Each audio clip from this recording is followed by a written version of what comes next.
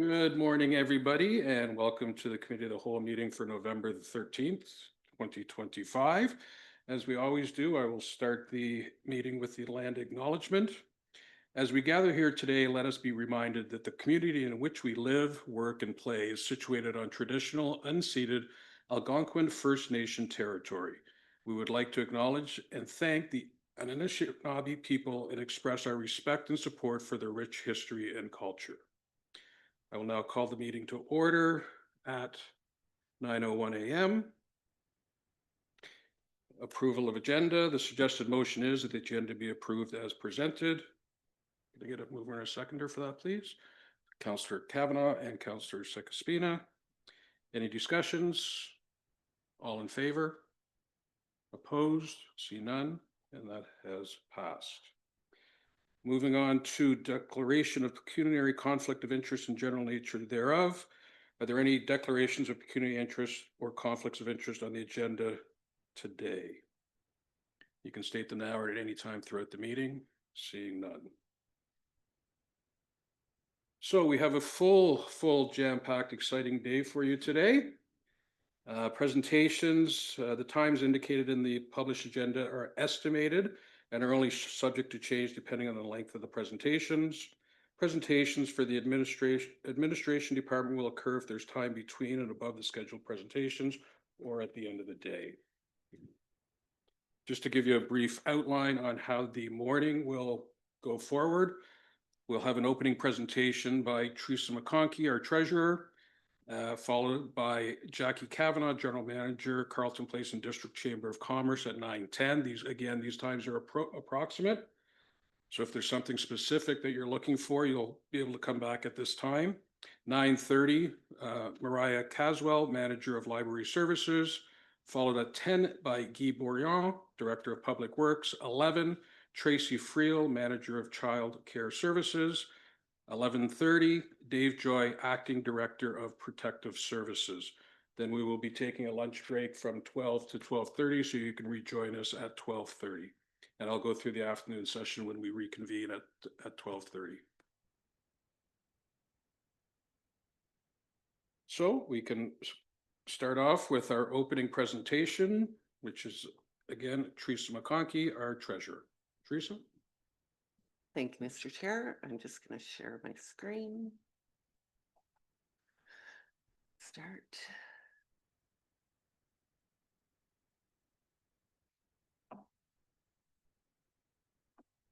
Okay.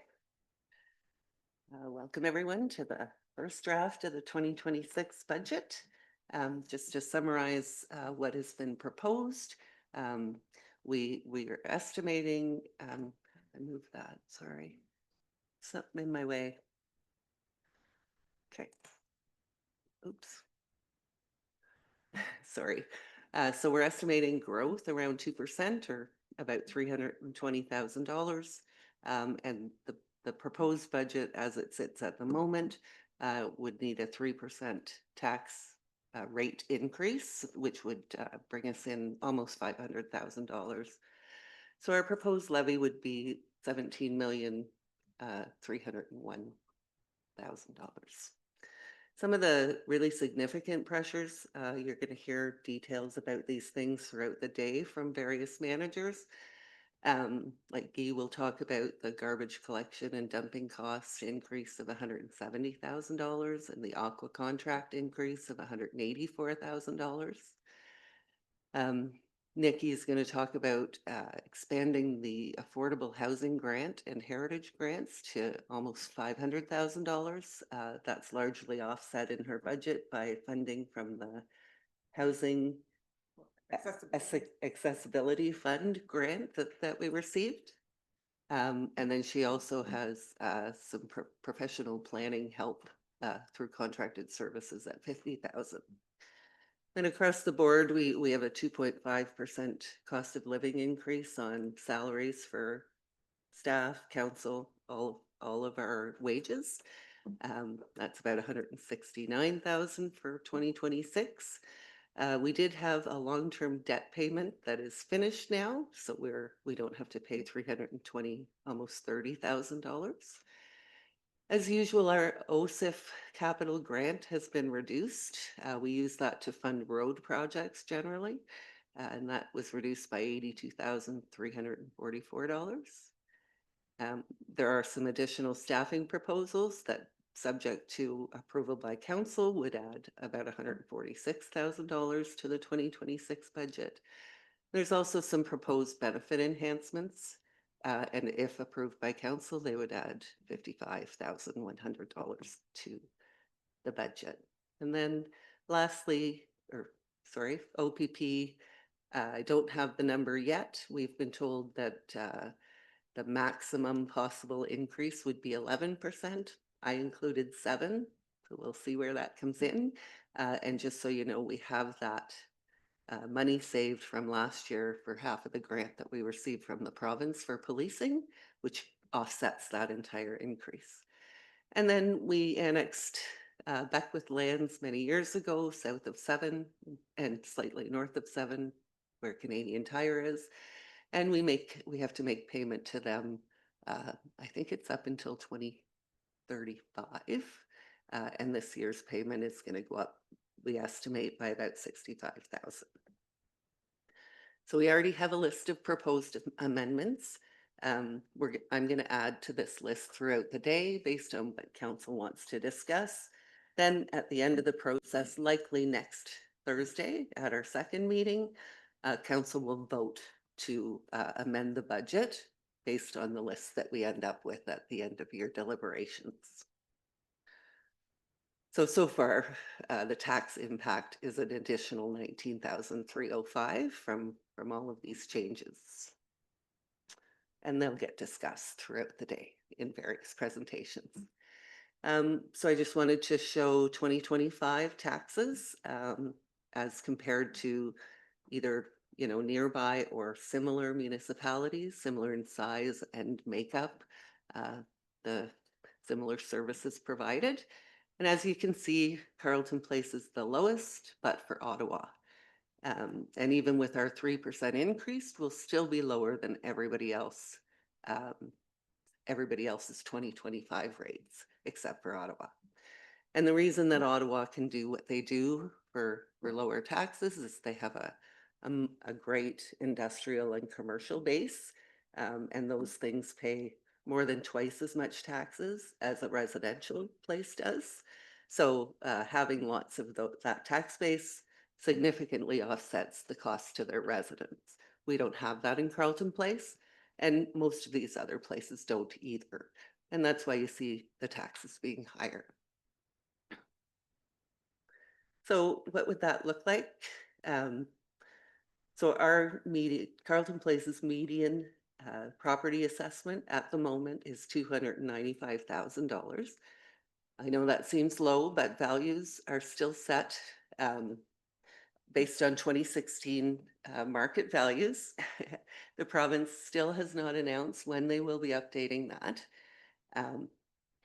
Anyway, so if for each $100,000, a 3% increase to 2025 taxes would cost $23.73. So you could calculate your own based on how many hundreds of $1,000s you have in your assessment. That would be an increase of about $2 a month. So the budget process, managers received both operating and capital templates with history shown so that they could propose their 2026 budgets. And they do that based on our master plans, our asset management plan, our council strategic plan, or identified needs to maintain the services that are provided. And they use realistic estimates and they base it on evidence wherever possible. So they may go out and get quotes ahead of having an approved budget. Then we review those proposals and we check for reasonableness on 5 years of actual spending. We also look between departments to make sure there's consistency and fairness. The full-time salary budget is prepared centrally, and part-time is prepared usually based on prior year with an allowance. Prior year actuals, not necessarily prior year budgets, with an allowance for minimum wage and COLA increases. And then again, we sort them all of that to make sure there's consistency and reasonableness. And where we find anomalies, managers are just asked for clarification or changes if needed. And then with then we consolidate it, and as a management team, we meet to discuss, what's proposed and how much that's going to cost, and what things we think as a group we should move or not do entirely. And then we do that, and that forms our draft budget. We do have a list in council's binders of the things that we moved or deleted. And they'll be encouraged to look at that list and make sure they're okay with those changes throughout the day. We produced council's budget binders at the October 21st meeting. They were delivered. Excuse me. So today, our department managers are going to present their proposals. They're going to provide more detailed information. They're going to talk about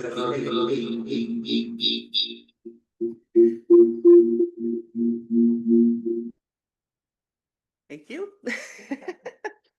They're going to talk about any significant operating budget changes, and they're going to present every capital project and staffing request that's for 2026. So council is encouraged to ask questions, ask for further information. If we don't have it, we can go away and get it before the next meeting, which is next Thursday. And if you need more time or discussion on an item, just tell me and I'll put it in a parking lot and we'll bring it back and make sure that you have the time you need to discuss it. And then, as I said, consider that list that we have items that we removed from the budget and just make sure that you're okay with those suggestions. And from here, things in the way. So from here, as again, we have next Thursday, we have another daytime meeting, hopefully half a day, but we have the day if we need it for council deliberations. And then at the end of that, the approval of any amendments that are suggested.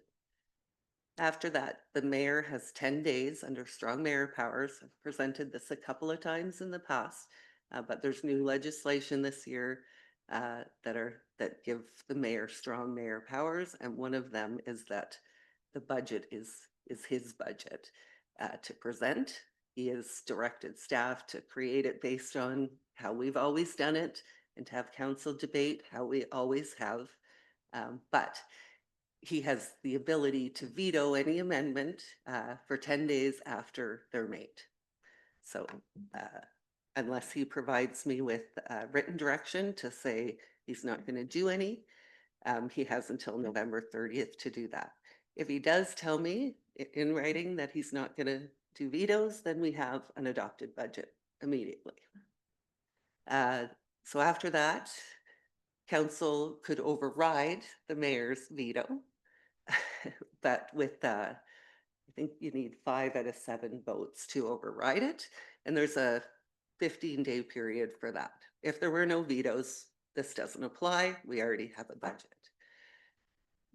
Again, council could shorten this by motion if they wanted to, and we would have an adopted budget. Otherwise, on December 6th, when these timeframes pass, we have an adopted budget.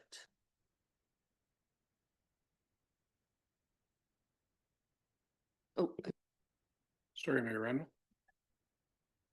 Thank you. I think it just prudent that I step in right now to just speak to this one slide, in that, as Teresa already indicated, because of these new powers that have been bestowed upon certain mayors across the province, we have to do things in this manner. But as I have stated to Teresa, and I've stated to each of the council individually, I have no intention of doing any of this. This is a group decision. The citizens of Carleton Place have elected the 7 of us to do the business that we do. I've instructed staff to present the budget as it's always been received, for some of us for the past 8 years, for some of us for the past 4 years, and that's how we're going to do this budget. So just to clear up so that there's no mistake and misunderstanding, because I know it's a confusing thing for some citizens because they don't pay attention always to what's going on this high a level. But yes, this is stuff that has been granted to a number of mayors across the province. Some will use and have used the strong mayor powers. Carleton Place is in a position that there is no such need. And so the day that we can adopt the budget based on the 7 of us making decisions is when the budget will get adopted. Thank you. So that concludes what I want to say for the beginning. Thank you very much, Teresa. Before we move on, is there any questions or discussions? Councillor Sekespita. Thank you, Teresa, and to all the department heads for all your great work. I just have one question. Last year, a few weeks before budget, we were saddled with this contract increase with the OPP, and we had to skedaddle. But this year, I think we're going to take care of it, but I just want to know how many more years is this going to continue? It's really up to the province. They set their own way to bill for the OPP. They've committed to revising how they do that, but what that looks like, I really have no idea. They did commit, though, that no increase for any municipality would be beyond 11% this year, whereas, as you know, we had a 26% increase last year. So better already, but as far as certainty, I'm sorry, I don't know. Just an update that yesterday Ottawa's proposed budget was 3.45 unofficial, so I think we're doing really well. Thank you. Thank you, Councillor Sekespina. Any more discussions or comments for Teresa? I will say, before we get into the weeds and all of this over the next day and a half or so, a thank you to all senior staff and everyone who put these recommendations and proposals forward to us. I will say personally, this is my 4th budget, and going through this massive report over the last couple of weeks, I found it certainly the easiest to follow through. So I would like to thank staff for taking some of council's recommendations over the last 3 years and presenting this budget, and I look forward to the outcome. Thanks, Teresa. I'll be asking for those suggestions again at the end of this process. It's a continuously improving process always. Okay, thank you. So next, we will have a presentation from Jackie Kavanaugh, our General Manager, Carleton Place and District Chamber of Commerce. Jackie?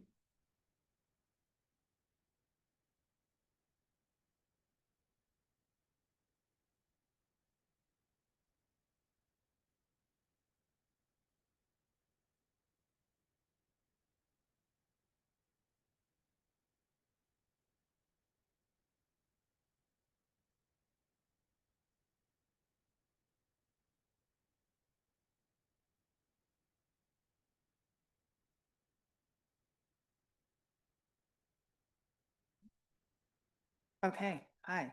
Good morning, Mayor Rando, Council, Carleton Place staff and residents who are tuning in today. Thanks for inviting us here to present the tourism budget for 2026. We know there's a long day ahead, so we'll keep it brief, knowing that Council can come back to us with any questions at any time related to the presentation. Also, just to note, I'm gonna have Rachel talk to a few of the slides, so we'll figure that out between the two of us. So for the last 16 years, wow, time flies, the Chamber has been delivering tourism services to the town under a formal MOU. And through this agreement, we've had the privilege of overseeing the Visitor Information Center and the production of an annual guide.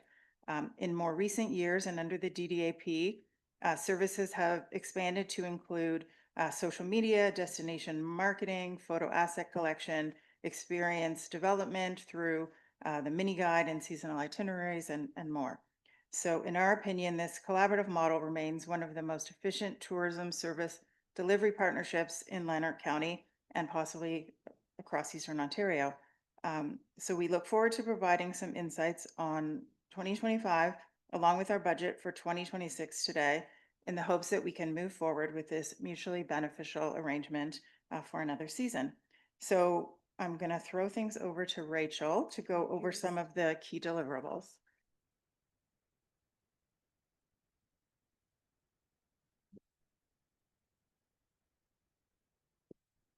Correct. So 2025, just a quick review. It was another successful year. Our information center was open for more than 2,500 hours, continuing to offer consistent, high quality service to both visitors and residents. We printed and distributed 16,000 information guides informing local residents, distributed to residents, businesses, other visitor centers, and in Ottawa through the Ottawa Citizen and Partner Networks.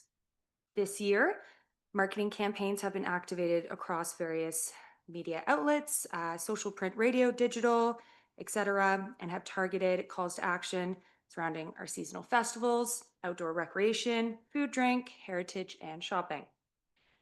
The Information Center, as we all know, continues to serve a dual role, supporting both visitors and residents. So we provide the bike rentals, the fishing rod borrowing program. We provide personalized itineraries for folks that come in, maps, event information, and we distribute new resident welcome packages, which we remind residents, if you have a neighbor and they're a new resident, please come in for a new resident package. So next we will pass on to our visitor metrics for 2025. Continue to trend upward, which is great, showing sustained tourism growth. As of October, visitation at the center increased 7% over year. So realistically, we've welcomed close to 5,000 people that have walked through the door. Our social media content has reached 1.3 million views, an increase of 22% from last year. 25% of visitors that enter the Information Center are from the Ottawa region, so that's one of our main target audiences, showing an increase of 4.17% from 2024. We have combined print, digital, and radio impressions surpassing 3.4 million, so really expanding our visibility well beyond the county. You'll see here some snapshots of our ads throughout the year and our mini guides there. This does not include the various earned media advertisements and collaborations we've been able to attract and garner through partnerships. These trends confirm that our tourism sector here in town is not only growing, but strengthening its position as a key destination in Lanark County and the broader Eastern Ontario region. So I will just touch on economic impact here. So as we know, tourism is more than just numbers. It's a direct contributor to our community's economic and social fabric. In terms of economic impact for our community, as a result of tourism investment, national and provincial marketing organizations suggest that for every $1 invested in tourism, returns at least $3.40 in local economic benefit. Every $1 spent on marketing generates up to $22 in visitor spending. Estimated total economic impact from, let's just say, 5,000 visitors, spending $125 per day, gives us $625. 100,000. So those are just some numbers to keep in mind. A fun few highlights from the year that result in additional economic benefit include our large group cycling tours, which we're continuing to see grow, as well as our cycling events hosted by local businesses. Recognizing local businesses through award nominations in the tourism sector, attract visitors to town, continued connections for businesses and funding opportunities is something else that we try to help do to help promote and grow. You'll see many other events that we've take part in to help support, whether it's fiscal support, marketing, connecting organizations, adding to event experiences, and more. Probably one of my favorite parts of the position. And so now I'll pass it on back over to Jackie.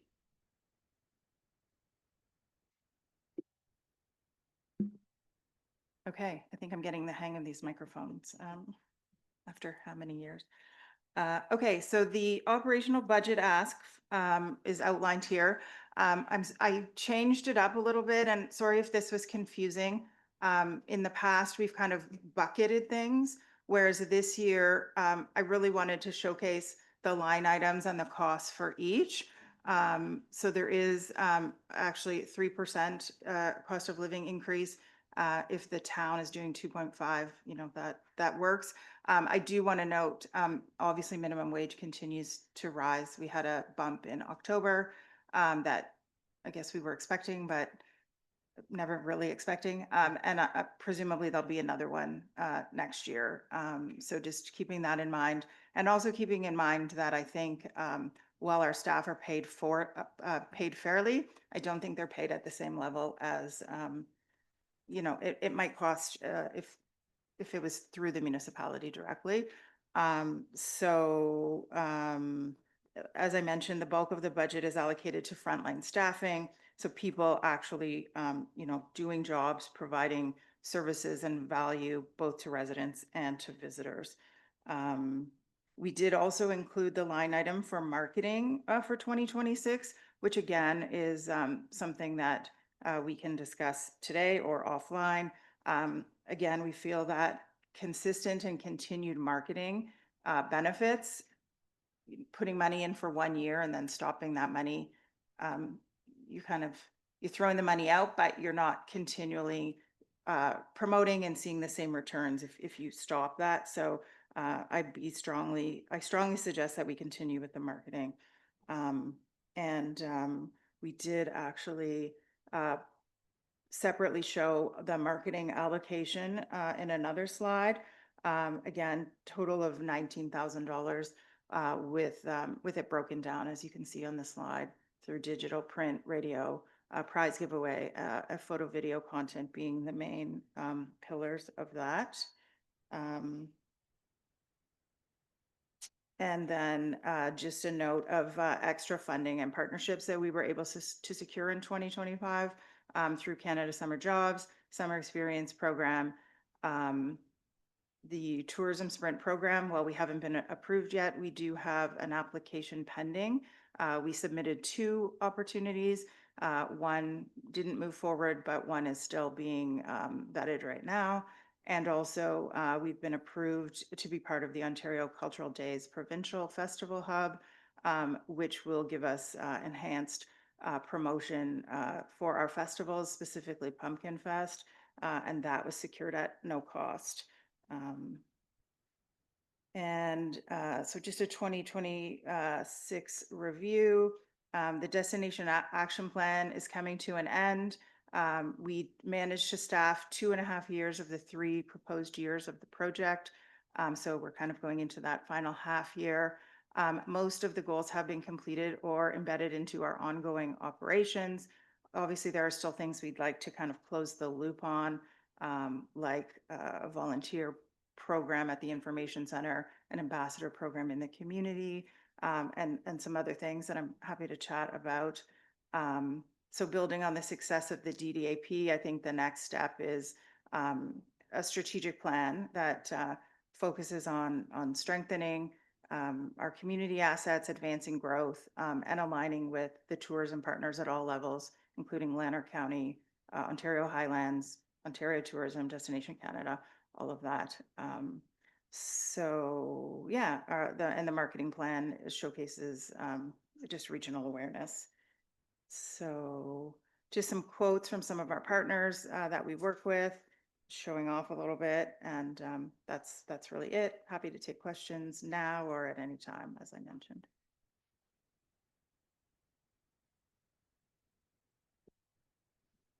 Thank you very much for that presentation. Again, I will open it up to council for any questions or discussions for Jackie. Councillor Sekespina. Hi, Jackie. Thank you for that report, and thank you, Rachel, too. I have a couple of questions that people have asked me, but in the old days, the chamber was different. It was run by the town, and the ladies auxiliary answered all the mail for the town, and now it's changed. So one of the questions I get, what benefits do you see by doing advertising on billboards or signs for Ottawa? Are you seeing any benefit for that? I'm not talking about Stittsville and Mississippi, just specifically Ottawa. Are you seeing any revenue for that? I think the statistics show that we've seen an increase in Ottawa visitation.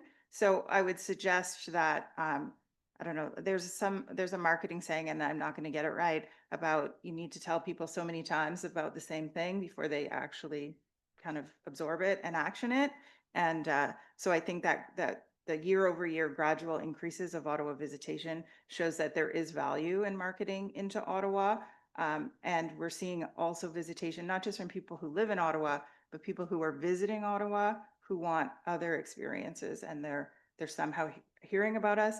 One thing I'd like to do better moving forward is really get a better sense specifically of how people think they're hearing about us, so that we can action that, though. The second question, I hear a lot of good things and I hear a lot of other things about your guides. They're beautiful, they're informative. How much does the chamber receive in advertising revenue for this guide? Does it cover everything for the guide? So the guide has always been set up on a cost neutral basis. Magazines are incredibly expensive to produce, as some people in the room probably know. So for 16,000 copies, it costs, the cost is about $24,000. The amount of advertising dictates how many pages the guide is, and what the distribution numbers look like, or sorry, what the print quantity looks like. So every year we modify slightly up and down depending on the advertising revenue that that gets brought in. And one of the other things that I would note is that I think it's really important for the businesses in the community to have access to advertise in a magazine that goes out to the whole community plus visitors, because you know, businesses, the town's growing, and the traditional way of maybe word of mouth or people knowing about your business just isn't happening anymore. So you've got to get in front of that as a business owner and make sure that you're putting yourself into places that people can find out about you. Another thing I don't think people know is that in the old days we had Welcome Wagon and we no longer have that anymore. So what does the chamber do for new residents? Yeah, so Welcome Wagon was an interesting thing for sure. The new resident package is a partnership with the town that we offer to new residents, or even people who are thinking of moving here. And there's a letter from the mayor in it that we graciously get from the town, and the bags that they go into. And we fill it with information, including the information guide, the downtown dining and shopping guide, you know, maps of the county, information on trails and assets within the community, as well as, you know, some business information about the community. So those are available at the information center during all of our open hours. And we encourage people to come and pick them up if they're new, or if they know someone who wants to move here. And we're always open to suggestions on how we can enhance those. Thank you, Councillor Sekespita. Mayor Randall? Just have a question to follow up on that specific thing, Jackie. The new resident packages, do you know, and maybe you already said this, but could you just reconfirm it, how many we handed out in the past calendar year? I believe it was about 114, give or take. Sometimes we aren't the best counters in the world, but we'll say 114, yeah. Thank you. Maybe a suggestion for Amanda, even though she's not here, but I know she's listening, is that we do some kind of social media campaign. Maybe it does go in the scoop, but do it on a regular basis, so that new people coming to town that are living here and maybe have moved here in the last 6 months that didn't realize that package was available, and what is available at the communication center is there. Sorry, I see Teresa's hand up. I'm sorry. We also send out a new resident package to all new people who buy homes. The only part we don't get is tenants. So Jackie could certainly get in touch with Jen Mocha to make sure that she gets all of the new homeowners at least. Sorry, are you saying that the package that's available at the chamber is the one you send out? No, not at all. We send you know, how your taxes work, where you can pay them, that kind of information. We do send some of Amanda's information with it, but I don't think it's the whole package. if I could just follow up, Mr. Chair, I think that that's terrific. That we send out, hey, here's how you pay your taxes and here's where, the things that municipally work. If we're going to continue to build a welcoming community and we have so many new people coming to Carleton Place and have had so many people coming to Carleton Place that quite frankly, the information package from the chamber is probably just as or maybe more important than where you pay your taxes. So again, I would just say that maybe this coming year we look at doing a consistent, regular send out, whether it's through the scoop, whether it's through a social media campaign, videos, whatever, just to let everybody know here's an asset and it's going to teach you everything about your new home and you made the right choice and here's why. Thank you. Deputy Mayor Tennant? Yeah, great presentation. I've been close to the chamber for years. I was on the board for a couple of years, and I really like that we've sort of leveraged their ability to do the tourism for us. I think it's a great agreement. I have a suggestion that I've been thinking about for a couple of years now. I would like it if the tourism contract was managed by our community development coordinator, Jessica. And I think they already work together. Obviously, everybody's working together trying to get the best results for everybody, and it doesn't really matter so much. But I think it would be a more cohesive way to present, where Jessica could incorporate it into her budget, and then they could present together as part of Jessica's presentation. It just seems like a more seamless way of doing things. And then Jessica, who is our expert at tourism, internal staff wise, could advise us on any changes needed in the contract or how the contract's going to be going, and just makes it a more smoother relationship, I think. So nothing drastic. I'd make that shift if we could. Thank you, Deputy Mayor Tennant. Any other questions or discussion? Councillor Kavanaugh. Yeah, thank you for the presentation. Lots of good information. I would echo Deputy Mayor Tennant's suggestion. I think now, as was mentioned, this is a wonderful relationship that's lasted a long time. And now that we have internal staff that are working in these avenues, and when we just heard with like welcome packages and stuff, there's areas where we could consolidate what we're doing and the messaging, and even with our communications team, the town branding and things like that. I think to continue to move forward and grow and consolidate those areas. And then, yeah, I'd love to see this presentation, the tourism piece, in line with what the community programming is becoming, like what we're offering both residents and visitors, and how that should continue to grow. So I echo that completely. I think that would be a great thing to see in the future. A couple questions just to follow up with what someone else asked. You mentioned the guide is cost neutral. Does that include the distribution costs? Is it all cost neutral?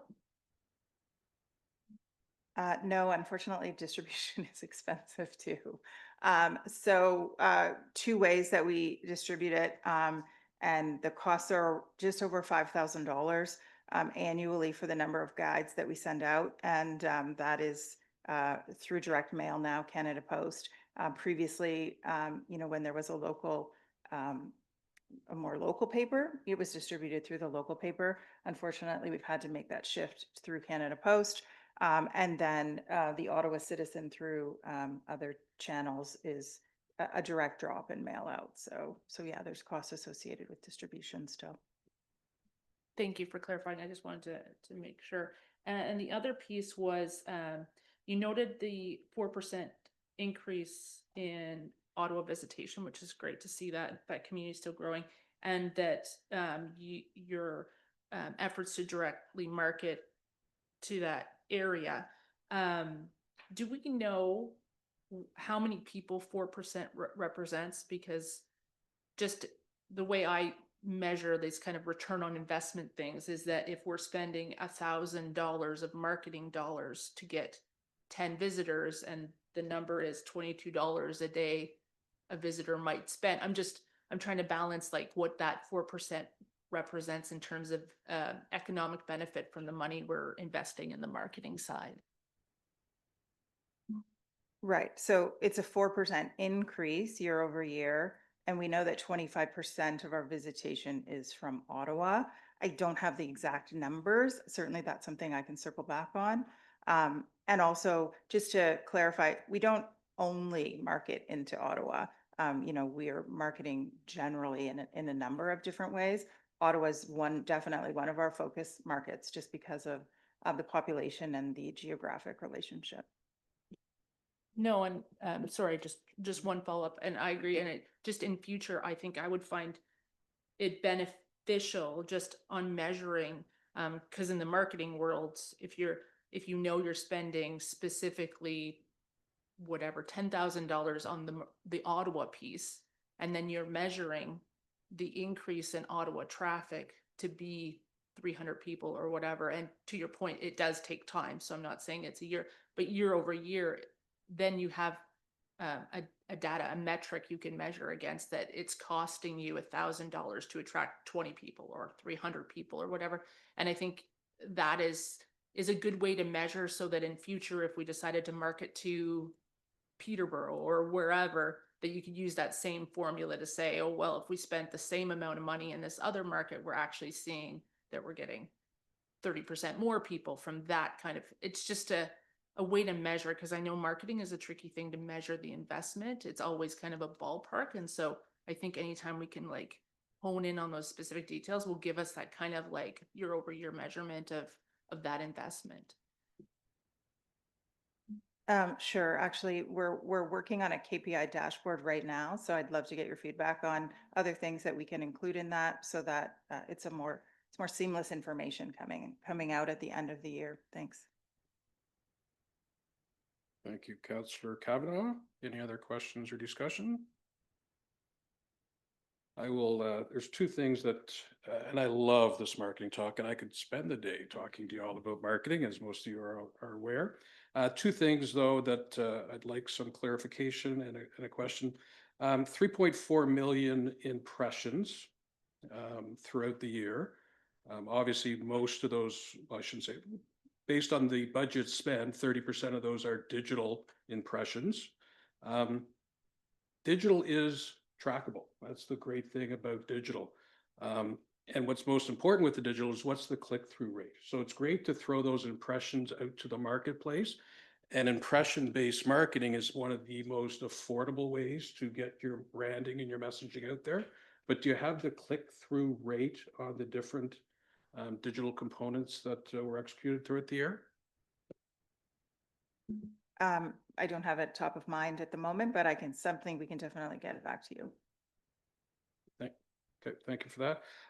And secondly, looking at the overall spend, 30% is currently in 2025 being allocated to digital. That's about 10 years ago when marketing and digital was really starting to take off. Traditionally, advertising and marketing was recommended to be in that 25 to 30%. In 2025, that number for the large percentages of businesses has increased from 65 to 70%. Again, because it's trackable and it's more targeted to a specific group demographic. Is there going to be a shift to bring that digital spend up to a 2025 level at that 65 to 70% level, which is where I'd love to see it? I mean, I think our positioning historically, and we're slowly moving forward, has been try to spray wide, and but obviously the marketing budget, nothing's set in stone yet. This is specifically what our plan is, and also some of the different media and partnerships we'd be looking at. So if there was a conversation to be had about further honing this marketing budget to be more effective, because we have so many people with expertise, that work adjacent with us, then we're open to those conversations. Thank you for that. Any other questions? Councillor Conley? Not a question. I just want to circle back to Deputy Mayor Tennant's point on bringing this under Jessica's or our community coordinator's file. I do think that makes sense. And as we move forward, has the potential to eliminate some duplication of things we're both doing. So that was my only comment. Thank you for that. Thank you very much for the presentation and answering all our questions. Okay, thank you. Good luck with the rest of the day. All right, so it's early and we're a little bit off schedule. Apologize for that. That may be the theme of the day because I'm the chair. We will be moving on with our next presentation, Mariah Caswell, Manager of Library Services.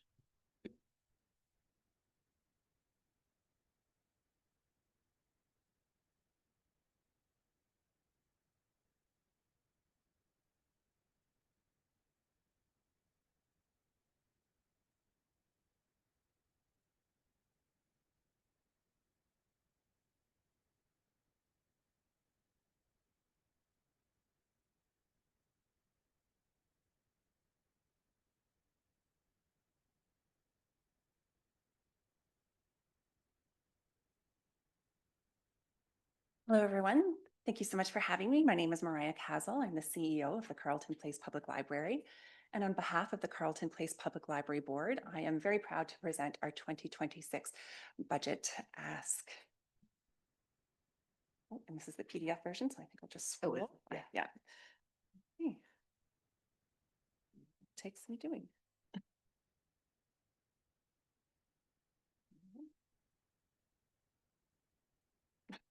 That'll do it. Perfect.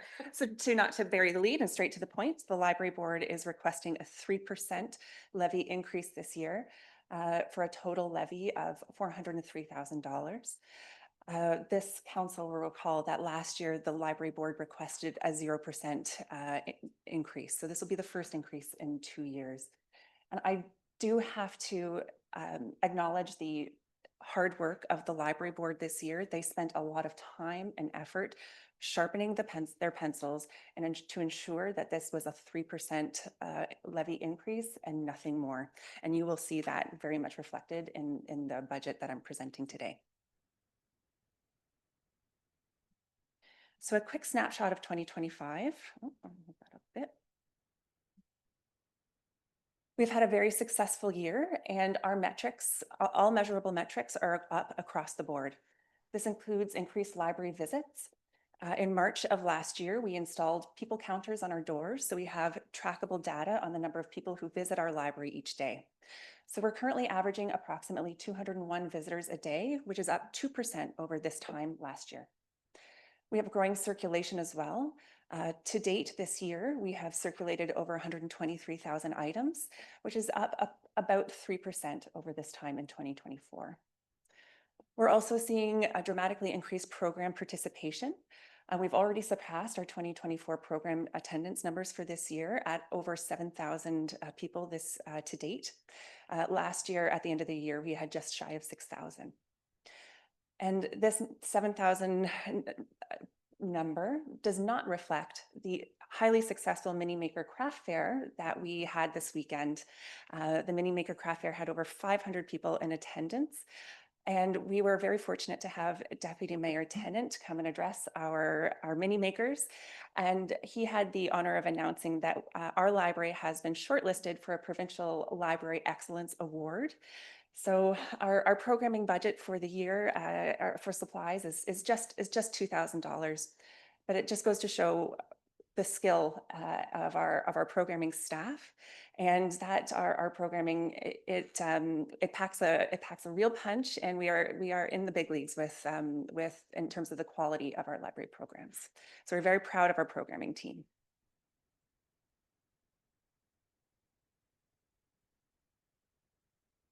A quick demographic breakdown. We have approximately 4,000 active library card users. The ministry requires that we report library users on a 2-year basis. So, so that's why we calculate it that way. So over 4,000 people have used their library cards within the last 2 years. Now, using 2021 census data, I realize that's a little long in the tooth now, but that does represent about 33% of our population.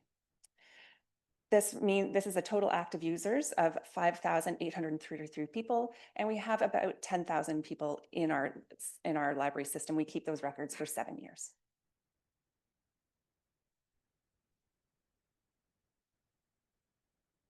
So in terms of our revenues next year, again, we've made a lot of changes. We are anticipating an additional $300 in library fines.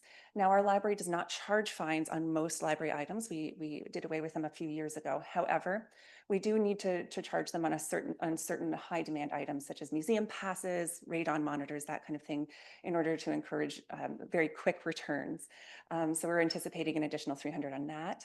We are seeing decreased room rentals, so we are accounting for that, for lowering our anticipated revenue by about $500. We're seeing some increased interest on our library reserves to the tune of about $2,200. And in order to offset costs and to keep that budget ask at 3%, the library board will be drawing from its reserves to a tune of about $10,000.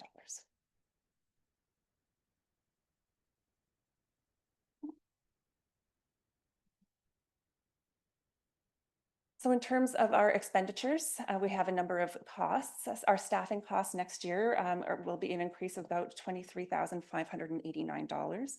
So that includes step and COLA increases, and also step and COLA increases, and of course benefits as well, for a new part-time library staffer that we self-funded through the library budget last year. In terms of corporate services, and I'm sure you'll be seeing and hearing about this all day, but insurance and audit fees are up across the board to the tune of about $2,600. These are unfortunately just the costs of running an organization these days.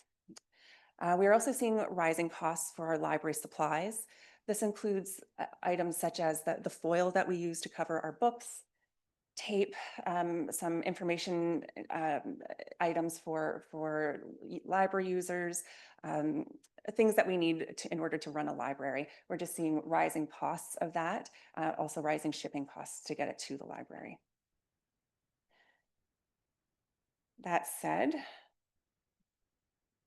we have made some very steep concessions to our expenditures and sharpened our pencils. In terms of our library services, particularly books, we are removing $12,700 from that budget, offsetting these costs to keep to 3%. Our IT team has looked and found some savings in our IT budget for just shy of $500. And we've taken a hard look at our professional development line and reduced that line by $1,550. So that's reducing our course registrations and our professional memberships.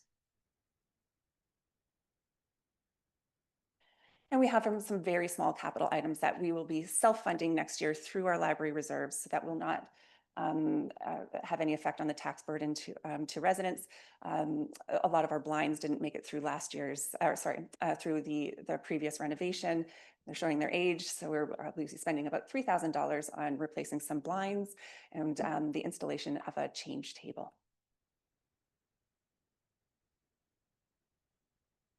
And coming in 2026, our library board listened to this council. Last year at this budget meeting, the council made it clear we need to find some ways of raising some money for the library. The library board takes this very seriously. It takes the council's input very seriously. It did a lot of research, and information sessions are planned to begin that Friends of the Library group for Q1 2026.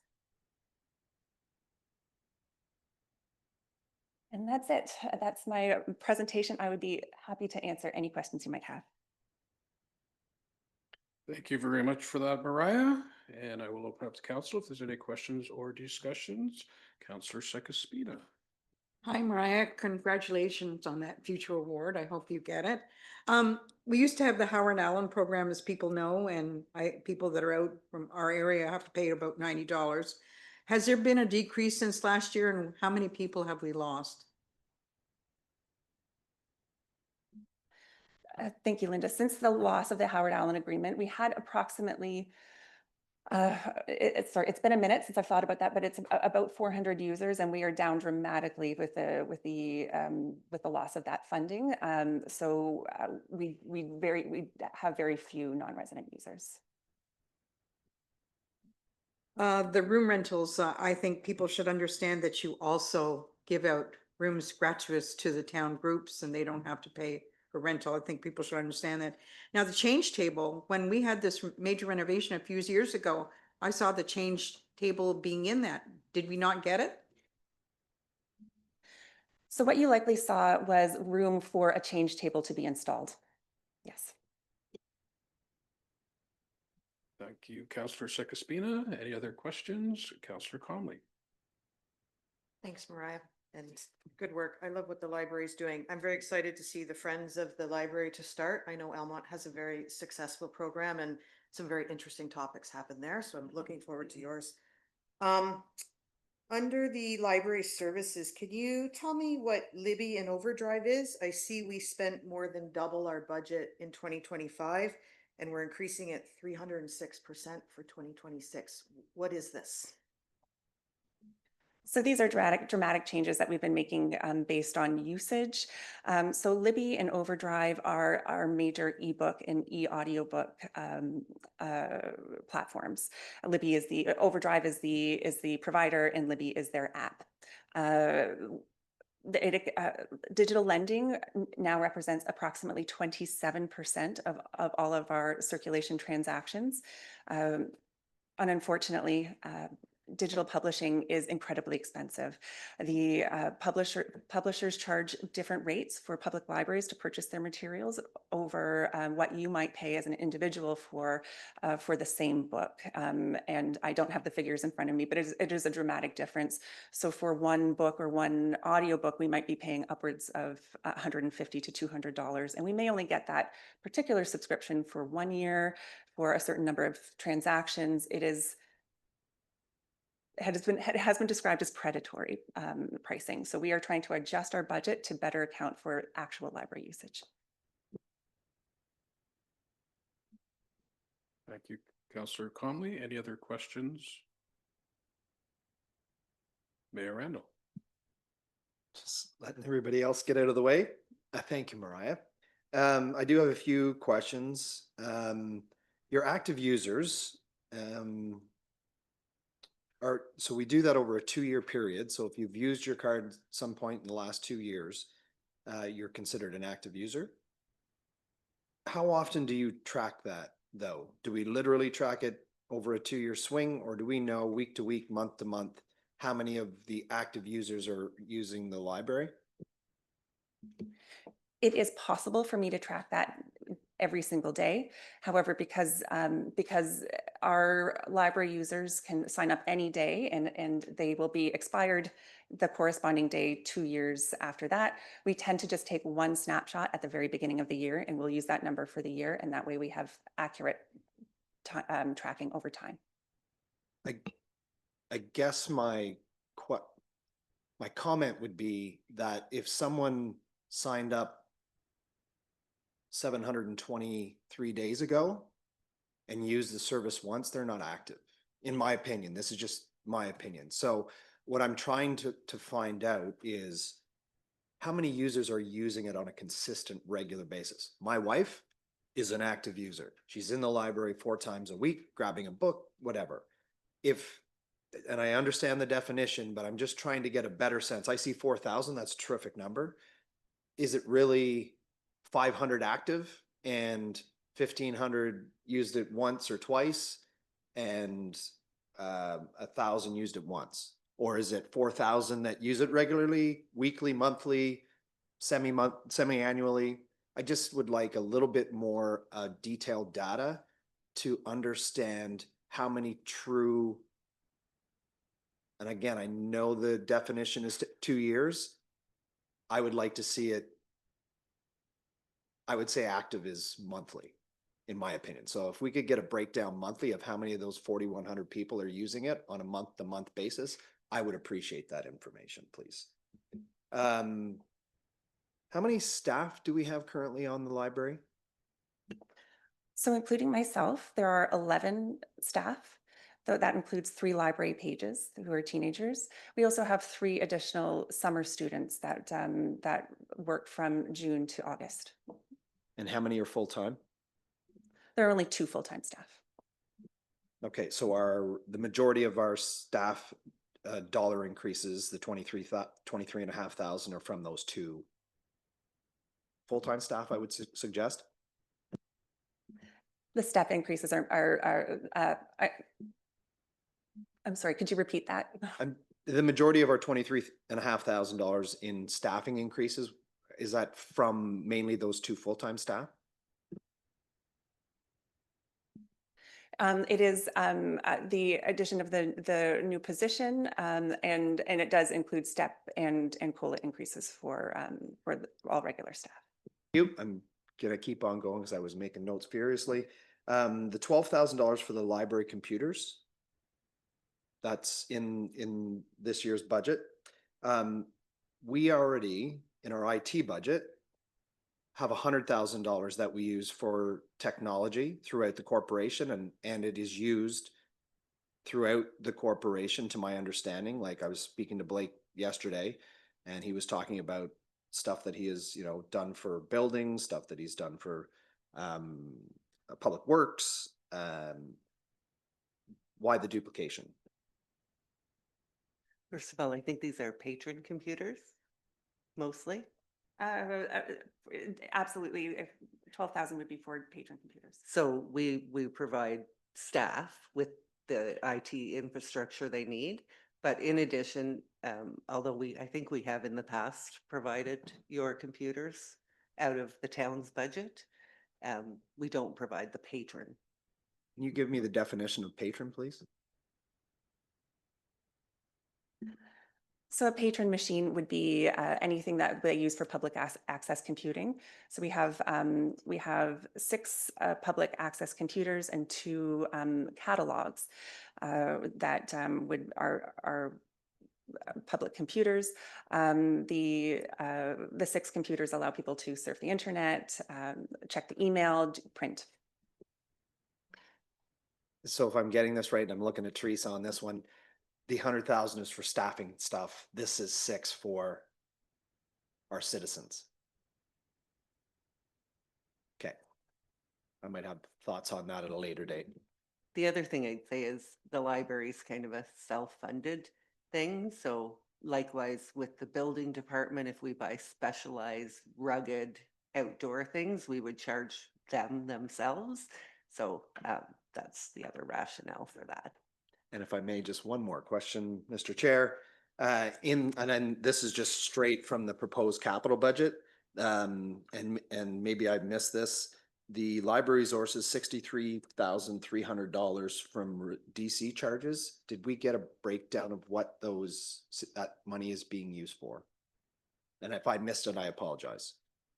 So the majority of that is library books.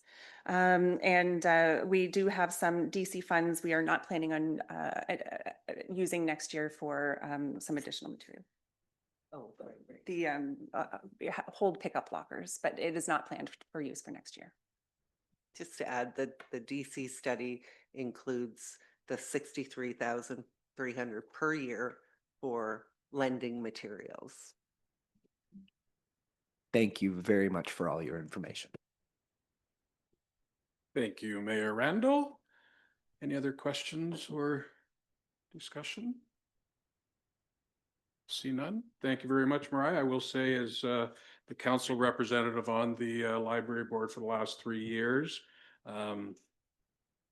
the entire board has worked extremely hard to get this, as Teresa's nodding because she's been in several meetings with us and explaining to the board, who doesn't go through this on a regular basis, municipal budgeting, on how exactly it works. So I just want to give a thanks to the entire board, Mariah and the staff, for another great year on the library board.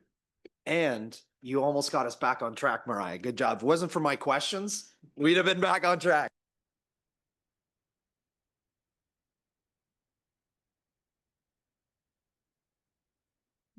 We're just going to take a quick refreshment break before we move on.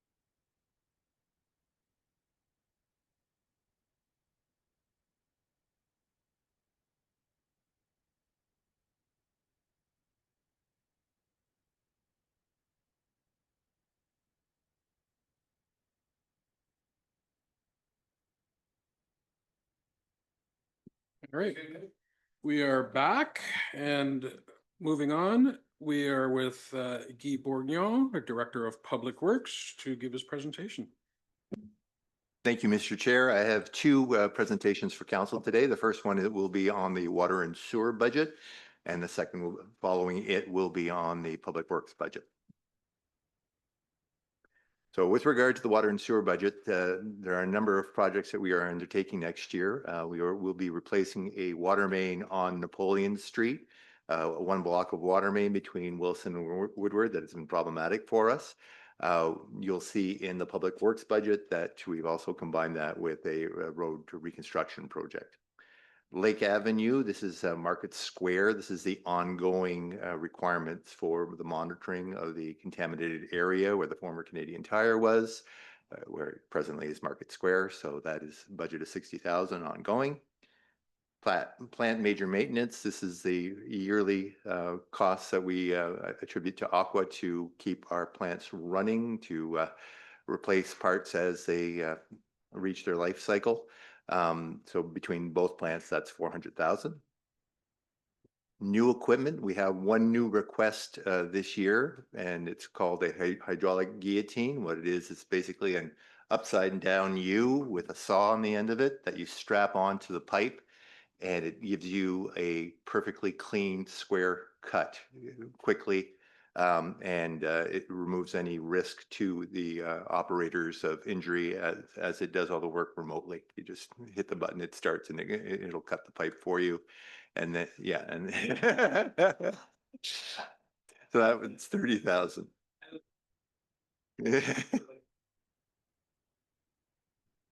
We have 3 major pumping station rehabilitations currently underway with the long lead times and whatnot. They will be extending to the end of February next year before we get all 3 of them up and running. You can see here in the photo, that's the new building over at the Finley Pumping Station that just went up a week and a half ago or so, right beside the Jill Crew School.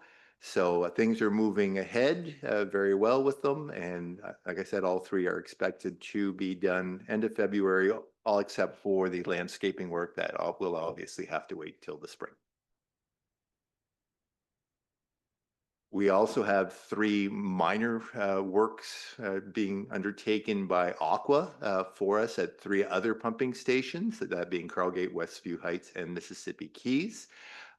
Most of the work has been completed, but Aqua went out for bids on the remaining ladder and hatch works at all 3 of those pumping stations. They were not happy with the results of those bids, so they are going back out early next year for more bids on that, and that work will be completed next year.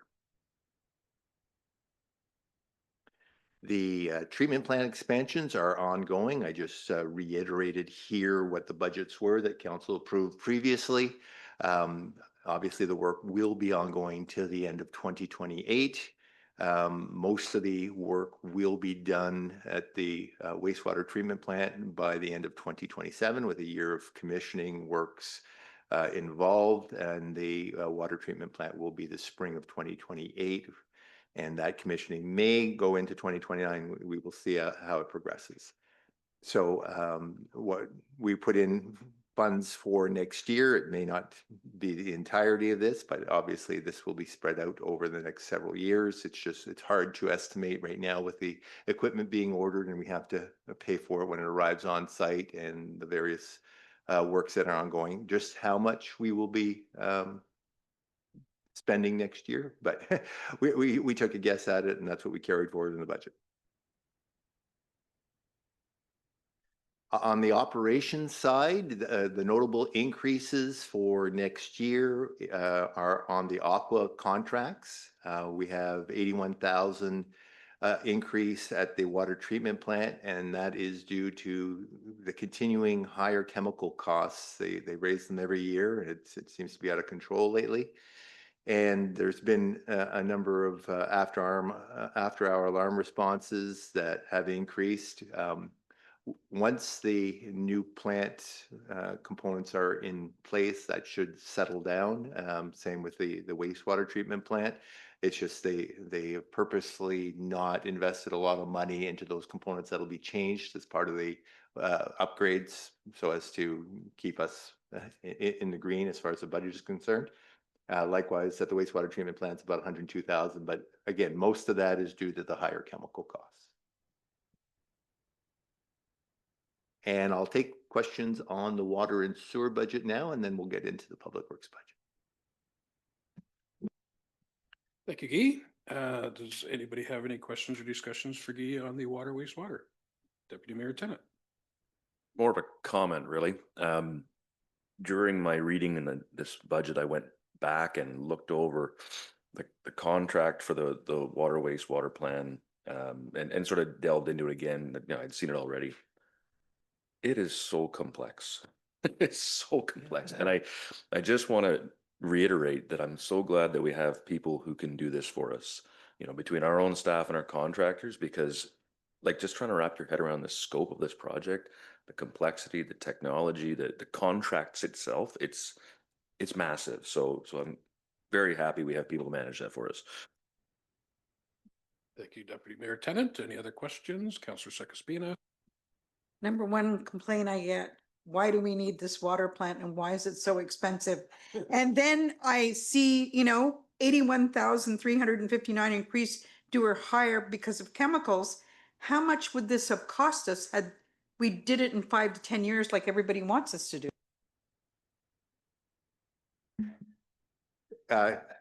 Through the chair, yeah, that's, that's a good question.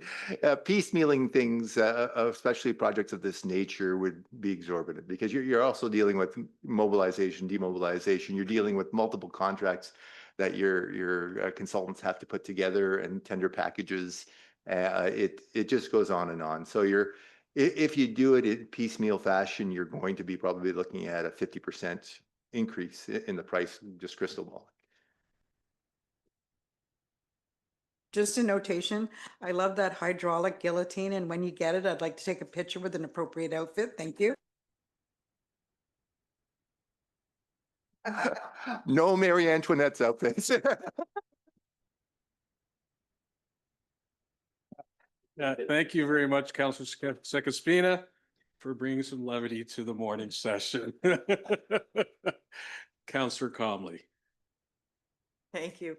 Guy, looking at some of the pumping station work that's carried forward from this year, specifically the Industrial Avenue, we are still using 3.9 million as our placeholder, but our consent report indicated that the contract was only 3.3 million. So I'm just wondering how that $400,000 flushes out in the budget. Through the chair, I believe my report at the time identified all the various expenditures that were going to be done. If I recall, there was engineering, contract administration associated with that, a rather large contingency because of the scope of the project, as well as other approvals for possible approvals for utilities and for excess soils. So it all added up at the time, from what I recall, to that number that we had budgeted. But Teresa had something. So you did, when you went out to tender, though, you saved $455,000, which is what she's referring to. Councillor Comley, sorry, is referring to. So we'll just change at year end once we know what spending was. I'll make sure that we use the reduced price and carry forward the appropriate amount. So I guess my question continues to the other things carried forward. If we have contract set amounts, can they be reflected? Thank you, Councillor Comley. Mayor Randall. Thank you. Oh, sorry, someone else. Sorry, Guy, did you have comment? Add to that. I was just going to add to that, Mr. Chair. We are doing well on industrial. We have a little bit of an overrun on Finley, just so you know. There were a lot of unknown and incorrect as-built information there, which resulted in pipes which were shown not running under the building, actually running under the building, and as well rock breakage. And this was one of the reasons the building at the Finley station was failing, was that they built it half on rock, half on soil, and they didn't do anything to compensate for it at the time. So yeah, it was unfortunately the developer that was in charge of building that pumping station at the time, way back when. Now we're doing it properly, but this information was unknown to us, so there was additional engineering costs. So you'll see on that one there, I think if you scrutinize it, it's probably $150,000 higher than it was in the consent report. So that's the reason for that.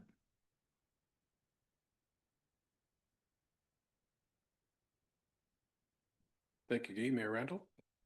Thank you. That's okay. Take notes. I always appreciate your kindness, Guy, in when you find things from the past that were not done in 2025 standard. Excuse me.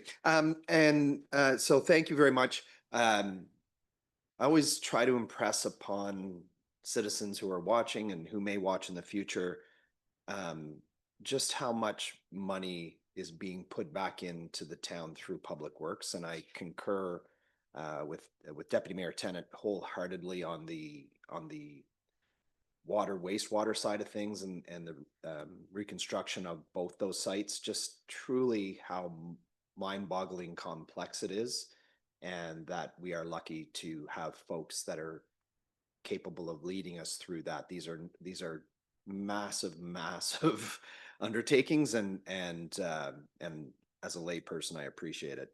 Our streetlight program, I will try to be kind. Will we ever see an end to this thing? Through the chair, you're jumping ahead on me. That's in the Public Works budget, but just to answer your question, the end is next year.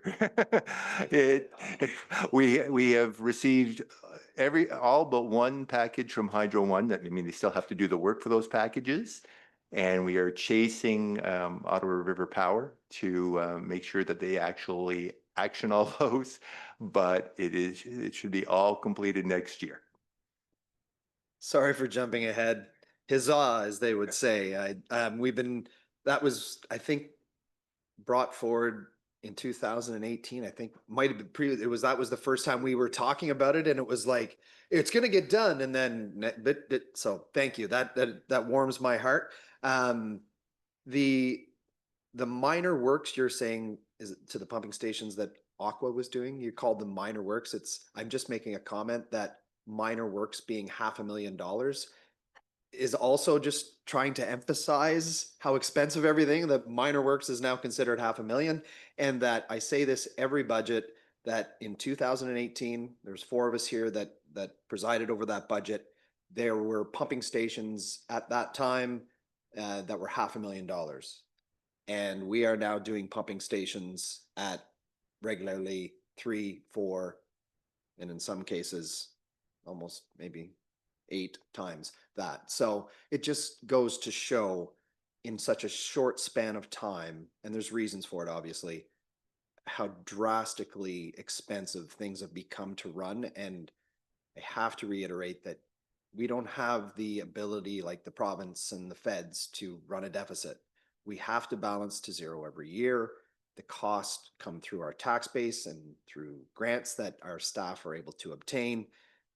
But we get letters, and I received one yesterday through a citizen that were questioning, why we're increasing taxes. And I think we've done a very good job. I'm going off a little bit right now, but I think it's important that, we have kept over the 8 years that 4 of us have been doing budget, and 3 of us, the 4 years that 3 of us have been doing the budget, we've averaged 2.73%. We've managed through a lot of reasons to keep our budget relatively low, even though these expenses have been skyrocketing. And it's through good management, it's through good fiscal management, good decision making. So just to highlight a few things, I do have a question. After hours costs, how much does it outweigh paying those costs, so $100,000 here and there, versus doing the fix, knowing that we're going to fix it again? So like, do you have an idea of, we're paying $100,000 for these after hours costs, but if we had to just fix that problem, even though we're going to fix it again, would we have been better off to do the temporary fix and then fix it completely versus pay these after hour costs? Through the chair, no, we would have been, I'd say, a magnitude of 10 higher to actually do those repairs, and just have them throw away. It didn't make any sense.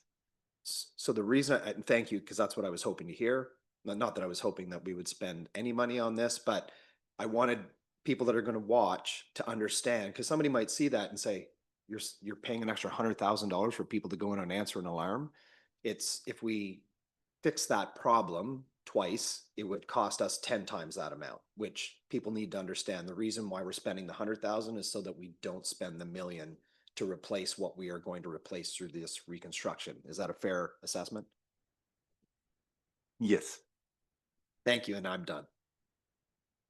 Thank you, Mayor Randall. Any other questions or discussion? Councillor Kavanaugh. Yeah, and just not to sideline us either, but just to reiterate that too, because we hear about these capital costs of infrastructure and stuff. But to your point, when Linda asked the question, investing what these minor fixes, I know it's like $500,000 here and there, which is a lot of money, saves us 10 times that if we leave it and have to fix everything that's broken in 5 years. So I'd just like to reiterate that part. and what Mayor Randall had said, that it's because of staff keeping an eye on this and planning ahead and deciding, to invest along the way to save us so much in the end. So thank you for the diligence and the very complicated budget, which I appreciate, and for keeping an eye on those things, because those little investments save us so much in the long term. Thank you for that, Councillor Kavanaugh. Any other questions on water, wastewater? No, all my questions I had were answered too, so which is great. Diane, we'll speed this along because I'm not asking questions. Guy? Guy, Public Works.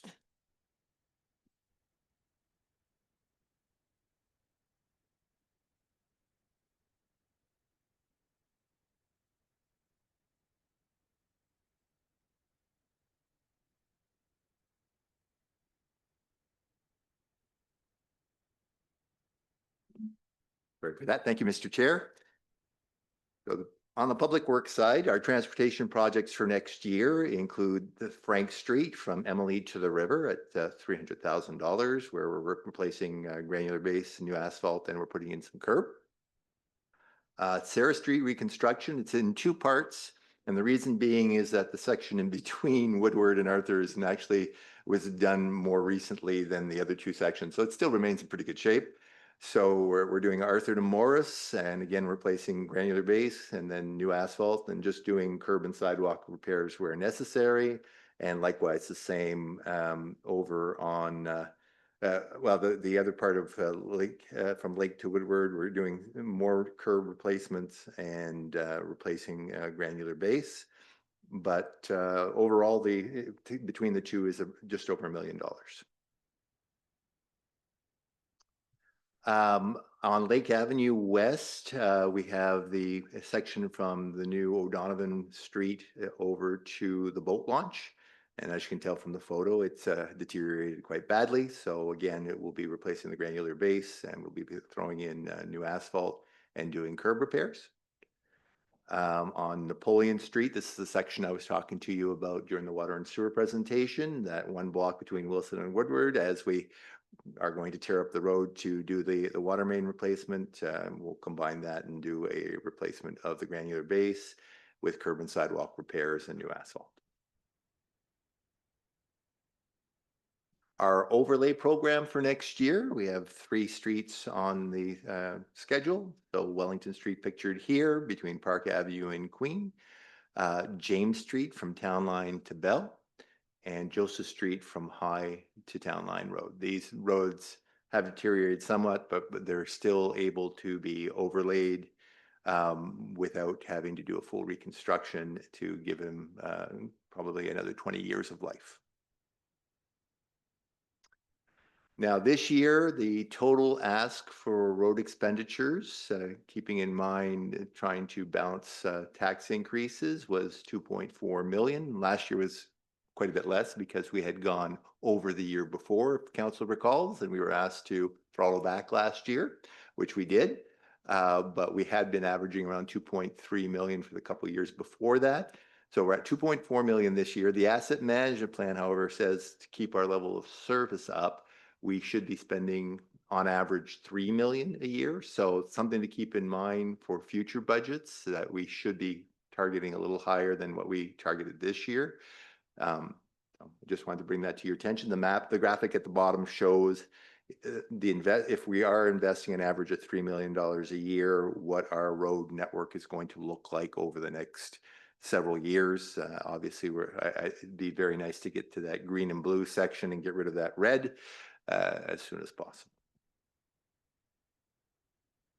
On the equipment side, we have a life cycle replacement undertaken under asset management of 1 plow truck for a total cost of $450,000. And we have 1 new purchase under development charges to deal with, obviously, the growth that the town has seen. It's a loader with plow, and the cost for that one is around $400,000. We have the public works yard expansion, tender and construction coming up next year. We are in the process this year of doing the design build tender preparation. And the estimated cost for the addition of a 5-bay garage just behind the existing building and then replacing our salt sand storage with a dome is roughly $3 million. And we're obviously not done the design build tender yet process. So we're carrying forward the 300,000 that we had in the budget this year for that, which we are well under, by the way. So any savings there will be combined with the total budget for the other, and then we'll see where we go from there.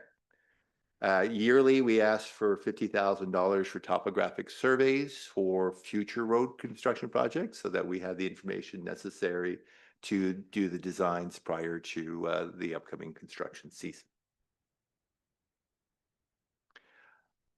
Other capital projects that we want to see done next year, there's a missing link in front of St. Greg's School between where the pathway coming out of the subdivision ends and the sidewalk that to the east of that, as you can see in the graphic here.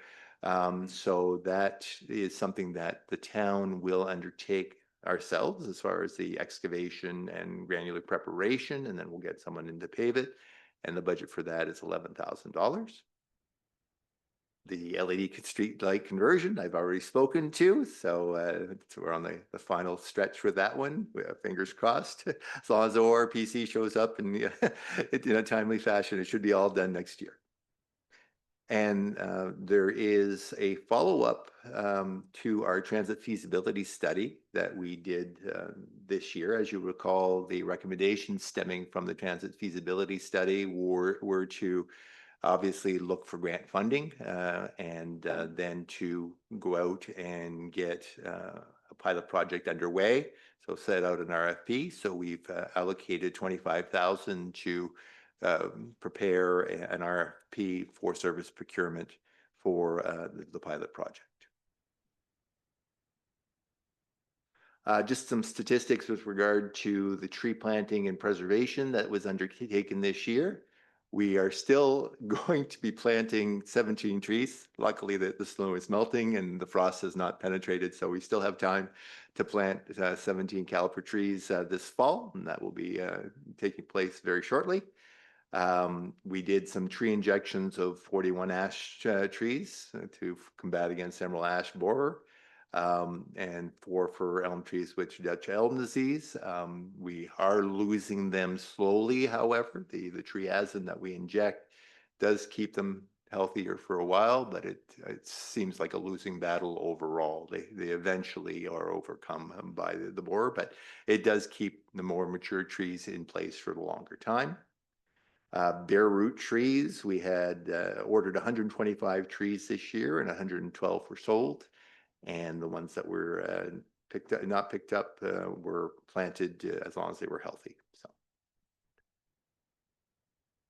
on the operations budget side, the notable increases, the new waste collection contract that came before council, good Lord, a year and a half ago now, obviously has increases over our previous waste collection contract, but if you recall, the low bidder, Emterra, was roughly $500,000 lower than the other 2 bidders that we had.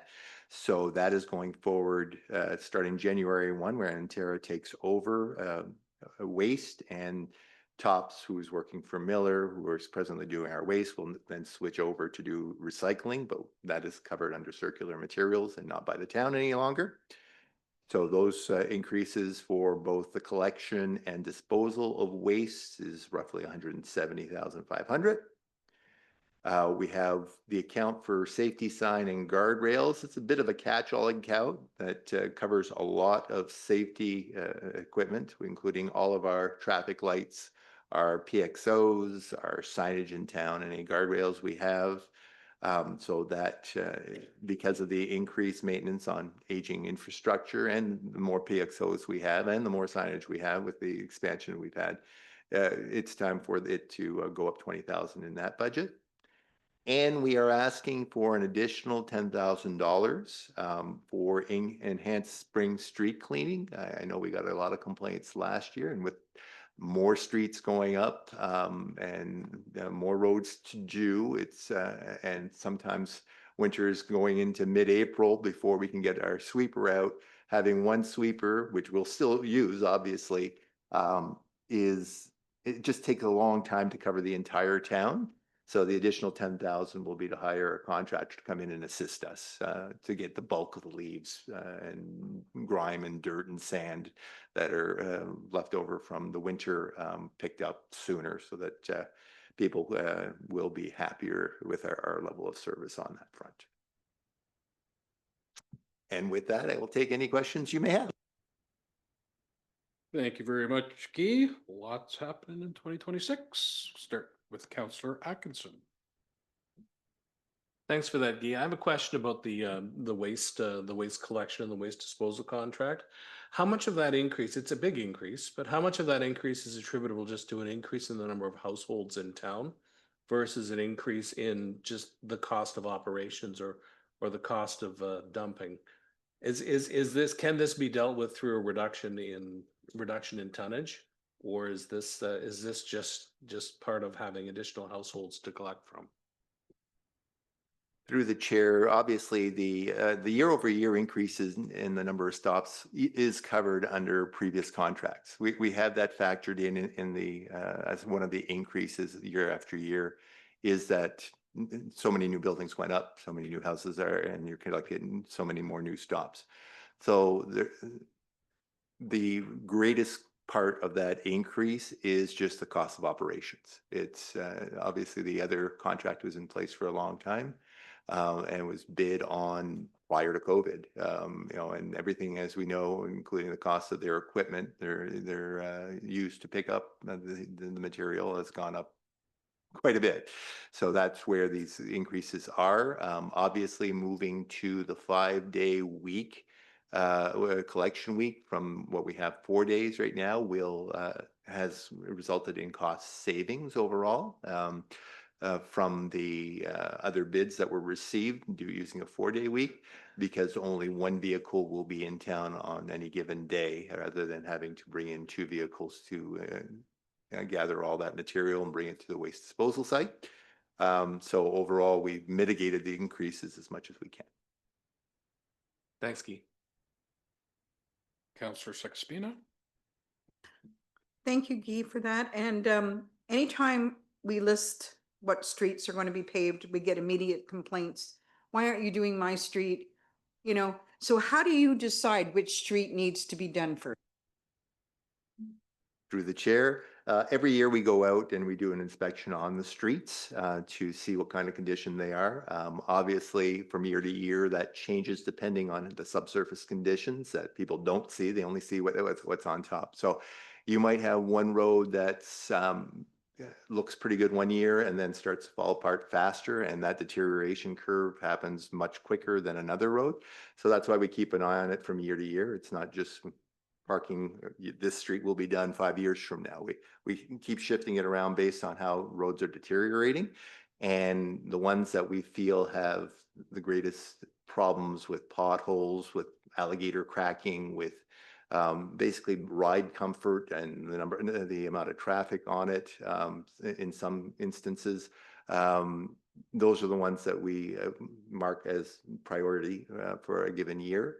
Not always, we're not always going to please the public because they want the streets that they use all the time. And certainly, little streets that have been left, like I'll pick Frank Street, for instance, from Emily to the river, that hasn't been touched in over 40 years. And unfortunately, yes, there's not many people driving on it, but it's falling apart. It's in horrible shape. So things like that, we do keep an eye on, and they have to be done from time to time, those little streets, and that one's up. But something like Lake Avenue, where you get a lot of traffic going to the boat launch every year, and it's right by Riverside Park, and we see a lot of vehicles using that needs to be tended to, and it's at the end of its life cycle too. So that long story for saying that we look at it every year, and we base our recommendations on judgment for how they're deteriorating over time. One last comment is about the waste collection. The biggest misconception in Carleton Place is now that the province has taken it over, we don't have to pay anything anymore. So we should be saving that money. So I'm glad Jeff asked that. So we still have contracts. The recycling has been taken care over by the province, just so yeah, we only have a small amount of recycling costs which deal with our own facilities to be collected. But the residential sector that Circular Materials is undertaking on behalf of the province, we don't pay for that. That is a completely separate entity. We have no control over that. And anybody who's watching this, if you have questions about your recycling, that you have to direct it to Circular Materials and not the town. There you go, folks. Listen to Guy. Thank you, Councillor Sekespina. Back to Councillor Atkinson for a follow-up. Yeah, my apologies. I forgot. I had another question. I noticed in your report that you're going to be doing street work on that section of Lake Avenue West from O'Donovan to the boat launch. I was just wondering why sidewalk wasn't included in that, because that's one of those spaces where a sidewalk is badly needed, because there's a lot of heavy traffic. There's foot traffic there, and people do walk down the middle of the street. So I'm just curious as to why a sidewalk isn't included in those works, and if it would be possible to get that done. Through the chair, I was unaware that beyond where the sidewalk presently ends, there was a lot of foot traffic there.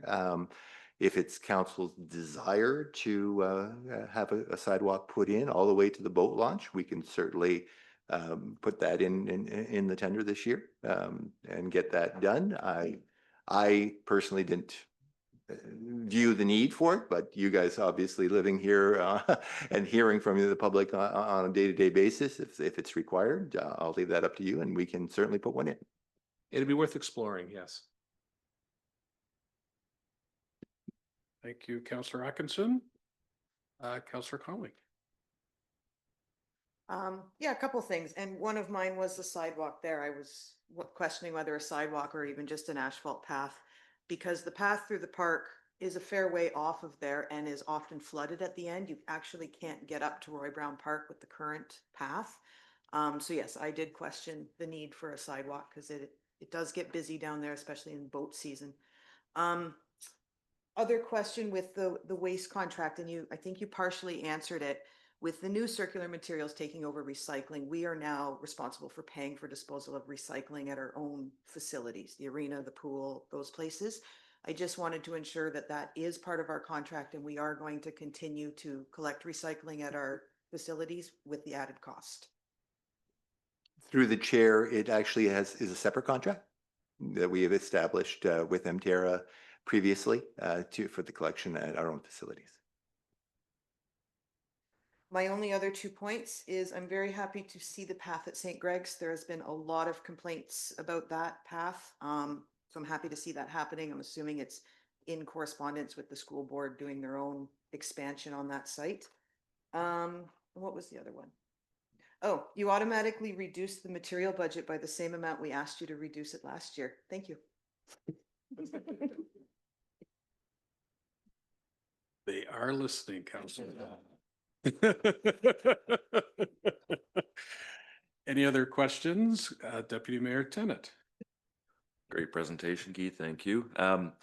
One thing I would note, and it's not a big item, but we're still sort of waiting on the county to get organized on their transit. We've got a transit RFP in there for 25,000 that might be best to just hold on to for now until the county sort of gets their plan in order. They're going to be collaborated plans, I assume, or at least we want them to be. So I would say parking lot that, unless anybody has any strong objections, and then we'll theoretically be able to do the county thing this year and then come back to it next year. Thank you, Deputy Mayor Tennant. Mayor Randall. Man, this is getting to be a theme. I concur with Deputy Mayor Tennant on that one specifically. Thank you for bringing it up. I love how we each have our own little things and we collectively get stuff done. Boat launch. So when that section of Lake Avenue is being done, obviously the boat launch and Roy Brown Park are very busy during the summer. We have access still for boaters and users of that park to access that space while the construction is going on. Through the chair, obviously there'll be some what's the word I'm looking for? So the inconvenience, yes, thank you, Diane. To motorists using the road, obviously, when we're digging up the road on one side, you'll have flaggers and they'll be able to use the other side. Likewise, when we're paving the road on the day we pave, the road will likely be closed to traffic through that section. So there'll be spotty changes, but we will put in the contract to keep access to the boat launch open.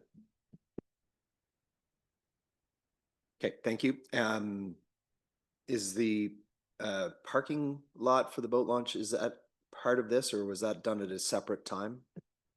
It's part of this. Excellent. And I only have one more request or comment that we might want to consider, is that every year at this time, and it's been kind of exacerbated by the snow, is that leaf collection is always on the tip of everybody's tongue. For whatever reason, we got snow and there's still leaves hanging on trees and they've all dropped after the snow. Can we consider keeping the yard open on another Saturday or two so that people can bring their leaves to the yard? I know there's always staffing considerations, but if we're talking about what citizens, and that's what we're here to do, complain about, and it seems a trivial thing and a small thing, but I get this one as much as a few others, let's say. So I'm just making that statement that council might, and that you might in turn tell us what the cost of that would be if we were to extend it by a weekend or two. Through the chair, we've seen very little activity actually on the Saturdays at the yard since we've been doing curbside pickup, which is only logical. People want us to come pick it up at the end of their driveway. We are delayed a bit this year because of the snowfall. There's no doubt about that. We obviously, all our forces after that Sunday event were dedicated to dealing with the snow. So we will be doing collection on Saturday, this upcoming Saturday, curbside, with students. We will be putting information out that way. And we will be going around next week, Monday and Tuesday, collecting everything that people have raked up over the weekend. The weather's supposed to be favorable today. Most of the snow is supposed to melt between today and then the rain that's coming in for Saturday. So it should be a good opportunity for anybody who hasn't already picked up their leaves to do so and put them at the curb. And we will be circulating next week, early next week to do that. Hope that answers your question. And just one other thing with follow up to Councillor Atkinson's and Comley's comments about that sidewalk, would you be able to give us a rough idea of the cost per meter or whatever, so that we can factor? I know you'll bring it back to us, but just for over the weekend or whatever, here's how many meters it is, here's what the current cost is, so that we can wrap our heads around what we might be increasing, please and thank you. Through the chair, roughly when you're looking at sidewalk and 1.5 meters wide, you're dealing with roughly $200 a meter for the installation of that sidewalk. Factor in a few, unknowns, like there might be some sign removal. I hope we don't have, without seeing it personally, I don't hope we have no trees in the way, because that could increase the costs as well. And there'll be some curb depressions at the end of the sidewalk, so that'll add to the cost as well. You have one tree in the way. I'm looking at Google Maps right now, if it's up to date. And okay, so I can get that distance and calculate it in my head. Thank you very much.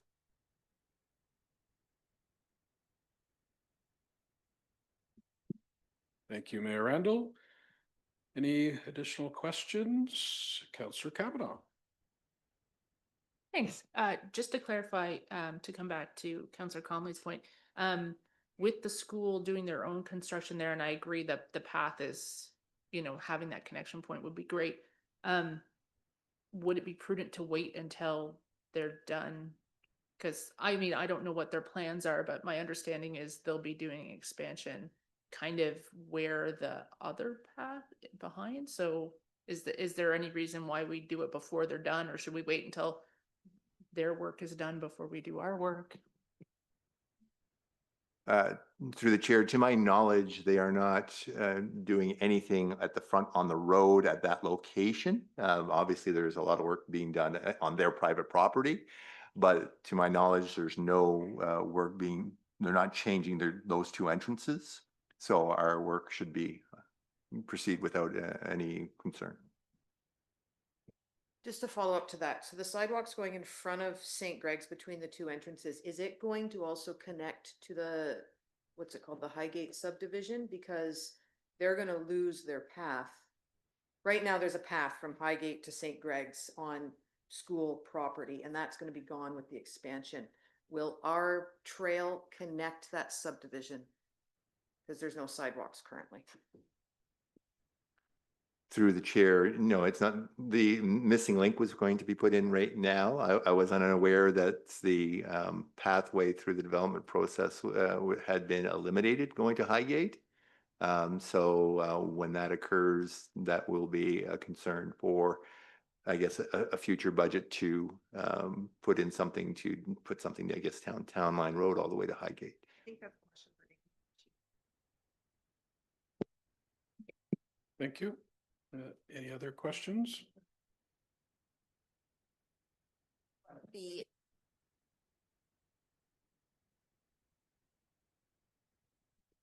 Sorry, go ahead, Guy.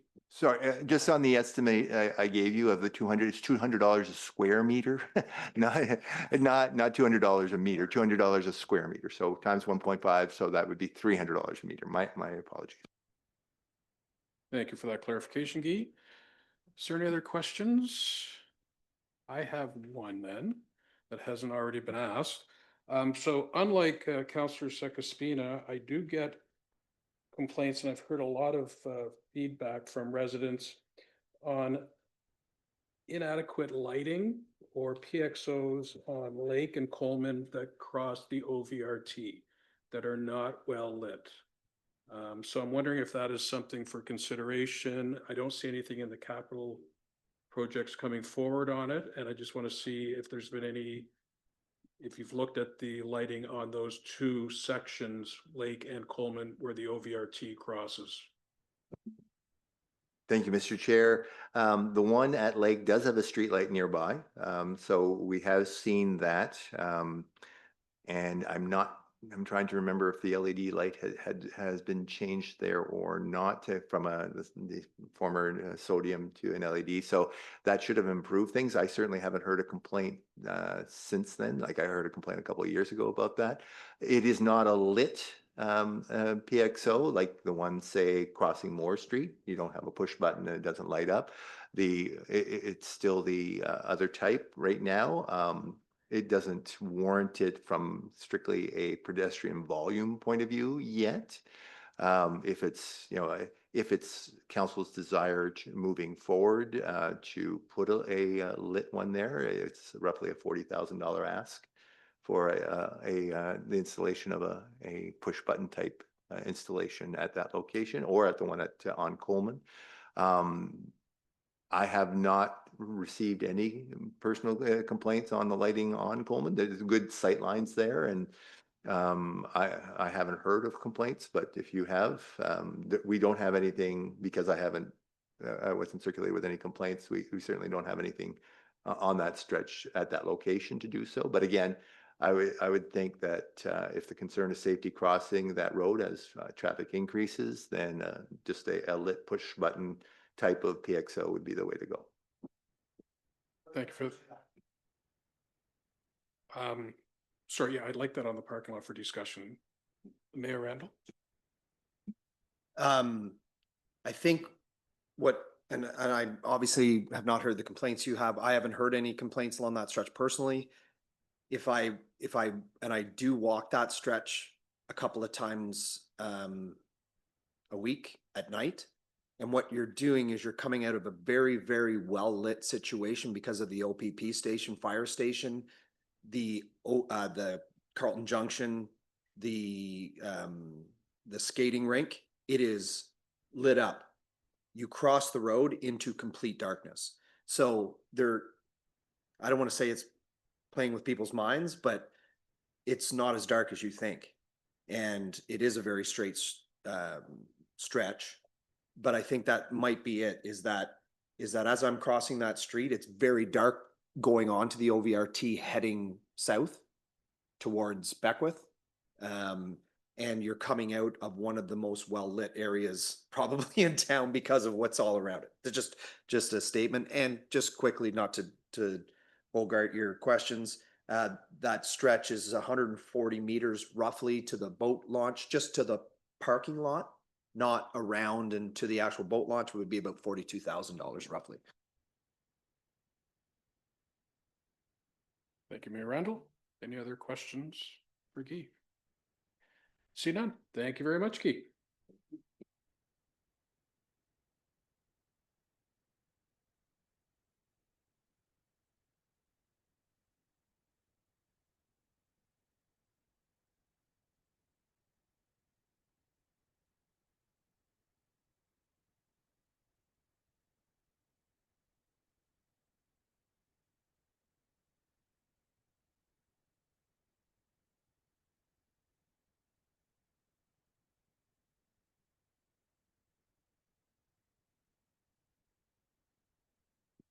So we're going to take one more quick break for 5 minutes. We will be continuing at 11 o'clock.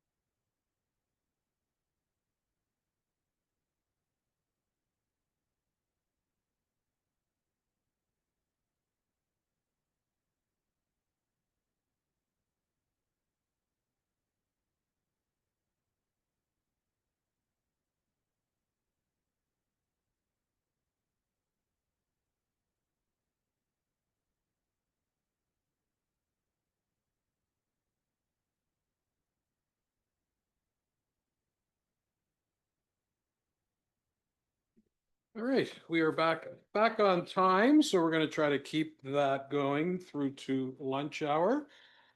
So next up, we have Tracy Frill, Manager of Child Services, to present her 2026 budget.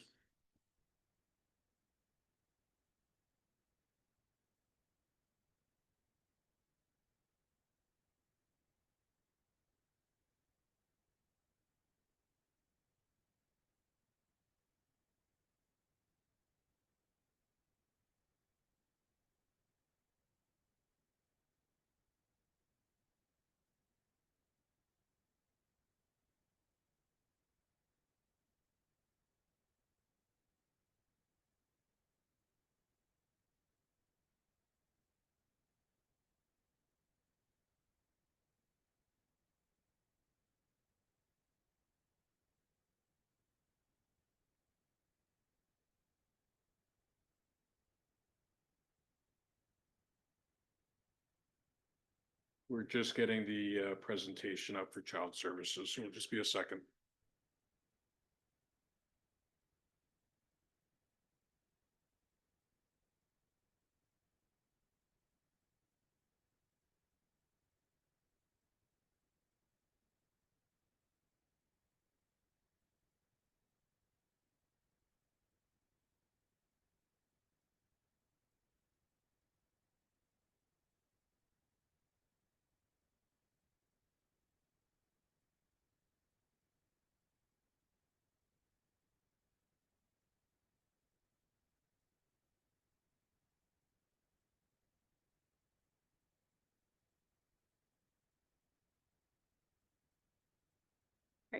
Go. Okay, well, good morning, everybody. You all ready? Andrew, pay attention. Oh. Just think. As we say in daycare, hands on top.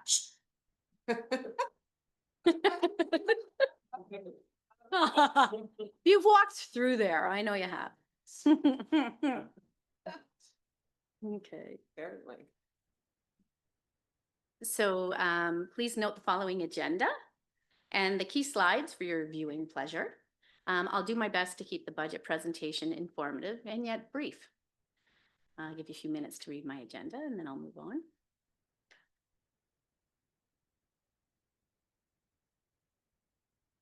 Okay, so a few of the slides may cover information that you've seen before.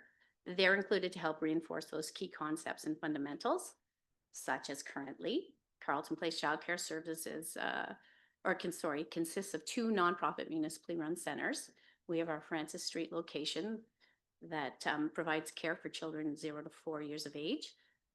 Total capacity for that location is 254 children. And Carenbeck School Age Program provides care for 4 to 12 years of age with a total capacity of 187 children. We currently serve over 400 families in our community and the surrounding areas. As you all know, we've also joined the Canada-wide Early Learning and Childcare Agreement, which currently caps childcare fees for children under 6 years of age at $22 a day or less. As of 2 days ago, actually on Tuesday, Ontario has successfully negotiated a 1-year extension of the federal Seawell program until December 31st, 2026.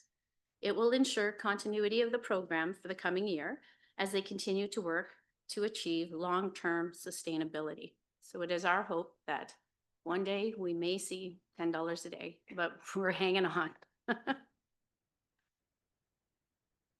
So my chart reflects our current organizational structure. And as you are aware, it will be revised in the new year to align with the town's ongoing evolution and reorganization for some departments, including childcare. I put the charts in specifically because it's a budget meeting. I'm an art student. There we go. My graph illustrates the combined program staffing for both our centers. So showing a total of 46 RACs and 22 assistants.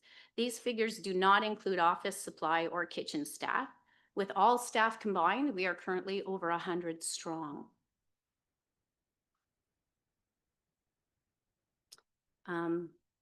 As of this coming January, our Francis Street location will be operating at full capacity, meaning we're busting at the seams.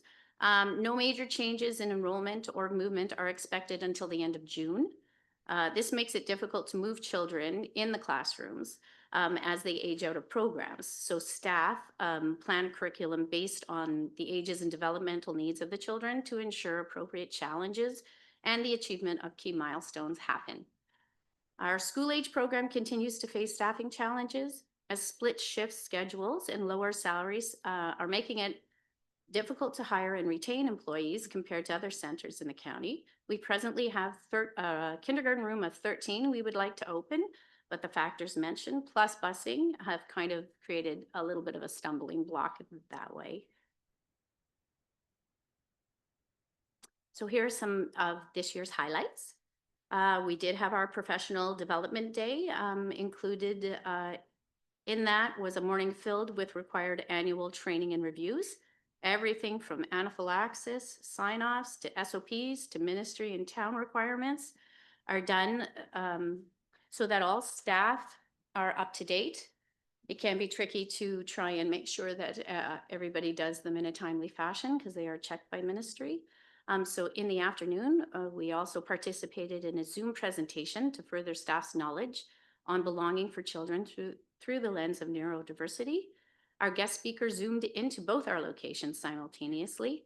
The pictures shown are of our staff rooms in full use at both Francis and Carenbeck location. When we did the expansion, they always wondered why our staff room was so large.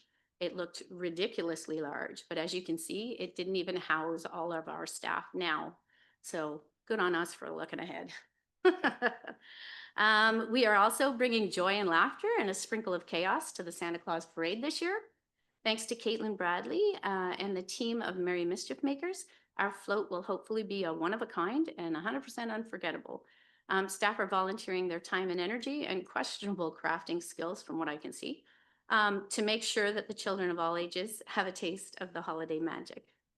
Our holiday photos are also a huge hit with parents.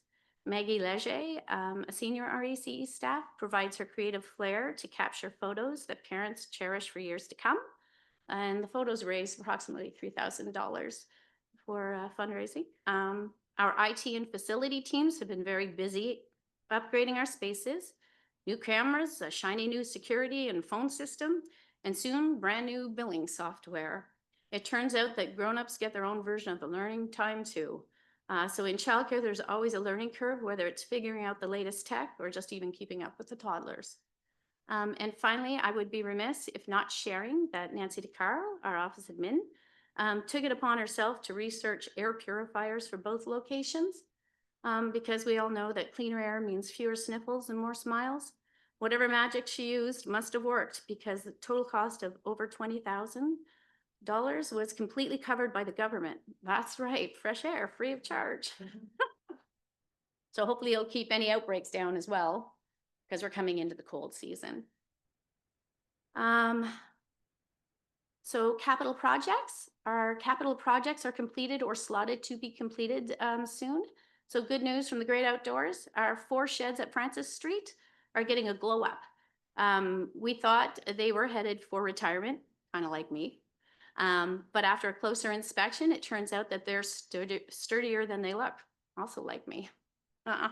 With just a new siding, doors, and floors, they're back in business.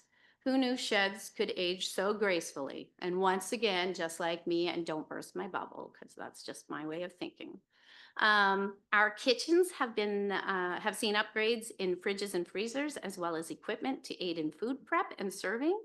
A steam table that was being underutilized in the expansion at Francis was moved to the main kitchen and now aids in helping hot hold many of the food dishes that are required to feed all the children.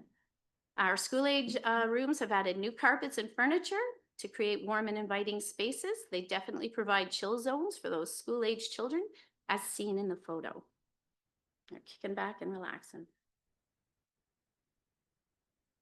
So I've pulled out the revenue sources for the upcoming year. And so as you can see, parent fees are about 2.5 million. Seawell includes what we call cost-based funding, general operating funds, wage enhancement, and funding requests. Our funding requests are what we used to call grant requests. So they've just kind of all lumped it together. So that's 4.87 million. Fundraising this year, we will be doing Mighty Machines again, and it will be after I'm gone, but I have promised to come back and roll thousands of hot dogs for them on the barbecue.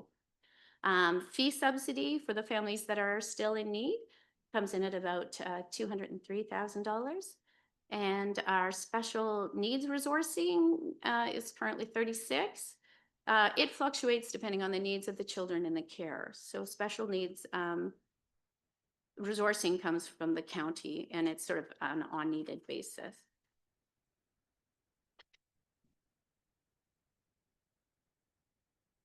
So here's an overview of our operating costs. As all our rooms are open and running, more children equal higher numbers and changes all around. As we have all experienced, food costs have climbed, which has resulted in significant increases. Administration costs include everything from licenses to staff training to office supplies. Program expenses include materials and supplies, everything from glue to sparkles, anything that's actually used within the rooms. And our purchase services include busing costs and entertainment like for field trips. So that's what our purchase services is. Our health and safety also includes gallons, and I'm talking gallons of sunscreen, and Band-Aids, first aid supplies, and training for staff for first aid. Wages and benefits, this is what is required to have the staff keep us up and operational. Changes to user fees, salaries, and benefits are due to running at high numbers and capacity, and benefits increased due to part-time eligibility for OMERS as well. So future projects for 2026 are hopefully as follows. Our boardroom chairs have taken a beating. They were originally gently used when we first purchased them in 2019, but as you can see, they're really well worn now. Oh, I had a fun picture in there. Don't know where it went. Oh, no, there was another one. It's gone. So I had a little picture of a unicorn that was from Halloween. That's just skull and bones. So maybe hold that visual in your head. We have not done any major toy purchase since the pandemic. So as you can see, if you picture that image, our toys are not only thin, but we're down to the bare bones. So going forward, I would like to suggest that each room be allotted a specific amount to purchase items that will enhance staff's environments and add to their respective classroom needs. All toys and equipment end up being circulated within the center and center as staff change their surroundings. This helps to boost morale, and staff take pride in their classrooms as they are able to put thought and energy into enhancing their environments. Our Carenbeck Kindergarten Play Yard does not meet AODA standards, nor does it meet our curriculum standards anymore. It needs a wood chip base as opposed to sand, and elements that children who have disabilities or physical limitations can join in and play and be included with their peers. The current structure is over 13 years old, and in actual fact, I think it's a little older than that. I remember it being installed when we were at Arkland. So it was moved from Arkland to Carenbeck. The turf in this playground is also lifting. Once again, we now have nature in its greatest form. We have a garter snake that's living underneath it. The children are fascinated by it, but the staff not so much. So we do have 2 older appliances, one in the kitchen and one in the staff room, and fingers crossed, we hope they make it through another year. Having said that, we added it to our projects as a potential need. We are in the process of planning an expansion at Carenbeck. Our facilities manager, Ross Rankin, will be helping with renovations. With organizational changes currently being underway, we will be assigning the task to new lead staff to head up the administration and organization of this project. I've already experienced the pleasure of expanding, and I am totally looking forward to passing the torch, but I will be here to help in any way I can. Oh, there's my picture. You can see the skinny little unicorn. So to summarize my presentation, that's the conclusion of my presentation. So on a personal note, I'd like to thank council and all staff for their support over the years. I'm retiring in March of 2026, and I'm looking forward to this new chapter in my life. And absolutely no offense intended. I'm also looking forward to not having to do public speaking or budget presentations again, unless it's to explain my own spending. And even in that, that's not something I would probably be expected to do. So over the years, I feel like I've seen it all, an expansion, a pandemic, numbers up, numbers down, regrowth, council changes, mayor changes, the introduction of Seawell, new billing, new technology, new policies, new procedures, staff changes, more growth and change, and so much change, all the time change. It goes without saying that I think my staff should be recognized and valued for all that they do. Please don't forget how big of an impact they have on the community and the children that are in our care. Your continued support for childcare is needed now more than ever as we further evolve. And thank you very much. Did I? Sorry. I didn't cry. I'm very proud of myself. Yeah. Thank you very, very much, Tracy. I'm going to open this up to Mayor Randall to lead us off here. Thank you. And I remember the first time you presented, Tracy, to us. And let me tell you, as you're heading out the door, you've nailed it. It was like perfect. You're so confident. Your information is terrific. I have nothing to say about the presentation itself. The numbers are what they are. And I think that I just want to say on behalf of council, I know other people will do this as well. Thank you for your service to the community. It's truly appreciated. It's a massive undertaking, what you have headed these past number of years. And as you say, you and the staff offer such an amazing service to our community and our children. I can't thank you enough for everything that you've done. And I hope that's okay. I hope you have a wonderful retirement, and it's well deserved. Thank you so much. And with that, I am done. So well said. Two quick questions from Councillor Sakaspina. Right. I saw the special needs and I thought, wow, that's low for 36,000. And then you said it's subsidized by county, depending on your attendance level. Is it, if your attendance level goes up, is it easier to get more money from them for special needs?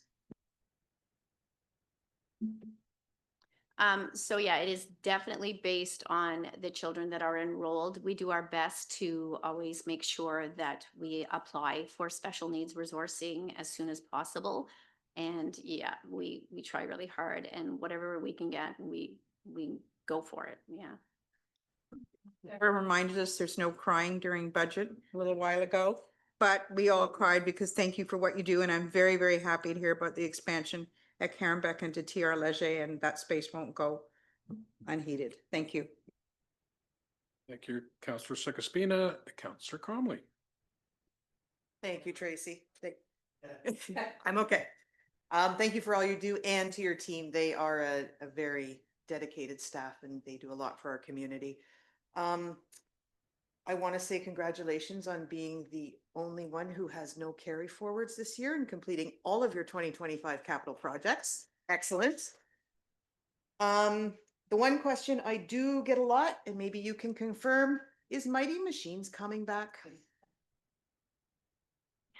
So just with the amount of work involved in some of these extracurricular activities, my staff have asked that we alternate Mighty Machines with the Santa Claus Parade. So we are doing Santa Claus Parade this year, and yes, Mighty Machines will be back next year.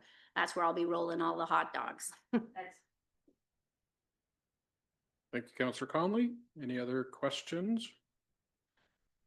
No crying. Councillor Kavanagh, I will allow you to speak if you promise not to cry. I can never promise that I'm not going to cry, but I'm not going to cry because I don't need to re-say it, but I will re-say it, is that thank you to you and to your staff. The impact they make on the community and the little people, including mine. is very, it's incredible. And I think sometimes we don't realize how lucky we are to have you and your team here. And yes, I'm very happy that Mighty Machines will return. It's always a good thing, and people come from all over, but I understand, being someone that's involved in a lot of events, of how much work is involved. And I hope you reach out to me to help out with that, because I would be happy to. And enjoy your retirement. You will be missed. Well said. Anybody else?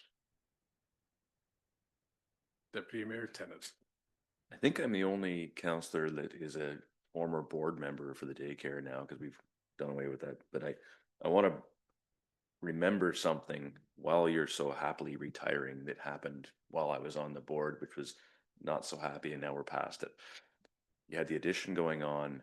There was all kinds of disputes about funding and construction, and there was some back and forth with the builder, which ended up going really well in the end, but took some time to get there. And COVID hit. And so we're in the middle of COVID. We were dealing with all the challenges about, classroom sizes versus how many teachers and how you could divide them up, which was an absolute nightmare.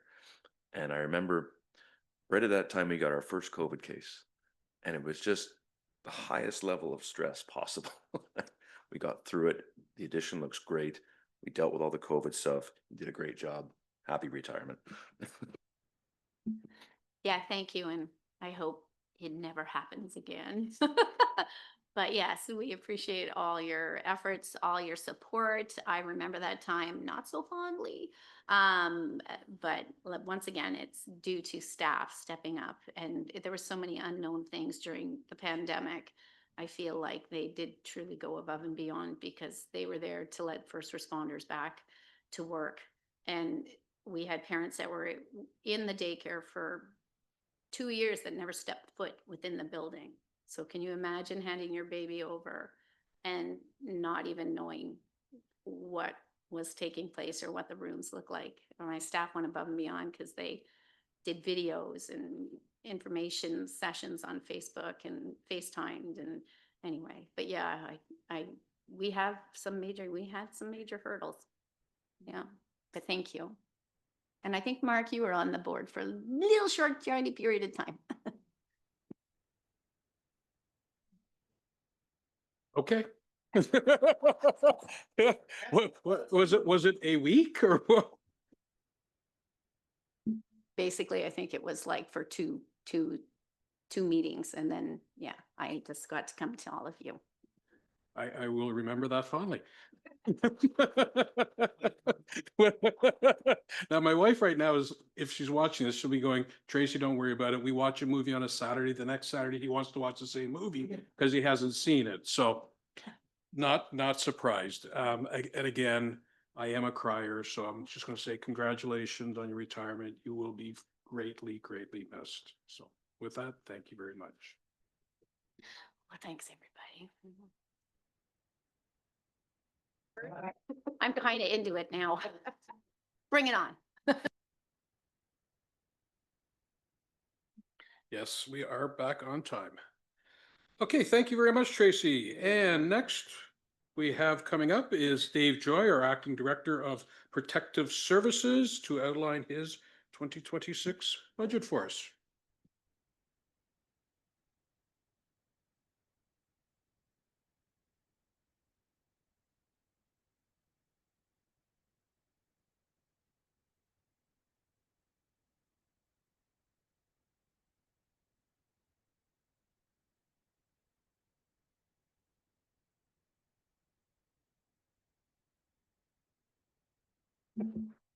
Good morning, Chair, councilors, managers, and guests in the back. That's a tough act to follow, eh? Yes, man. I can just say, one thing I will say before I start, I got a haircut for this presentation, but I did it myself to save money. I'm gonna start off with that one, but thank you very much. Thanks, Mayor. So I'm here to present the Protective Services budget for 2026. Bylaw, crossing guards, animal control, emergency management, and the fire department. Capital budgets, capital expenditures for next year, fire training center design. $30,000. We're looking at 2027 to start construction. That's the plan. So we're gonna sit there and talk to some designers and have Ross heavily involved as well with that. Crossing Guard staff review will start in January. New fire helmets end of life. They expire at 10 years. Along with most of our PPE. And water rescue equipment for some additional water rescue equipment to help us provide service for the public. First, I'll start off with the bylaw, crossing guard, and animal control. For all three, the budget has increased 5.4%, 24,880 for that one. Bylaw, you see here the increase in benefits and staff wages. Revenue is $36,000. I can't see the bottom here, Teresa. I had that issue too, Dave.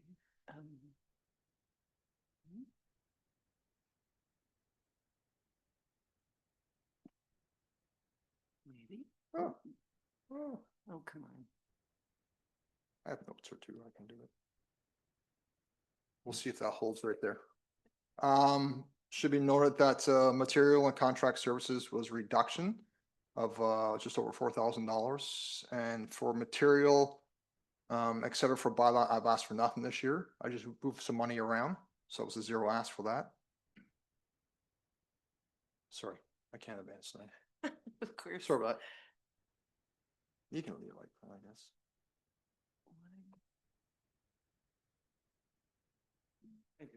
Okay, I see. Okay, thank you. Crossing guards, an increase of just over $15,000 for wages and benefits as well. This is the first time in a long time we have surplus of crossing guards for standby, which is very, very, very good. Hopefully we keep them. They do a great job. We appreciate it. Animal control, zero increase this year again, which we're good with that. It's been quite a few years, zero increase. Emergency management, we actually had a decrease this year of 4.5%, and that was just in wages. It's a small account we have. Fire department. There's our operating budget for 2026. I will ask council, there was a slight over budget for one of our per diem lines of 4,400. I've already talked to Teresa and Chrissy about that, so I just need if I can send approval to reduce that back down to where it should be. I'll add it to the list. Okay, thank you.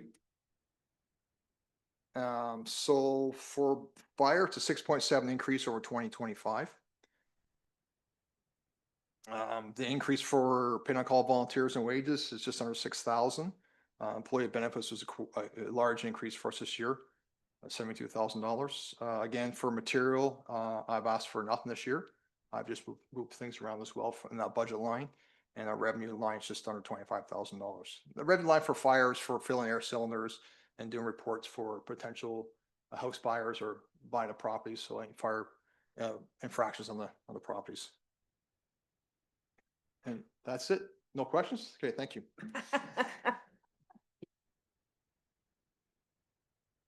Turned it off. Oh, sorry. Thank you very much, Dave. We'll open it up to questions from council or discussion on anything. Councillor Conley. Just a quick question. Can you explain the discrepancy in the user fees and service charges this year? Why are we so far off our budget for user fees? Under revenue, user fees and charges, we had budgeted 28,800 and there's only 10,000 there. Just wondering what the difference is from. We'll have to review that. I apologize. I'll have to get back to that one. I'll look up this afternoon. Any follow-up, Councillor Conley? Anybody else with questions? Mayor Randall? Thank you, Dave. Just the water rescue equipment, how many current systems do we have? Do you know? We currently have how many pieces of equipment? We have Yeah. 6 pieces of equipment right now, and I want to take it to 10. To 10.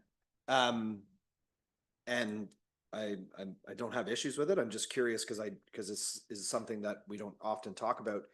How many water rescues did we do in 2025 or say in the past couple of years? How often would we use those? Or is it Are we doing it to expand our training, that kind of thing? Like anything in the fire service, all preparation and preparedness. Last year we had actually quite a few. We had, I believe, 5 last year. A typical year for us is 1, that's it.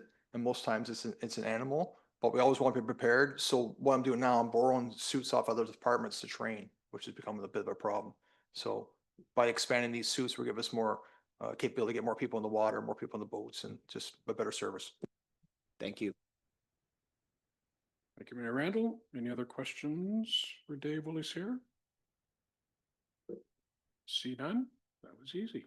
Thank you, Dave. No one unanswered, but we'll get it this afternoon. Thank you.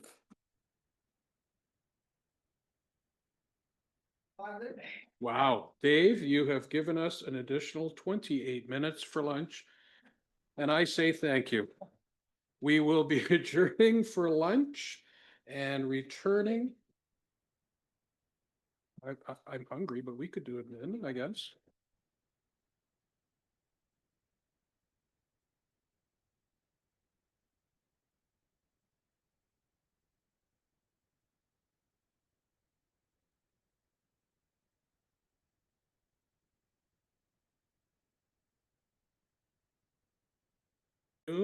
And we may.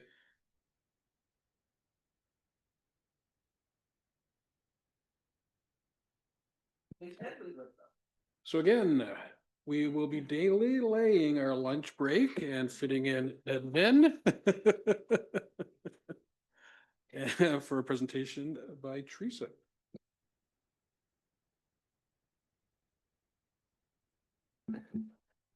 I promise I'll be quick. So in the administration and corporate services operating budgets, we have a reduction in costs of 155,415. That's increased health, sorry, an additional cost. No, I'm confusing myself. Our OMPF grant was reduced by 45,220. We've increased the health and safety budget to do some additional training and set things up with our new HR manager being in place. We want to do some extra things next year to improve our program. So that's 15,000. We hired the deputy treasurer partway through last year. So the full amount of an additional 25,000 is in this budget. I don't have our insurance renewal yet, but I've asked around the province and used about 5% for 24,235. And if that changes, I'll of course have to come back to council. I talked about the Beckwith annexation payments at the beginning as a pressure, but our long-term debt payments reduced by 329,870. So that covered off all of those cost increases and leaves us with a reduction of 155,415. And then on the other side for revenue, we have an increase of revenue of 354,780. So part of that is interest on our bank balances and accounts receivable of 400,000. So I think I mentioned that we haven't spent our reserve money on the treatment plants as fast as we had anticipated. So we have more this year, and I'm bumping that up a little for next year. We also have an extra long-term receivable for the health hub that adds to the interest that we receive. Offset with that OMPF grant reduced.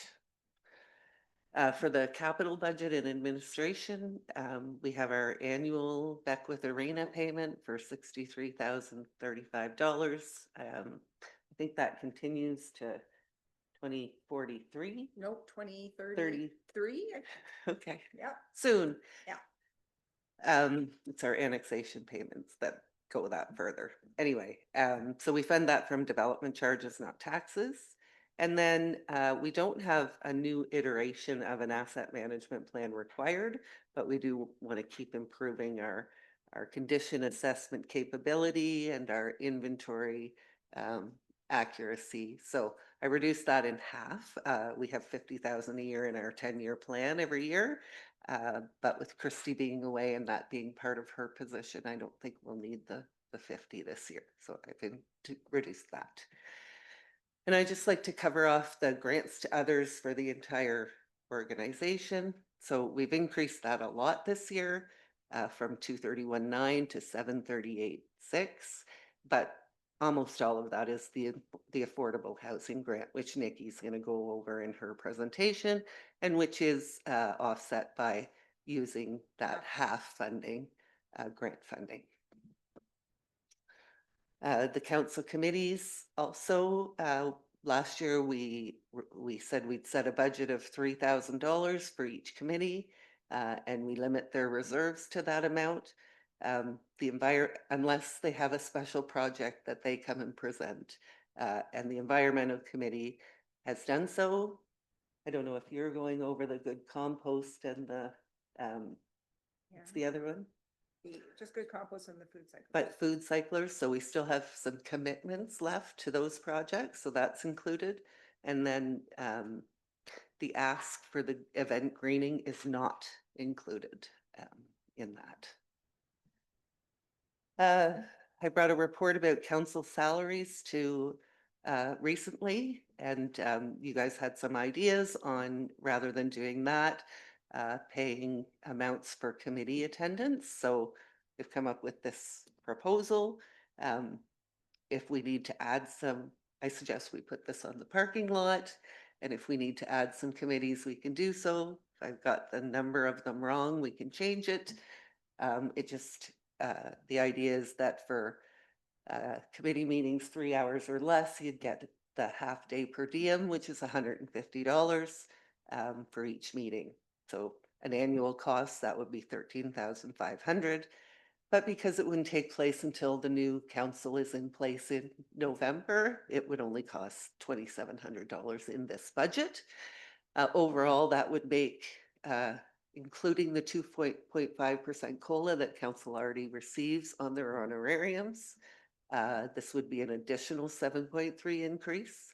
So the total increase to council remuneration would be 9.8% if this idea was approved at this level. And then those are for later. So that's my presentation. Told you I'd be quick. Thank you very much, Teresa. Any questions from council? Deputy Mayor Tennant. Thank you. Yeah, it was good to have a look at that last graphic. I think we'll need to put a bit more time into it because it's not just the committees. We have various other assignments from external groups that we're assigned to that I'm not really sure how we're going to reconcile that yet. So it might be something we do for next budget for the time being, but I appreciate you putting it together. It kind of gives us an idea. And some of those also don't meet as regularly. So might be, and then again, the striking committee might be the way that we actually end up changing those formats anyways for the next term. So I don't know if that'll all stay the same anyways. So, but thank you for putting it together. It gives us an idea. Mayor Randall. I have two questions. The OMPF fund, can you just say out loud what it is and what it's to be used for, if it is to be used for something specific, and how it's being phased out so people understand? So it stands for Ontario Municipal Partnership Fund.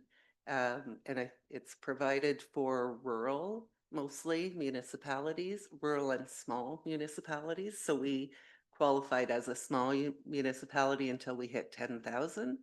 And then it reduces until you hit 12,500 or 12,000. And then you're really not eligible anymore. However, they give you a transition out, so you're not just cut off. We've been losing 15% per year for as long as I've been here. This year, that's gone up to 20. And over the next 5 years, including this one, it's phased out completely. So we'll lose 20% of today's amount each year until it's gone. And what do we use it for specifically, or is there anything we use it for specifically? Sorry, it's unconditional funds. So it just goes into our general operating revenue. And it's, what's left on 150, is that roughly? This year it's 180, 880. So a point and a third is what that Yes. amounts to us. So over time, we'll have to find a point and a third or a point, you know, at some point, we're gonna have to increase to offset that decrease from the province. And the only other question I have is, and it might not be right now, it should be answered, but have we received information about our OPP increase this year? Or has that not been given to us? I think I talked about it at the beginning a little bit. I've put in 7% increase. The only communication we've received is that no municipalities increase this year will be more than 11. We don't know what our billing is yet. Thank you. Just to remind everybody from last year that we went through this exact situation where we set our budget, being the good folks that we are municipally, planning ahead, and that we found out afterwards about the 26% increase. I hope it's not 11%. Be nice if it wasn't. I'm expecting that it will be. It would be nice if we got that information sooner than later. And I know that's not to you. That is, I'm sure somebody from the province is listening to this broadcast. Thank you, Mayor Randall. Councillor Comley, followed by Councillor Atkinson. Hi, Teresa. Couple of things. One, thank you for the board list or the committees. The OPP board is covered by the county, so that won't have to be on our list. I noticed that the youth center rent looks like we're going to cancel that, or that's what's being proposed. The youth center it's struggling. It serves a lot of kids and it's struggling, and we have covered their rent for many, many years. So wondering why we are canceling that in a building we already own. And I have one more question. Our revenue from taxation is proposed to drop in 2026. Why would it be less in 2026 than it is this year? Try to remember all that. So taxation is supplemental billing. So last year we when new houses are built and occupied, they're not on our tax roll yet. Quite often they can take a couple of years. So we get a big chunk of taxes in the year that it finally comes through. With development telling me that they're not going to have as many fees and as many houses developed, based on that, I dropped that. We had an exceptional couple of years there. You said a rent. So we showed that specifically because we had an agreement with the school board, and it was part of the TR Leger rent agreement. So we're not taking away their space. We just don't really have to show it separately as rent anymore. It wasn't really rent anyway. So just to clarify, the youth center is not going to have to pay the town additional money. No. Councillor Atkinson. Yes, you indicated the presentation we received from the EAC, the $10,000 budget ask isn't part of their budget. I'd like to put that in the parking lot for discussion later, because I think there may be an opportunity to meet them halfway, because they do generate revenue through their Earthfest efforts, and it may be an opportunity to put that revenue generation capacity to good use. Sorry, so I do already have it on the parking lot, preempting Jess's presentation. She's applied for a grant that would cover that and some active transportation. So I do have it on the list, and you can decide if we do it, if there's grant money or not. You can add the 10. Thank you for that, Councillor Atkinson. Any other questions? See none? Teresa, I have one. I'm just looking for some confirmation when we go back to council remuneration. I understand currently there is a bylaw that if council wants to change council remuneration, it must be executed during this budget procedure to take effect for 2026. I'm just going back to Deputy Mayor Tennant's comment to put it off for future discussion. I'm not sure we have that option if we move along right now. So I'm just looking for clarification on that. So do a review once in the term. Yeah, so we have to review that it's a policy that's passed by bylaw. And we have to, in the policy, it says we're gonna review that in this council term for it to apply to next council term. Because the amount's not really that much from November to December. If you didn't do that during this process, I'd say that's okay. We can bring back a renewed policy based on the discussion you have on what you want it to include at any time.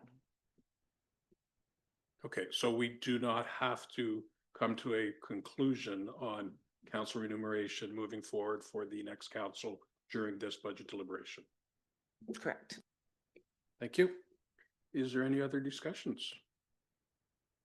None. Thank you very much. And now we will be moving to a lunch break and and returning at 12:30. Thank you.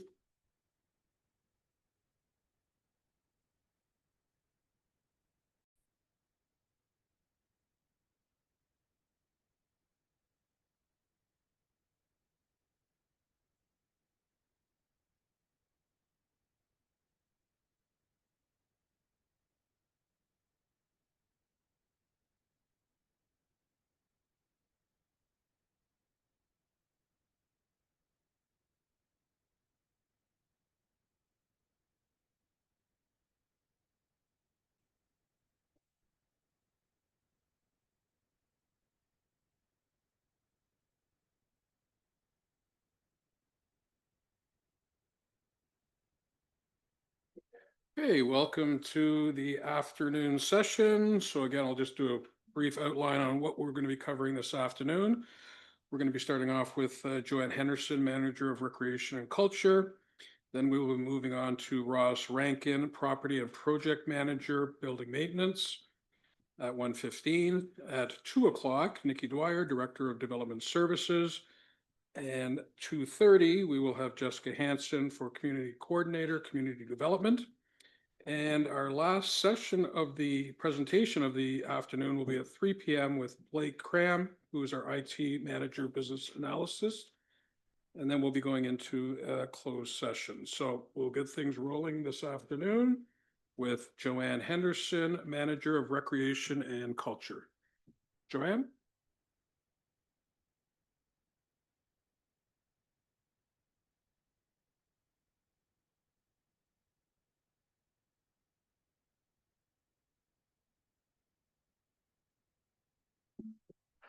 Thank you, Mr. Chair.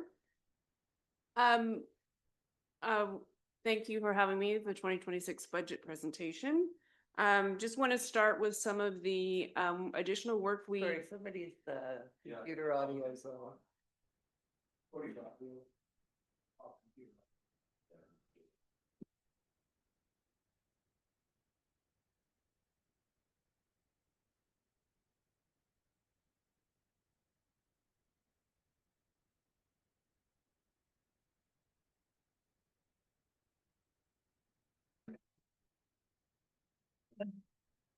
Just wanted to go over some of the additional work we completed in 2025 above and beyond our regular operational duties.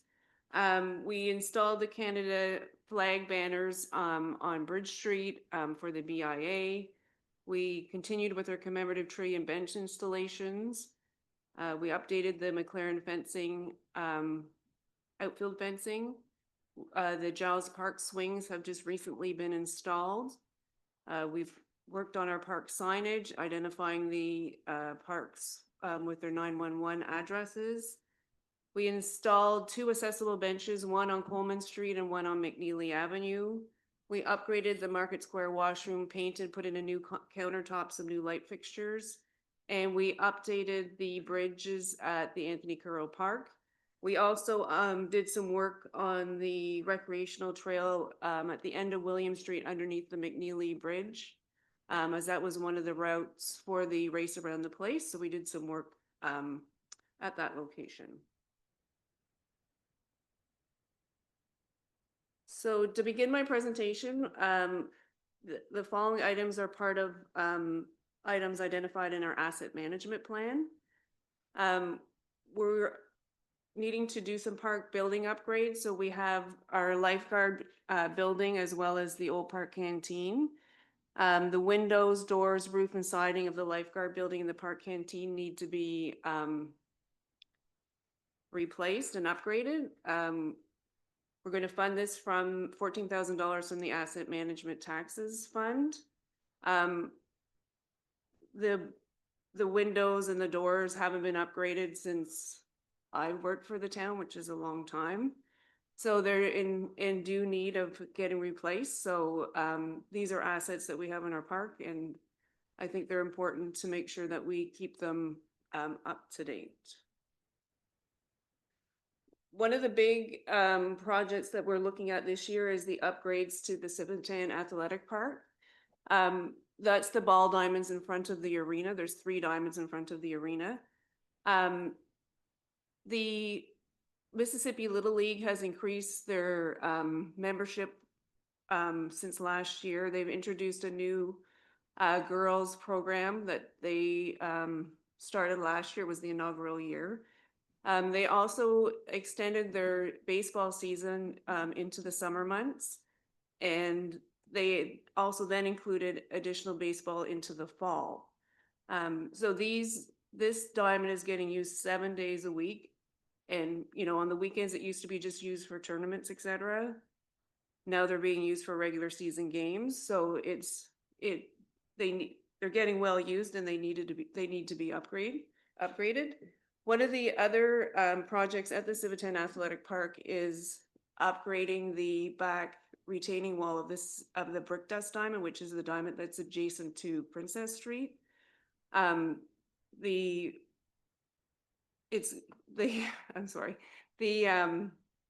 ground is deteriorating, and it needs to be having a retaining wall. I'm trying to think of the word. Have a retaining wall put in so that it doesn't, you know, we don't lose the diamond into the Princess Street, basically. So these are important upgrades that need to be done. I also spoke to the president of Mississippi Little League. You know, they're hoping to put in a request for a provincial tournament potentially in 2026. They have often talked or have relayed information to me that people coming to visit the community and play baseball at these facilities, they're impressed on how well kept they are. And I think it's important, not just for our residents, but for tourism to have these facilities available to provide to for these opportunities. The Riverside Park splash pad, I'm not sure if most people know, but the splash pad has been created in 3 different phases. The first phase was completed in 2001, and then we extended it into 2000. The next one was the second phase, where we put the buckets and the guns in, was in 2007. And the final phase was in 2017, when we got a grant for Canada 150. The original underground piping of the original original phase of the splash pad has failed and needs to be replaced or decommissioned. So at this point, we're asking for $175,000 to potentially replace the splash pad. Another thing that we would like to investigate is if that is actually the best solution for Riverside Park, whether we should replace that phase 1 of the splash pad, or maybe use it for a different opportunity within the park. So Johnson Street Park, this is the original structure at Johnson Street Park. It's the last park that we have not upgraded in the town, other than for accessibility purposes, other than the Riverside splash or the Riverside play structure. But it's the end of its life cycle, and we're asking for $75,000 to be put in the budget from the asset management plan to upgrade this play structure and make it AODA compliant. The tractor, this is something that we had requested last year in the 2025 budget. So our current tractor that we had been using had significant mechanical issues. And we need to replace the tractor. So we've gone a year now without the tractor where we've been renting equipment to get our work completed because we didn't have this piece of equipment. So we're asking again to have the tractor put in the budget so that we can use it for our operations. The floor scrubber at the arena again it's at the end of its life cycle and it needs to be replaced. As you know, our facility is a fairly busy facility and it's used every day. And we've had numerous repairs on it and it's just at the point that it needs to be replaced. So we're asking that to be replaced from the asset management taxes fund. The next section in my budget presentation is talking about various items that reflect one of our strategic initiatives, managing growth. We're asking for an articulating boom lift, a 45-foot boom lift, not quite the height that the one that they're using outside presently is, but we found that for doing the Bridge Street banners, putting the baskets up, doing other maintenance needs around our facilities, it would be beneficial to have this piece of equipment. You know, significantly, when we rent the machine to do this work, it's at least $1,200 a time. And if we use it on a regular basis, then over a number of years, it will pay for itself. The advantages of using this boom lift, it provides a safer work platform than a ladder, and it gives us the opportunity to complete more maintenance than we've been able to do right now. The outdoor rink fencing at Carlton Junction, this is, as you can see in the picture, the fencing is currently just at both ends of the rink. We're asking to put some fencing all the way around the rink. When we first, proposed this rink, we thought, the end mesh would be good enough to keep the puck in the rink, but we've had a couple of issues where the vehicles at the OPP fire facility have been damaged from flying pucks. So not only to protect those vehicles, but if there's any pedestrians walking down the trail, we feel it could be a hazard as well. This component would be funded the $20,000 from development charges, and I think it would be well spent money to protect vehicles and anybody using the trail. Sports and cultural tourism. Where were the shade sales all summer long? I get the question quite a bit. So the shade sales at the Town Hall Square were originally purchased in 2012. And after much use, the shade sales stretch, and then I'm sure you've all noticed them flapping around, and they just couldn't be tightened anymore. So we've put this in the budget. The $15,000 will actually be funded from taxes, but this park is used by tourists, by the community, the town hall staff, and I think it is a much needed investment for our town hall square. The downtown docks, although the picture is not actually the downtown docks, they have deteriorated. There's multiple floats that are damaged, and the wood continues to age. I'm sure you've all seen the dock or boats at the docks. People use them. They come in from the lake. They go downtown. It provides tourism opportunities. It benefits the BIA. I think this is something that we need to ensure that we have for the community and the tourists and our neighbors. So this is $30,000, and it's going to be funded from asset management taxes. shade sails at Caremark Splash Pad. As you can see from the picture, there's very little shade at this splash pad. We have planted some trees, but trees take a long time to grow. So we feel that, and this is a request that came from the daycare actually, to add some more shade for the summer months. It's used not only by the daycare, but it's used by the youth center and it's used by the community. The $20,000 for the shade sales, there'll be 2 shade sales, and it would be funded from development charges. Mississippi River Gathering Place. This was in the budget last year, and we had hoped to be able to move forward with the project, but the scope of the project has changed. I provided a new rendering of what we hope to do at the Mississippi River Gathering Place. Is install 4 of these directional statues. The Gathering Place in Riverside Park will offer an area, and if people have been to our events that we've had there, but it provides an area for people to come together for some ceremonial occasions and will provide an opportunity for learning and celebration as friends. It's showing $35,000. We do have $7,000 in donations to date. We plan to work towards getting more donations, but we are presently kind of at a standstill because the funding for the project just hasn't come through, and we needed to change the scope of the project. Additional power at Carlton Junction.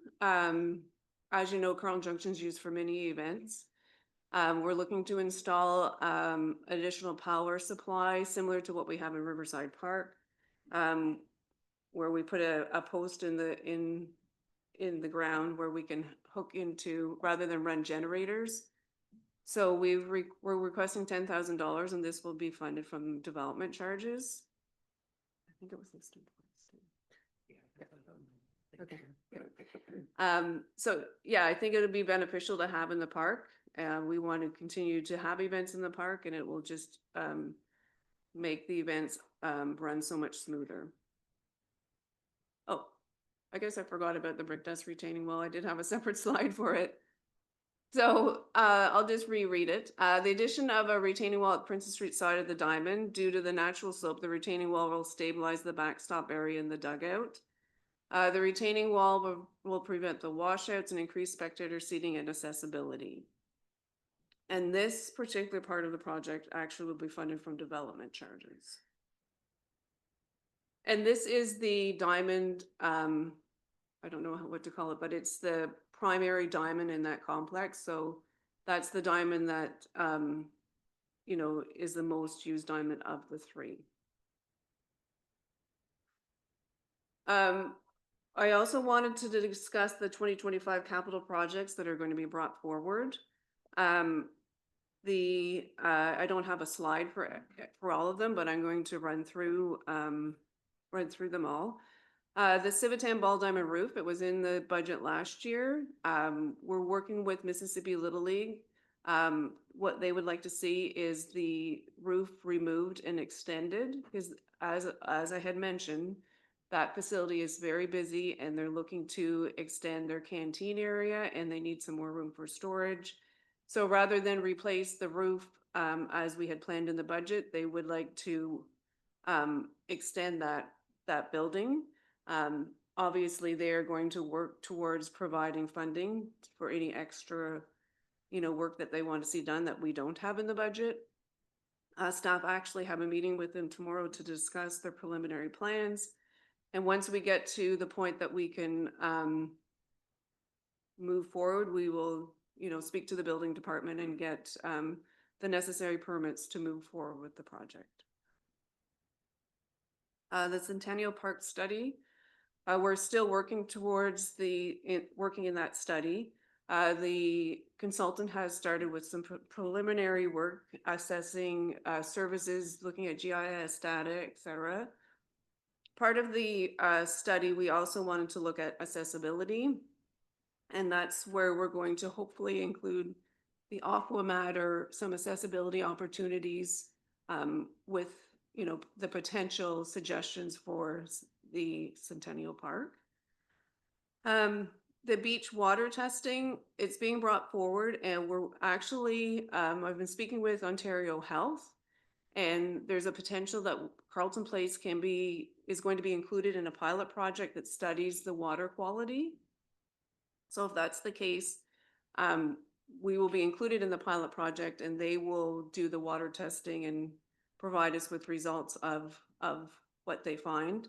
Preliminary investigation, looking at the different processes for water testing, they can take the water and test the water, and they can determine if it's avian, cows, human. They can determine what's causing the E. coli in the water. So that's something that we're trying to determine where exactly is the contamination coming from. The new O'Donovan Park, I'm just asking that it be brought forward for 2026. Olympia Park Phase 2, we're going to move that towards 2020 to 2028 if we could, because it's they haven't even started working on the abutting lands to the park on Eastwood. So we feel that it's unlikely that anything will happen before 2028. The MUP on Flag, we had the contractor lined up to do the work early October, but he has been delayed. So we hope to get that working in the early part of 2026. The pump track, we've also run into some issues with the contractor for the pump track. Finding a contractor that can do the work, because it's not just like paving a road, it's a little bit more complex than that. So we're still trying to find a contractor that will complete the work. We did speak to one contractor who was supposed to provide us a price, and we have yet to receive that. I think that's all the capital projects that are to be brought forward. The recreation fundraising reserve, I also wanted to speak to that. I know there's some questions with regards to the recreation fundraising reserve. This is a reserve that was created some time ago where staff, recreation staff, completed various fundraising endeavors, including hockey tournaments, golf tournaments, concerts, dances. And the intent of this recreation fundraising reserve obviously was to give back to recreation. We did have done that in several different times. We've built the stands in Arena 2, for example. We upgraded the washrooms in Arena 1. We've donated hockey nets. We've donated TVs. We donated to the outdoor sports pad. We donated to the McLaren Ball Diamond Fencing. This fundraising reserve, we like to see it go back to recreation. And what I am suggesting is that a policy be created to determine what the parameters that this money will be used for, rather. Similar to the Findlay Fund that we have, that the Canoe Club has with us, you know, these are the parameters that the money is going to be used. And I think we should come up with a policy so that everybody understands what that money's for and how it came to be.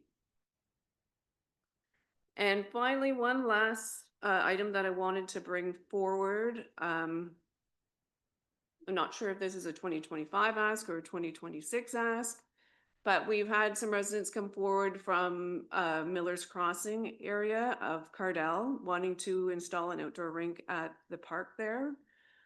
The problem is we need a water supply for the outdoor rink, and it looks like the approximate cost to install it is about $5,000. They have a number of neighbors that are willing to volunteer their time to have the outdoor rink there.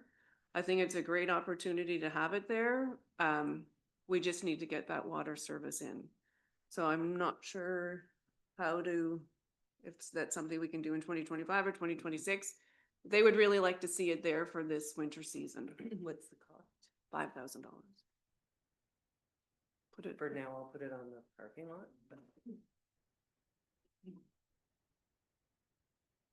And that is all I have, and I'm willing to take questions.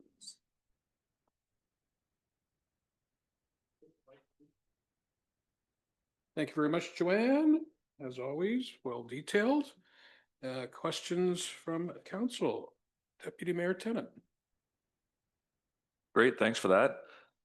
Just want to focus on a couple of things. One, the last thing that Joanne mentioned, the water hookup for the rink is a bit time sensitive because of the time of year. We're gonna start seeing the ground freeze pretty soon. They're gonna have to do some digging, so I don't know how we handle that, but I'll just put that out there that the sooner the better we get an answer so they can go ahead and try to get a contractor on that, because they haven't, we might not have a guy who's doesn't have the time to do it, and we don't have a lot of time to work with. So I'll leave it at that. The only other question I had was the splash pad at Riverside. I just want to know, is the approach going to be we, sort of start analyzing it, and then if we discover it's sort of too far gone, we stop and reevaluate? Is that the idea? Yes, that is correct. Thank you, Deputy Mayor Tennant. Any other questions? Councillor Conley? Thank you, Joanne. You do so much, and so much that I enjoy. I like this, this department because there's a lot of good here. The ball upgrades are excellent. I don't know if you know, but Mississippi Little League is expanding like crazy. Their winter ball sold out in 48 hours. They are absolutely booked. So I'm happy to see a lot of that used. Couple of notes I had. Two things that you mentioned in your report that are not on the budget are the pump track and the Centennial Park. So they're not currently included on the capital list for 2025, but you verbally said they were. Yes, they are.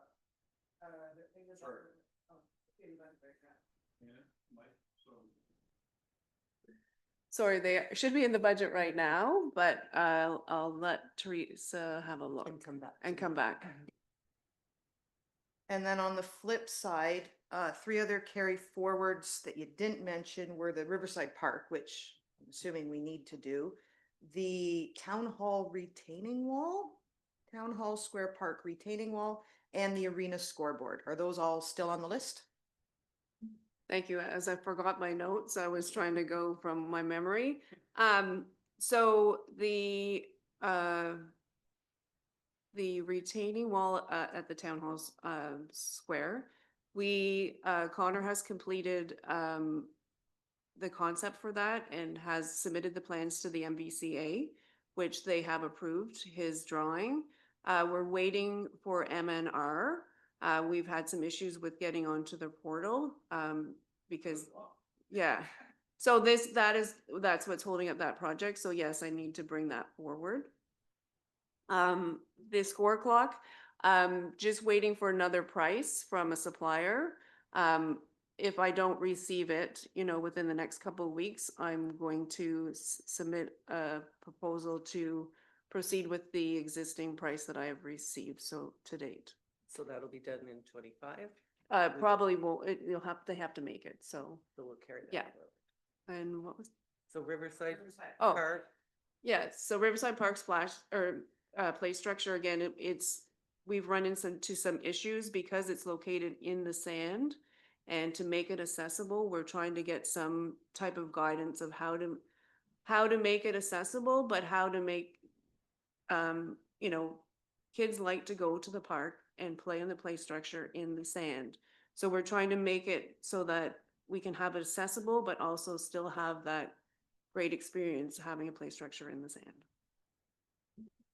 awesome. And one other question I had was the shed canteen at Riverside Park. Is that used currently? Yes, we currently lease it to the Canoe Club for the Canoe Kids program, so they pay a lease for that. right before we move on, please, sorry. So I'm adding to our parking lot, which is to our amendment list, the arena scoreboard carried forward, the pump track repairs carried forward, because it is in the budget for 11.9. Yep. not in the 26. She didn't ask for it to be carried forward, but it is in 2025 at 11/9. So I'll add it to the carry forward Riverside Park and Town Hall Square retaining wall. And Did the I miss one? Centennial Park study. Good, thank you. Thank you for that. Any other questions? Mayor Randall? Thank you, Joanne. I was writing down furiously here just so I wouldn't miss anything. The the picture that you had up for the downtown docks were not these, was not this one. I just want to clarify that you're talking about the one off the parking lot. Correct. As I was writing, I wasn't listening. My apologies. Sorry? The chamber parking lot is what I'm saying. Is there another parking lot? Oh, yeah, I'm talking about this one. So it is that one. Thank you. Has there been discussions as we're looking at doing that Mississippi Gathering Grounds tribute? Has there been discussions with the Indigenous community as to how they would like to see the layout and what's incorporated in that? Yes, we have a committee that involves, that's how the project came forward, is they presented it to the Parks and Recreation Committee a few years ago. So, they have the experience, they know what they wanted. Colleen Gray actually completed that rendering. So yes, yeah. That was my question, was like that layout, was it provided by an Indigenous group? So that's perfect. The power in Carlton Junction, do we have an idea of where that is going to pop up, just out of curiosity? Just in the picture that I showed, it's kind of at the back end towards the play structure. It's because we have power at the pavilion. It's good to have something at the other end. And I mentioned this to you, Joanne, and to Teresa yesterday. There was a duplication of 10,000 in that, and one was taxed and one was DC's, and I think we punted the taxed one. Perfect. And as part, I think the work to be done on the ball diamond is excellent. Probably save us. I think Connor mentioned in a meeting that the stuff washes out and it's wasteful. So we're going to shore that up. And you mentioned accessibility, Joanne. Are we thinking as part of this work to create a path to get up to that level so people with accessible issues, baby carriages, wheelchairs, walkers, whatever, might be able to get access to the seating area? Is that part of this? I believe so. Connor is here. He's completed the plan for that area. Can you speak to that? Yeah, there would be a pathway from the road to the seating area as well as a pathway to the canteen area, hopefully.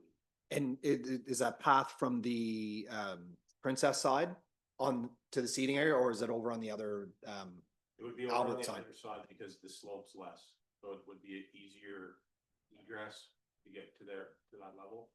Excellent, thank you. And just sorry, last two things. Rink Rat Reserve. Sorry, I don't know if that's the official name that we're calling it, but that's what I've been calling it in my head. I think it's great. Bring forth policy, and I agree wholeheartedly. And I expressed this to Teresa yesterday that should be used. It's kind of a long ago thing. I don't think we've been doing it as much recently, but it was a community-based thing, and I think it should remain there. Personally, I agree with you there. And that the $5,000 for the Miller's Crossing rink, I agree with Andrew. Like we should find a way to get on that right now. The folks that live on the other side of Highway 7, it's great they have that new park, and they would have to come back to this side of Carleton Place to do it. I think that community, if you have people that are willing to do this, I grew up with this myself, and I've had friends that have invested much time into giving back to their community through this type of initiative with rinks. And there's a lot of young families up in that area. So for the small amount of $5,000, I would really like to get on that, because we provide them the materials, and it's a lot of sweat equity from the community. So I think it's a great thing, especially with all the new folks that are living there, that are new to town. It's just a way to get the community back together. So that's it. That's all. Thank you very much. Thank you, Mayor Randall. Teresa? So sorry, you're looking to do that in 2025? I think you could probably propose a motion to approve that project from our 2025 surplus or the strategic reserve if one exists? Yeah, I would leave it up to you, Teresa, and Joanne to kind of figure out where that's best to come from. I think we should do it now while we would be using it. So whether that's done through the budgeting process or through surplus, I would want it to be done this year. So if you guys want to pass a motion to do it this year, do it out of our surplus or take it from reserves, then we could get that done. So I would put forth a motion that we take this 5,000 or whatever that bill is going to be. I should put, yeah, bring us what it's going to be and let us know, or we could put a cap on it. Say 10,000, would that be fair? So I propose that we bring forth this motion to give $10,000 as a high end for the water access for the rink at Miller's Crossing, and I'd look for a seconder.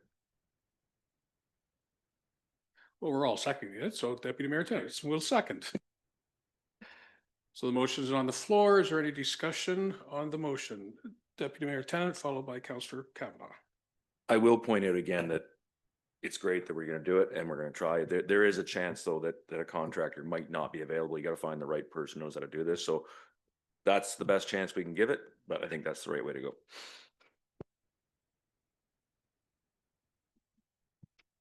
Not to be a Debbie Downer, but just a question. I like the outdoor rinks. Great. We're providing water access. Since this is a collaborative thing with the community, we're just putting a tap in. They're going to look after it. We're not providing boards. Our park insurance is covering it. Like those little details, like have we worked out what that relationship looks like? We're just putting in a tap and they can do it on our park and that's cool beans. Just yeah, so we've done this for many years where we've provided boards. We provide the boards. They set them up. They provide the boards. We put a water service in. There's a lock on the water service. Obviously, they'll get a key for that lock. They have to provide us at least 6 volunteers that agree to look after the rink. So it's just not one person saying, I'm going to do it, and then something happens and they don't do it. So, they have to have commitment from, 6 people that are willing to take the initiative. That you're going to have to shovel it off and make sure that it's fine. It's similar to the rink at Carenbeck. We have volunteers that looked after the rink at Carenbeck. We used to have one on High Street. We used to have one by the arena. So yes, we've done this for quite some time. And it's very fortunate that we have volunteers because as everybody knows, volunteers are few and far between now. Councillor Conley? Yeah, is there signage at these rinks indicating that they are managed by volunteers? Or I'm just wondering if we're gonna get complaints if things aren't kept to certain standards. We definitely can look into getting some signage. We haven't before, but it's a good idea to probably do that for sure. Councillor Kavanaugh? And if we're getting signs, perhaps on the sign too, just a suggestion to wear helmets and those sorts of things, just as a mitigation to any kind of, No, it's not.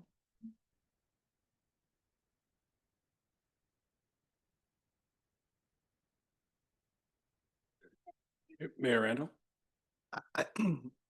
So just 2 comments. I was just wondering, Joanne, if we could just reach out to Jason Tunk, see if he'd just take it over altogether like he did. and Councillor Kavanaugh, if we're, asking them to wear helmets, how will they deal with all the long-lasting concussions that I got up on High Street playing with all the older kids? I don't know that we need to parent people, but I'm fine with signage and that kind of thing. And if there's signage in our bathrooms on how to wash hands, I guess it's not a bad thing to say, hey, throw a helmet on too. So I'm fine with that too. Thank you, Mayor Randall. Any other discussions or questions on the motion on the floor? See none? All in favor of the proposed motion? All in favor of the proposed motion? Opposed? See none, and that motion is carried. Thank you. Is there any other questions for Joanne at this time? Teresa? So just, I have a few things on the parking lot or on the list of potential amendments already. One was the duplicate. The duplicate electrical, and then I have, take the Pegasus Park out and defer it to 2028, add the pump track repair carried forward from 2025, and same with the Centennial Park. That's what I have. Mayor Randall? Thank you. Just so the carry forwards, we've already taxed people for that, have we not? The pump track I'm asking about? Yeah, There's so two. it wasn't showing in the 2026 budget. Correct. It's being carried forward, so I'm just gonna add it. But yes, we've already got funding for it. That's, We don't that's need more, more. we're not re-taxing for that. It's just a carry forward that we're gonna complete. in Yeah. 2020. Yep, thank you. Okay, I just have a few, just two quick questions, Joanne, before you leave. The docks located up near the bridge. That's what you're speaking of. I understand what you're saying. It attracts and it helps people come into the BIA if they're coming in off the Mississippi for the boats and things of that nature. It's extremely, extremely shallow. Even when I bring my boat up, I can do it for maybe the first 6 weeks of a season, and it's extremely, extremely shallow. There has been a tremendous amount of congestion at the boat launch where people are just idling their boats in that area waiting for others to take their boats in, take their boats off. We do have 2 docks there. I'm wondering if it would be a better utilization to increase the docks at the launch as opposed to spending $30,000 for very few people who've used them in the past up by the bridge area, so we can avoid some congestion, frustration, and quite frankly, there's almost been fisticuffs at that launch with people putting their boats in. And there has been. So I'm just wondering possibly if we could discuss maybe reallocating where those docks are from by the bridge up here by the downtown core to the boat launch area.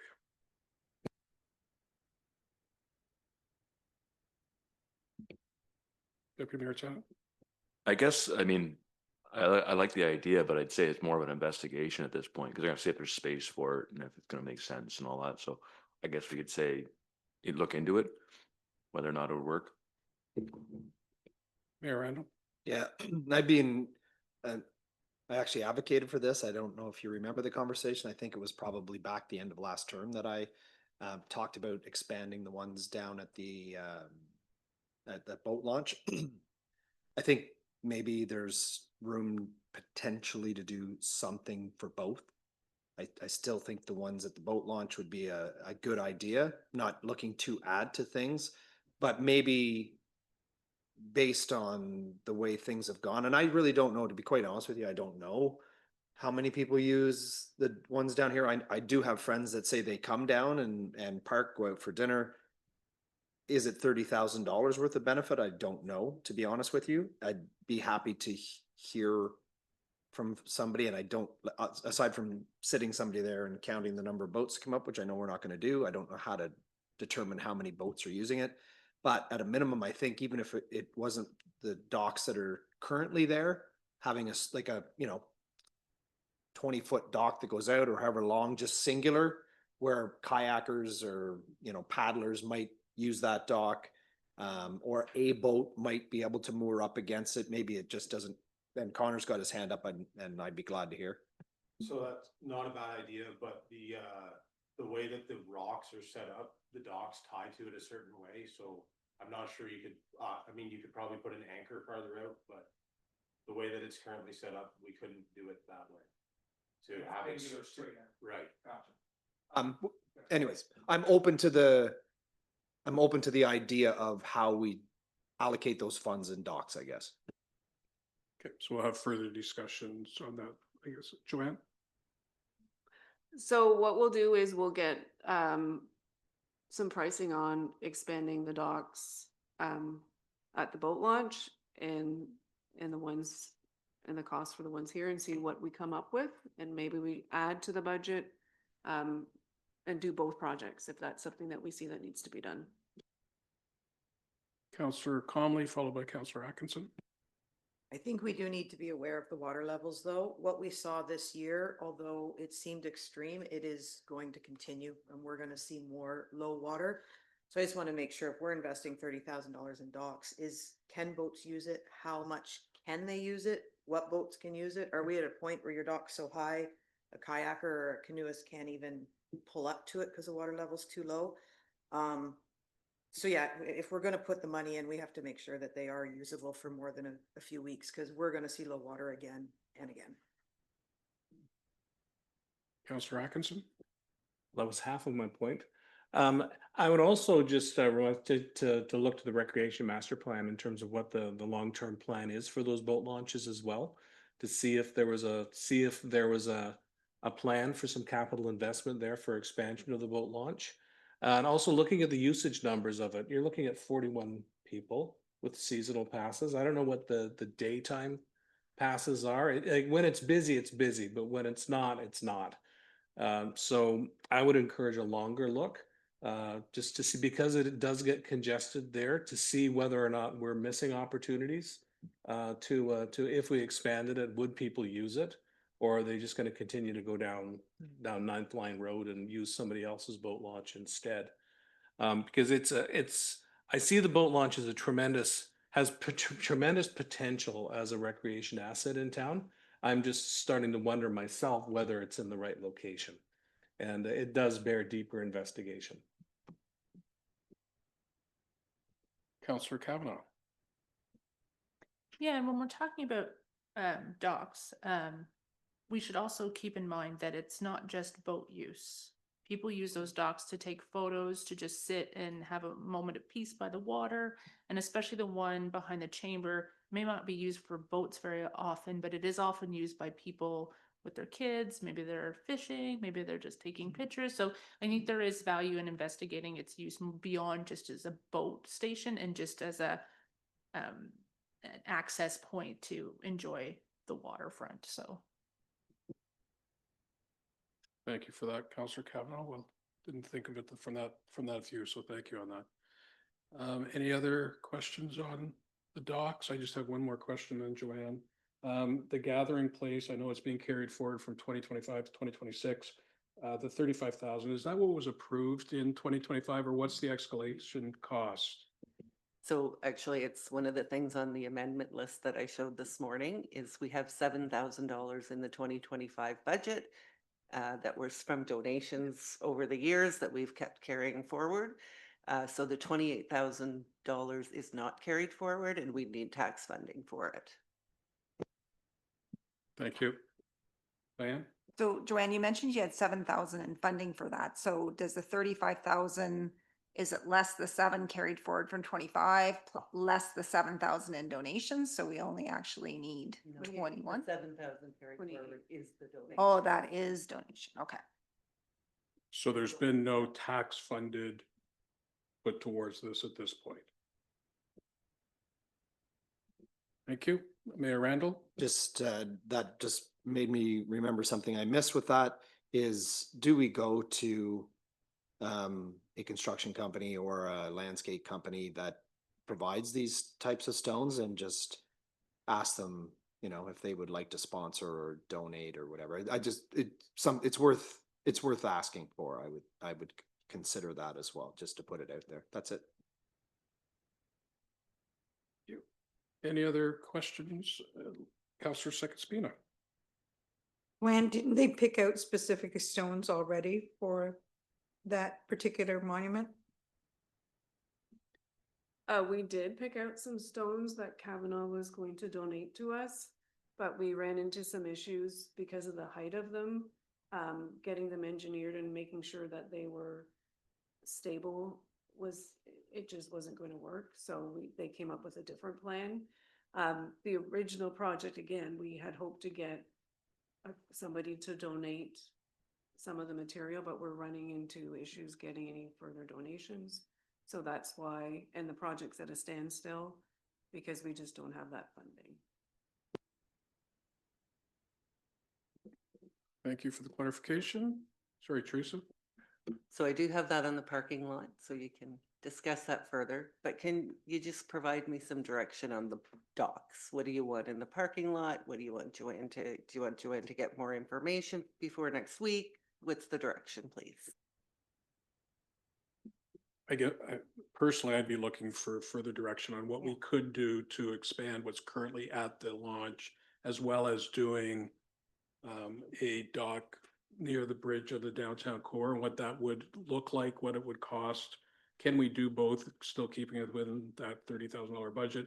And if not, what's the increase going to look like with it? It is just, yeah. Mayor Randall? Just quickly, that $30,000 is from asset management taxes. So we can just put it as a placeholder that we're gonna approve it, that it's in there, and, or it maybe, depending upon what we agree to, but if it's not being taxed this year, the work's not gonna be done until the spring anyways. It gives us time to maybe investigate what's possible and maybe bring that back to us in a report sometime in the winter months, so that we can finalize what we want to do in the spring. You literally have to wait around the water. Don't ask word on at the boat launch to the left or here. Well, I would just keep it as it is right now, the downtown docks, with a asterisk beside it saying that it might be split into different uses. But then we're putting that 30,000 as a placeholder. And then if we choose not to use it at the time of this report, maybe you bring a report and we say, nah, you know what, we don't want to do anything. Then we're saving 30,000. Or we might say, we're going to put 10,000 to the one here and 20,000 to the one up at the boat launch. The report will give us a better idea what we want to do. That's just my opinion. You guys, everybody else can comment if you want. Councillor Saccospino? I agree, Toby. I'd rather just touch up the one downtown and put your money where the volume and the pedestrians and the boaters are. You got. Okay, great. Thank you very much, Joanne.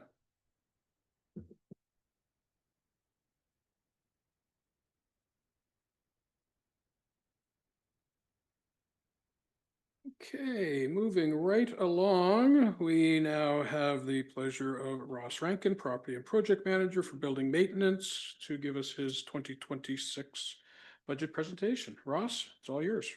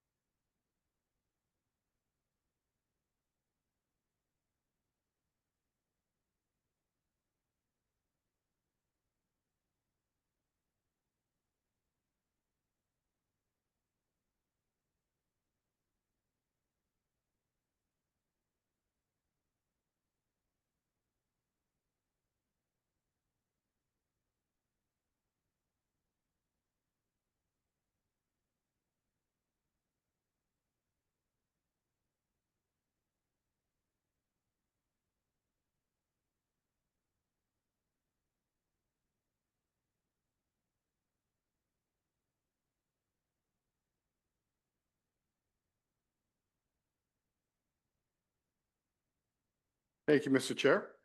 I will be presenting the draft budget for the Property Management Department's 2026 budget. Start off with a organizational chart of the department. There is one property and project manager, which is myself. We have a property maintenance team lead. Under that person is two property maintenance technicians that do the repairs and the inspections on all the facilities and equipment. And then we have a couple full-time cleaners, one that works at both the fire station and fire station police, and as well as the library. And over at the childcare, we have two full-time staff along with one part-time cleaner as well. So the next two slides are some information on 2024, or what we did in 2024. So as you recall, in 2024, We changed our work order system. We went to PSD citywide partway through, starting in September. Did a lot of time setting that up.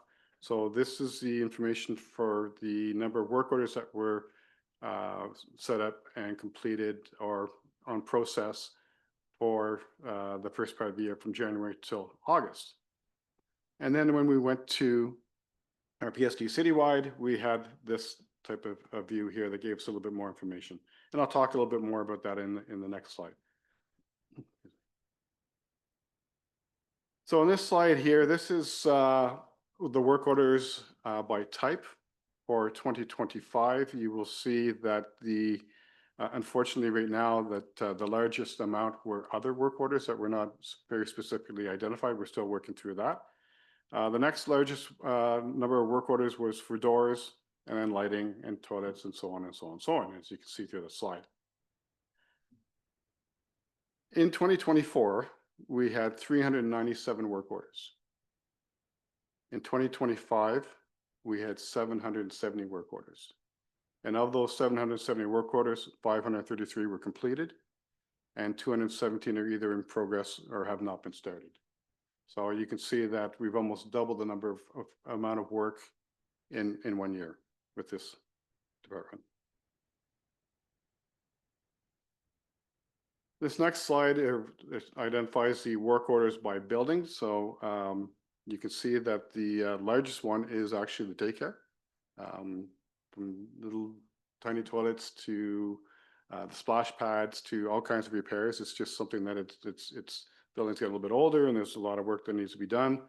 The second most work orders in a facility is the arena, then the Carenback Community Center, and then the indoor pool. So the larger facilities, as in square footage, are the ones that we really had to spend a lot more time on because there's a lot more things going on and a lot more usage and a lot more breakage. Then we do the library and town hall and so on and so on. This is a board that was up in my office before we did the renovations, the same kind of board that I had last year. It's just handwritten what are the capital projects that we're working on, and so we can kind of mark them off as we go through them. Here's a picture of just one of the areas that I wanted to highlight as part of the renovations here at Town Hall for the staff areas. One of the things that we did was there were walls downstairs that either had drywall on them or had other materials on it that we exposed the brick. So it gives us a little kind of nice feeling area for space. One of the other areas that was completed this year as part of the capital works program is the main pool basin was painted. That was done in the summer to extend the life of the basin. The Carleton Place and Beckwith Museum window repairs and painting was completed this year. So there were 3 years worth of work. This is the third and final year of work. So we can see the front of the building was completed. The windows have been fixed up and painted, as well as the doors. And just to highlight, we'll talk about this in another slide, the front entrance, which I'll refer to a little further down. We also worked on a recreation concept plan, which was part of the strategic plan for this term. And that's just sort of a highlight of what we've done. So some of the works that were deferred from 2025 that are moving forward. And I will discuss some of these a little later on in some of the projects that we're working through and the reason why that some of them being deferred. So the arena building automation system, we had some rooftop units that are identified to be replaced at both the arena and Carenback Community Center. Refrigeration plant controls, the Moorhouse blasting and staining. We actually have a contract in place that's just ran out of time because of the season, and we're one of the top on the list for the spring, so that'll get done first thing in the spring. The pool repairs based on the building condition assessment, so we deferred that to 2026. The Canoe Club boat bay upgrades, we're still trying to identify what are the real issues with the boat bay, so we need to identify exactly what that is before we do anything with it. So what are we going to do for 2026? So our capital budget asset management plan, which is funded through the asset management funding. We have an arena refrigeration compressor that's to be overhauled. We have 4 compressors. We're basically rotating through those year after year after year. So we do one every 4 years. The arena has 2,700 square feet of roofing that's over the Zamboni room as well as the compressor room. The refrigeration plant that is being resurfaced, their coatings. Karen Beck Community Center LED lighting upgrades was deferred from last year to 2026. It was not on 2025, but it was identified then. One thing to understand about lighting is that the regulations in Canada have changed that there's no longer mercury allowed in lights, and fluorescent light fixtures generally have a little bit of mercury in them. So as of January 1st, you cannot produce lighting with mercury in it. You can still buy it if it's available. So that's one of the reasons why we want to move and change to LED fixtures and lighting. The Carenbeck roof replacement, we have completed the design phase for the roof, so we'll be ready to go out to tender as soon as this budget is approved early in the new year to get that done. We've asked for some funding for the Francis Daycare awnings to be replaced that are outside in the play area. There's been a request from the daycare kitchen staff to upgrade the electrical system so that they can add some more equipment. The Francis Daycare roof replacement was identified in the capital asset plan, but I am recommending that we defer that further down. It's actually going to be a couple more years down, and when we go through all the plan, I'll make those changes, but it's not even going to be for the next couple of years. We'll be good. That's the roof replacement. The roof replacement. So move Yes. to 2028. 2030. 2030. Yeah.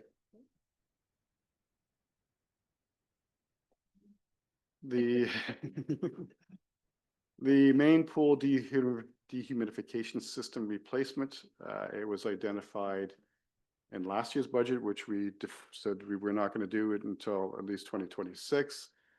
I'm sure that council will probably suggest and ask to get this moved up further. But I must remind you that this piece of equipment is 24 years old and it's at the end of its life. It should have been replaced 4 years ago. I'll leave it with that. Again, the pool building code repairs, bringing it back forward because we determined that it was not going to be in 2025 and that we were putting it back in 2026. And again, we think that council will move that down the road a little bit, but just again, I want to highlight that in this meeting. So town hall architectural metal design, we're going to do design for the works to be completed in 2027. That's all those peaks and things that are out there. So we'll have to bring in somebody to do that for us. The town hall main flat roof replacement, that is the very top roof. It's a rubberized membrane. It is, again, towards the end of its life, and we're recommending to replace that. We have some vinyl windows to be replaced here at town hall. And then similar to what we did over at the museum, there's all these wooden windows that are heritage and historical, and there's a requirement to finish them up and complete them and maintain them. And we'll be looking to get a design and costing for this year to have the work done in 2027. Some non-asset management plan projects that we're going to be working on or recommending. I have put forward, based on the accessibility studies that were done in 2024, $40,000 a year to do some of those work. So you'll see it'll be in 2026, 2027, 2020, 2029.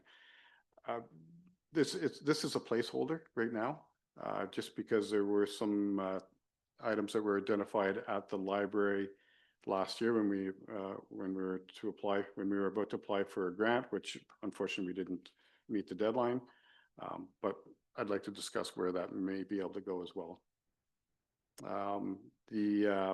All the buildings require an update on the fire safety plans, and part of this will be to have a very consistent escape route diagrams that would be going on inside the building.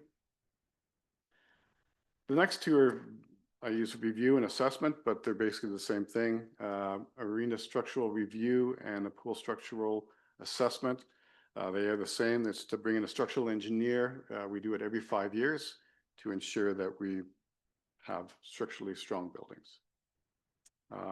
We are also proposing a town hall security access system. In this building, we have areas that are staff areas only.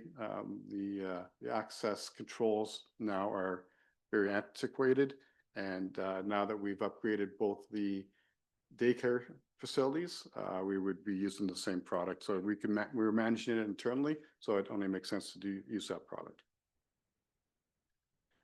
Some of the items that didn't get to this list that were in the asset management plan, the canoe club roof for $86,000. It was actually been moved to 2027. There are 2 boilers at the Carenbeck Community Center, again, has been moved off. The hot pool sun filter for $31,000. Again, it's been moved off. The canoe club, there's 2 furnaces that are at the point to be replaced, and again, they've been deferred. The canoe club roof was identified to be done this year in our plan, and we've decided to move it to 2027. Again, there's 2 boilers. This is a little bit of a theme, boilers. There are 2 boilers at Carenbeck. I guess that's probably the same. Not sure why those are there. Anyways, and then town hall. We have 2 boilers here at town hall that again are at sort of the end of life. So I said I would explain the reason why some of the projects have been deferred. In 2024, we completed 2 grant applications. One, which is a Green and Inclusive Community Building Fund, which council supported, as well as a Community Sport and Recreation Infrastructure Fund, again, which council supported. So the Green and Inclusive Community Build Fund, so the air source heat pumps for both halls. So those are the rooftop units that I identified that were to be done in 2025 that were moving forward. The building automation system was the same thing.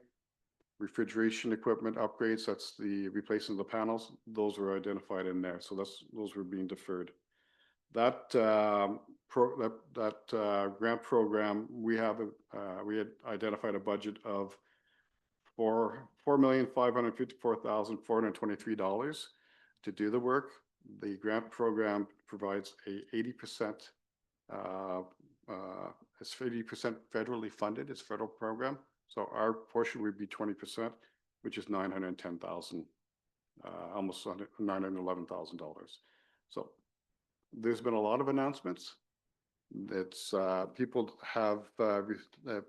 are still receiving notices within the last month that I'm aware of, that the government has come to them and said, your project's been approved, now you can move forward with it.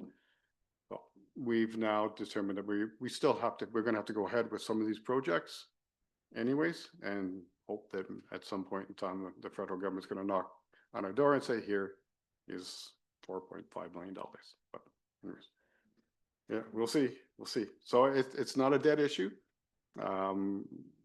I've had some conversations with Diane, and until they say no, I'm still hopeful.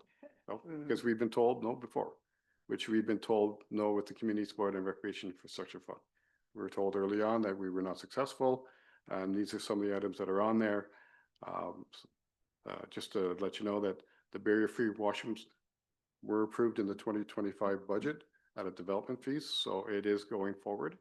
We're very close to building, to have the drawings to get reviewed by the building department, but the other 2 items have been pushed out to 2027. They still need to get done. So our department's priorities, we want to continue to improve our asset management plan, and that's ongoing, right? So it's a review of what we have in our PSD citywide system to move things around to the years where they need to be and to identify whether or not they're the correct budgets. This is a sort of a holdover from last year. as you see with all the work orders that we've had, we need to develop an inspection work order system for all our town-owned HVAC equipment. We have that already for the refrigeration equipment at the arena, but this is, so we need to determine what portion of work is going to be done by an external contractor and what portion of work will be done by in-house staff. So this is something that we need to do very early on. By second quarter, I'm going to be likely coming back to council with a review of the department, as I've identified that we've almost doubled our work orders. I didn't bring it through this budget process. There were some discussions of some possible changes, and because that didn't happen, I didn't identify any additional staff. So second quarter, I may be coming back with a report to identify some of the things that we need to continue. And then obviously manage the capital projects. So a couple just quick slides on some of the things that we're working on, or things that have been completed. This drawing here, I know it's kind of difficult to see.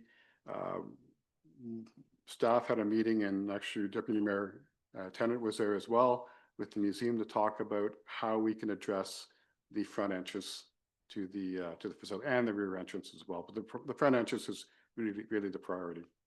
One of the things that we've looked at is extending the top surface of the stairs and putting stairs up on either side.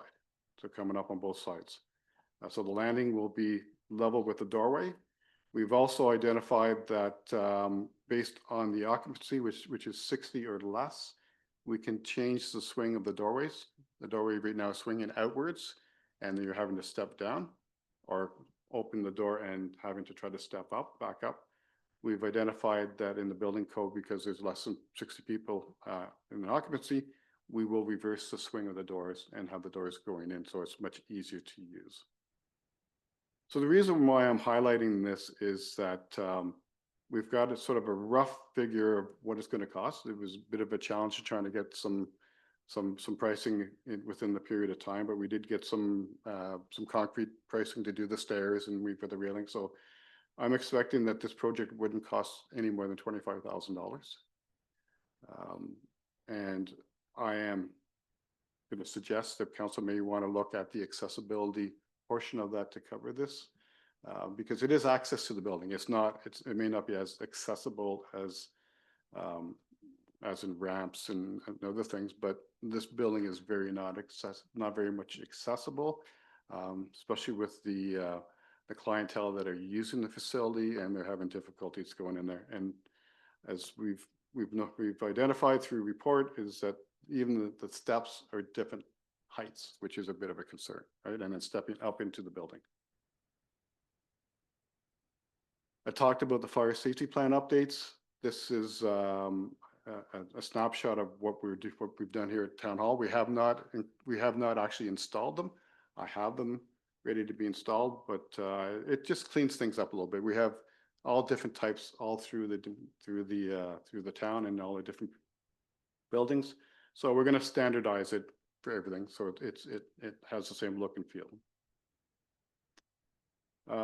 Just a snapshot of the plans that we have that we're pretty ready to go. So this is the arena main floor accessible washroom. We have vetted this through the accessibility committee, a little bit of back and forth, and they've given us some great recommendations that we've brought back to our architect. As part of this this plan here, the two doors that go into the arena, that one goes in and one goes out, those will be replaced, and they'll have automatic openers on those. The double doors that go into the arena 2 will have automatic operators on those as well.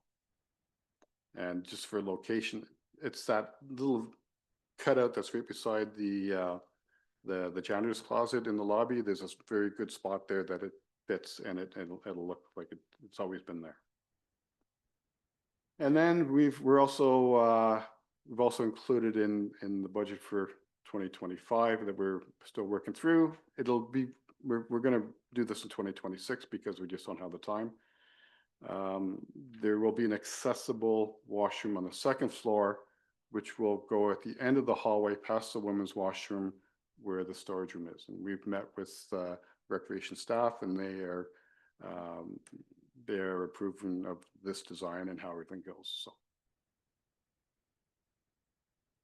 And then I believe Tracy Friel spoke about the Carenbeck childcare expansion. We've started working on that. We've got some basic drawings. We've been working with an architect to kind of identify what we have available. And I've been working with the daycare staff to kind of come up with some of the preliminary things before we get too far.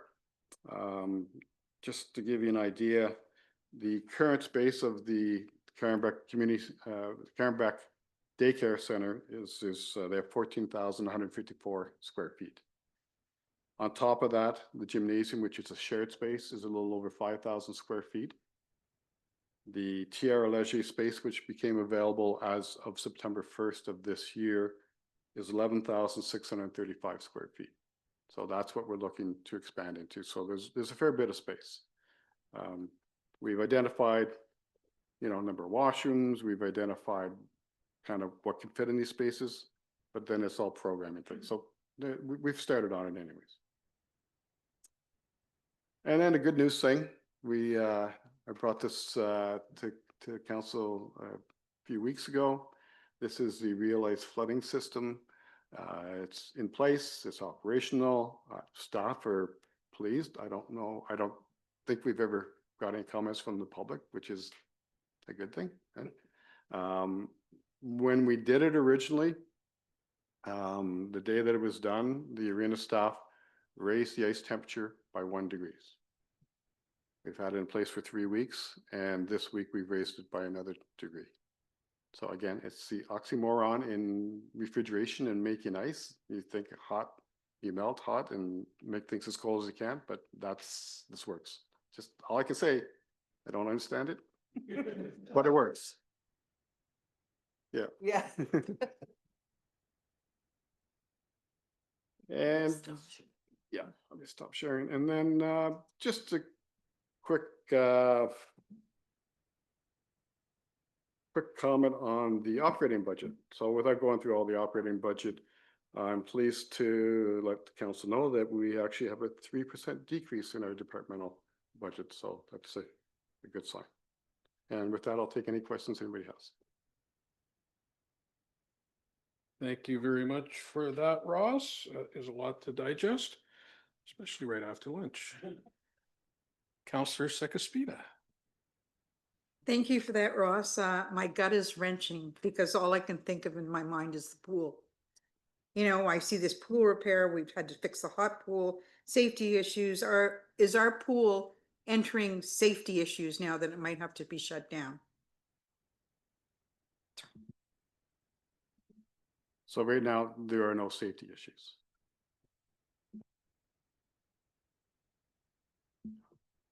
Now, the Globe and Mail is going to use us as an example for pools. Is that, they're not going to do that anymore? I have not had the conversation with them yet, but that's something that may happen, but not. If there was any money in it for us? Or would we get enough attention that some government office might say, here's a grant? Do you think that could happen?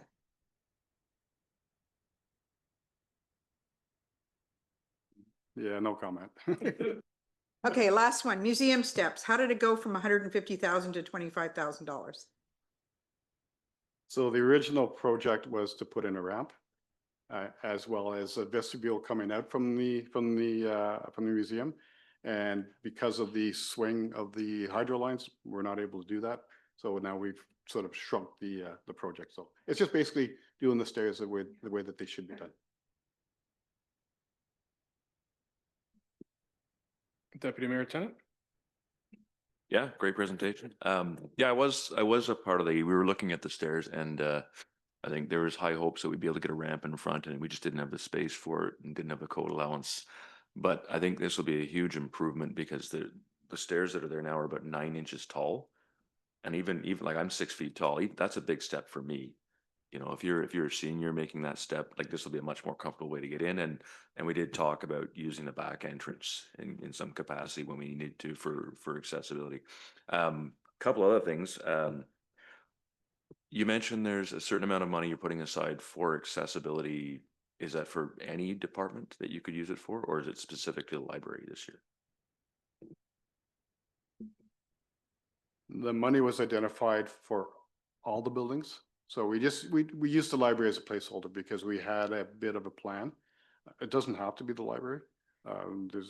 So next year, if you look in the 2027 budget ahead of time, we were identifying the washrooms that are here in the basement. So it's a placeholder. There's a list of things that need to be done. So we're just not trying to identify. So I might almost suggest that we use that fund for the stairs over at the museum. We'd still have a bit of leftover money if you're right with the estimate, still have a bit. And I don't know if they could do the change table for the 15 left, but we could try, or at least look at it. The other thing I was going to bring up was there's a security system here at Town Hall that is sort of new to me. That seems like a lot, and I thought we already had a security system with all these key locks. So yes, we do. We have a Unican system, keypad system. I've been working for the town for just slightly over 5 years, and the combination has not been changed since that time. There's also access into the building, so there are keys. There are some keys that are secured keys, which are that are on a few of the doors. But a good example, the staff door. The staff door is a regular key that you can make a copy of. How many staff have worked here? Has there been a guarantee that everybody's received? You know, have the keys all gone back and those types of things? Staff are concerned, even with the Unican locks, that people know the combinations, that kind of stuff. I mean, I'm a little skeptical about spending $42,000. We can change locks and combinations fairly easily just to keep ahead of that. I mean that's where I'd be sitting on it. That's a lot of money for something we're sort of replicating. We have a security system, so I'd be interested in parking that if anybody else would. But other than that, I'm happy with the presentation. Thank you, Deputy Mayor Tennant. Any other questions for Ross? Councillor Comley. Not really a question, but to follow up on Deputy Mayor's point, I did have that circled with needed as a question mark as well. So if we want to discuss that. And as for the pool, I'm firmly in the camp of we need to stop dumping money into this pool and look at what our next steps are. So yeah, the pool upgrades, if we can push those off to forever, that would be great. To forever it is, Councillor Conley. Mayor Randall. Thank you. I love your presentations, Ross, but I always feel like you're trying to hurt us in some form or fashion. Just joking. I know you're being very kind. It's still painful. It's just because you happen to be part of the corporation that we have to spend the most money on. So, couple of things. I think that the pool conversation Monday, is that what you said? We're going to talk about that Monday morning? Oh, okay. Well, we'll talk about it Monday. I think we're going to have to talk about that. Let's do Monday. Monday it is. As far as this security system, would we have it to replacing doors for that? Like, I think I'm thinking there's certain doors that are secure, like secure heavy doors that have those keypads. There are other doors that are not secure heavy doors. And what would be the difference of a punched in key versus a tap in key to those doors? Not the secure steel doors that are kind of dotted throughout the town hall, but the wooden doors that are not secure. Well, there is no door that's that you're unable to break into, ultimately.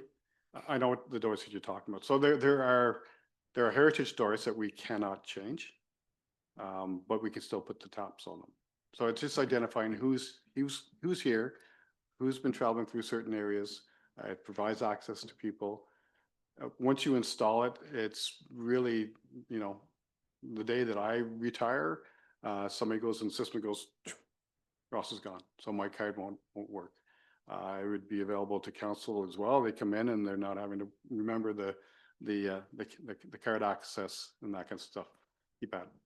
So just to follow up on that one. So, and I'm not saying that I'm actually against it, because sadly, society is changing, and as we get bigger and society changes,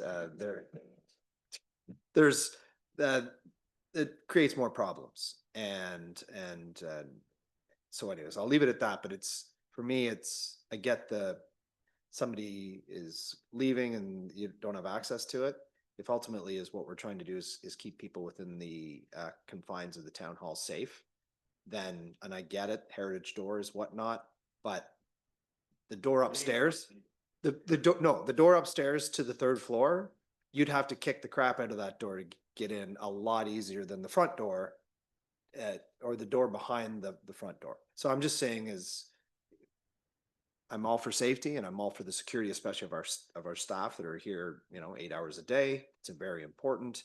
I'm just not sure as far as the threat that we're talking about, that tap versus the punch. I'm almost in Andrew's thing is like, well, if we haven't changed that keypad in 5 years, well, that's an easy one. Change the keypad. The keys themselves, do we need to do a more diligent job moving forward? Can we account for what's happened in the past? No. If we have to change some locks so that, and provide new keys, maybe there's other ways to go about this, is what I'm thinking. But I'm not against the taps. I see them everywhere I go. County uses those things. County also has every door that's there is a steel door. So even if somebody needed to get through it, it's going to take some time and provide safety, if that's what the ultimate goal is safety.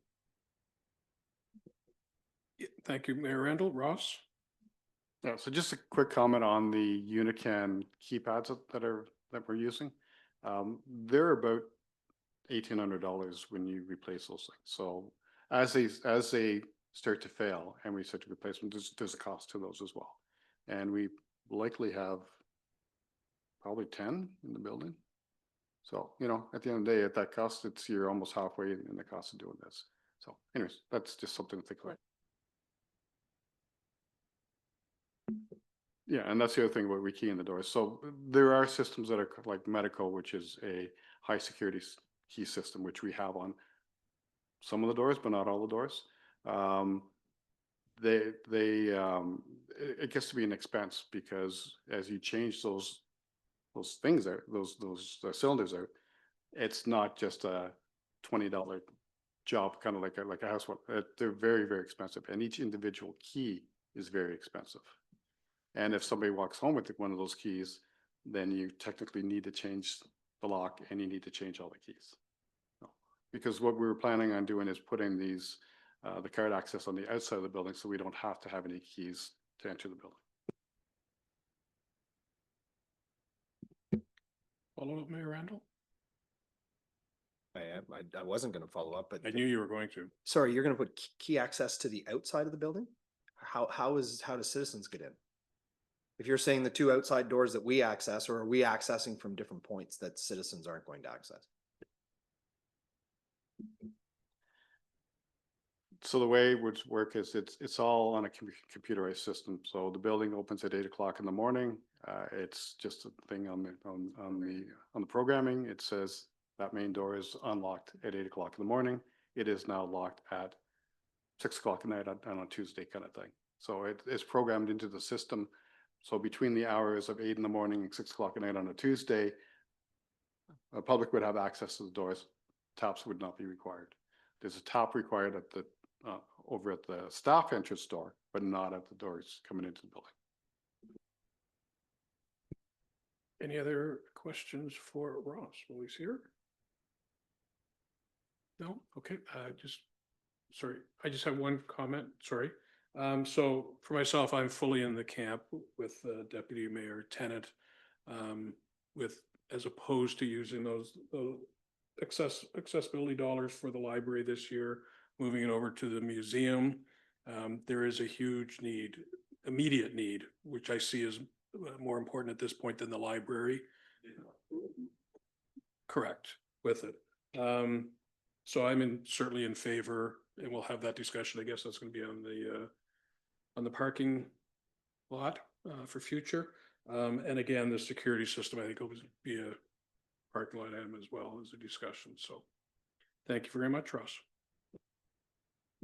So I also have on the parking lot, correct me if I'm wrong, the Francis roof replacement, because it's an amendment to the budget. So, and then all of the pool projects, the dehumidification system for 600K, the pool building code repairs for 3.8 million, and the structural assessment for 10,000. Should I have them on this list?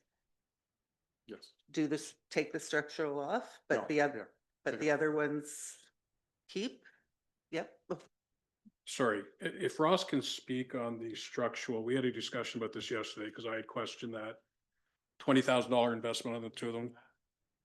Yeah, but there's actually, it's not even something we can push down a year, which so I find out. So Ross, if you can elaborate on that, please.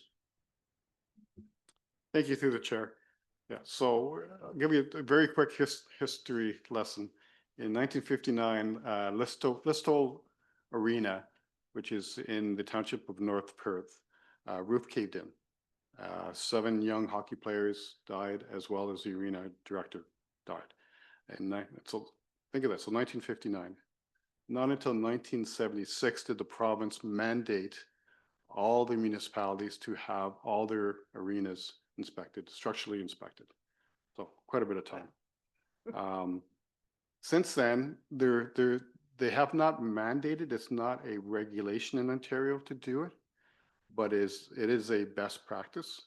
It is based on the Occupiers Liability Act as well, to make sure that it's being done, as well as the Occupational Health and Safety Act. So that's really why it's done. And so the best practice is every 5 years, and that's why we're doing it. Thank you, Ross. Sorry, Deputy Mayor Tennant. Yeah, I mean, I understand that and recognize it. I wonder if you could shop that price around a little bit. I hire structurals fairly regularly, and I don't know how involved this kind of assessment is, but if we could get a better deal, maybe call around a bit. But I'm not going to make any more comment than that.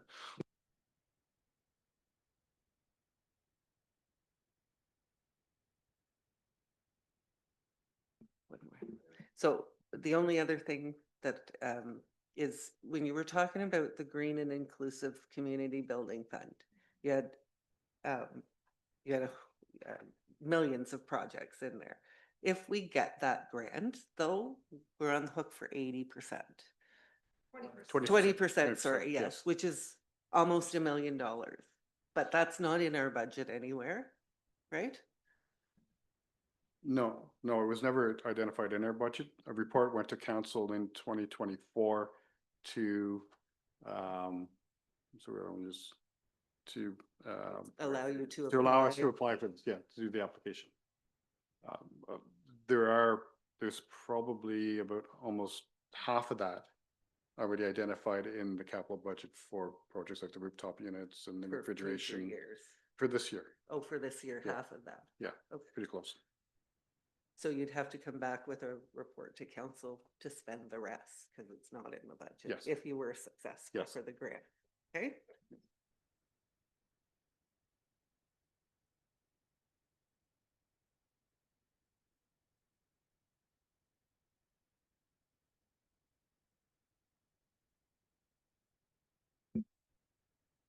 Any other questions while we have Ross here? None?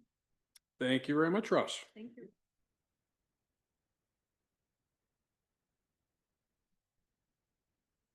Okay, and we are keeping on time. Next up, we have Nikki Dwyer, Director of Development Services, for her 2026 budget presentation. And Nikki, it's all yours.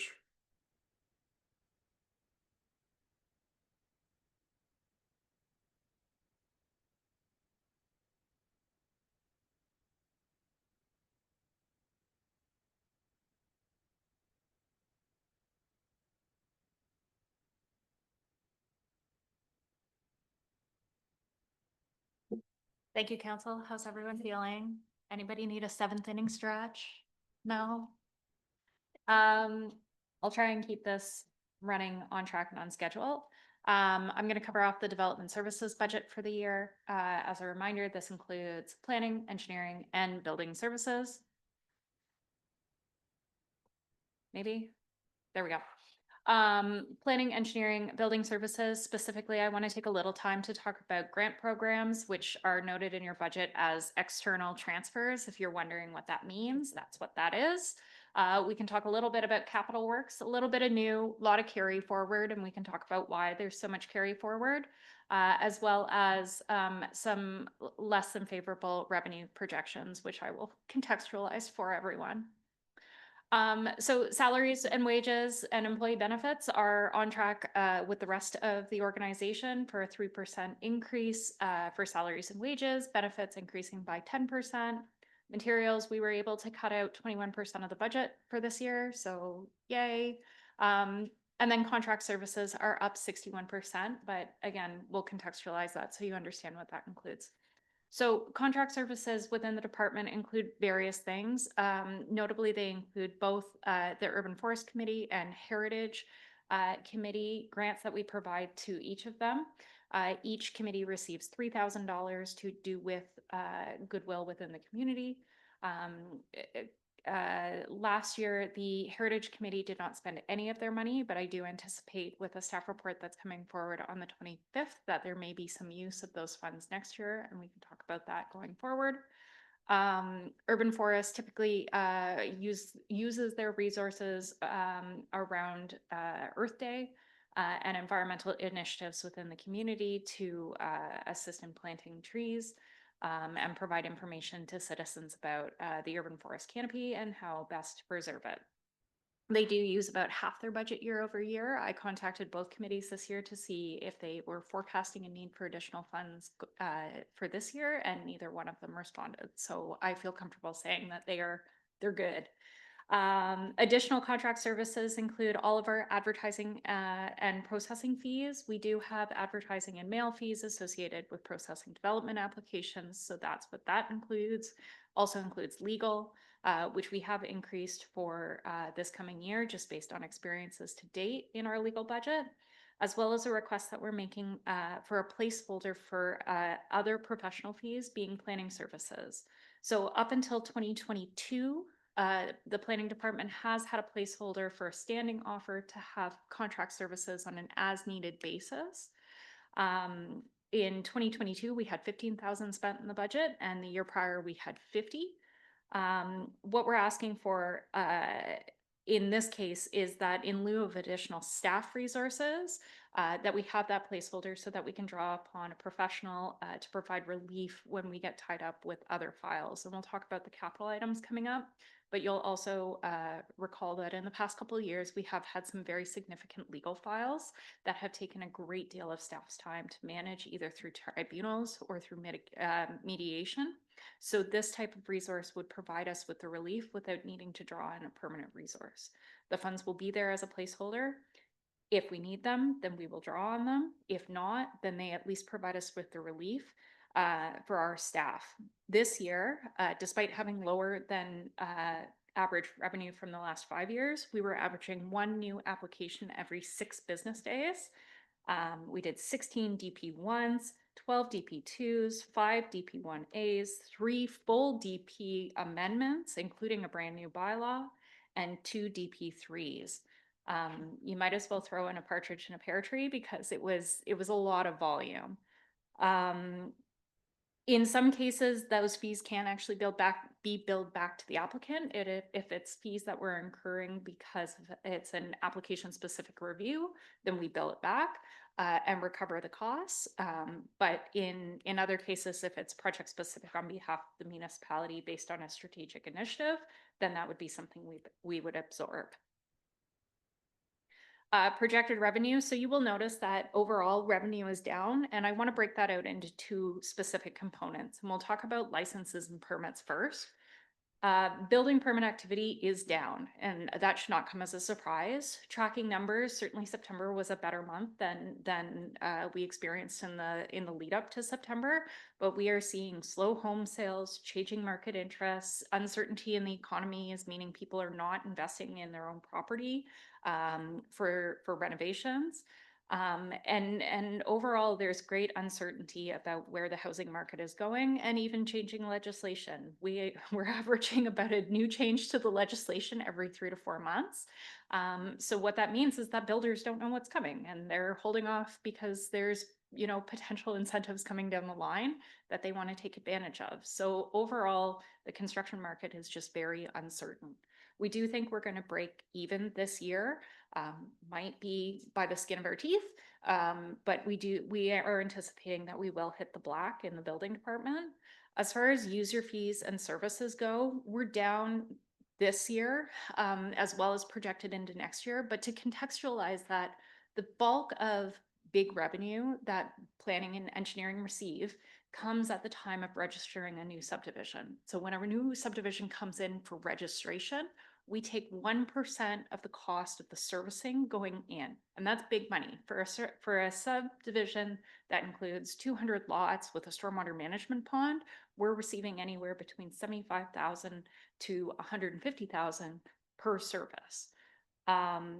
We're not anticipating big subdivision registration coming forward in the next year. And what that means is that all of our revenue is coming from development permit applications. For a lot of the high volume permits, like our DP1s, because we know that these are local citizens who are investing in their own property, doing small renovations, we try to keep those fees as low as possible so that it's accessible to them and encourages them to come in and get the assistance they need to legally recognize their unit. We don't want to penalize them for that. So overall, I'd say that's why your projected revenue for next year is lower than it has been historically. Things change. We do have several draft plans of subdivision that are in the queue, but at this point, it's out of our hands as to when they will register. If we're lucky, we'll see them register at the end of next year, and that'll boost our revenue before year end. But at this time, I wouldn't count on it in the budget. So that hopefully provides some context for why our revenue is so low. External transfers, again, this is actually a code word for grants. So you'll see in your budget package, we've got a summary of all the grants that we were able to provide this year. I will say overall, we're seeing great interest and uptake 5 years in to our CIP program. We've had some really fantastic projects. The one on Bridge Street that's photographed there is probably our highlight of the year. Last year it was Cinders. This year it's this one. You know, people are talking about it and we're getting a lot more interest from property owners about the program, which I think is really, you know, a great sign of things to come within the community. Affordable housing, this is the actual first year that we have tapped out the reserve and grants dedicated to that. We gave out all of the money and we've actually had to turn some people away and encourage them to file in January when the pot comes back. We have in this budget, based on the information that Diane brought forward to you earlier this year, upped the amount of affordable housing money. That's not necessarily for the ARU program, which is what we've been offering to date. That's for truly affordable housing. And we are hoping to do a bit of a marketing campaign in the new year to really kind of spark that and get some interest in applicants. Heritage grants, council made some adjustments earlier this year to up the funds. Again, we tapped out that program, which is great. We had 2 really successful projects, and we continue to offer funding for some legacy projects that council executed long-term agreements with. So that's been a really positive story for us. Capital programs, you'll notice there is a lot of carry forward in our capital programs. I'd love to say everything in our department happens within a single year, but it doesn't. A lot of on the construction side, a lot of it has to come with phasing of where other developers are at their projects. Carb construction and the construction of Captain A. Roy Brown Boulevard was always envisioned to be a multi-year project. So that one is well underway. We're very excited for that. It also includes the construction of the water main south of 7. Those 2 projects are occurring concurrently. We still have costs associated with managing our cost sharing agreements that come forward year over year.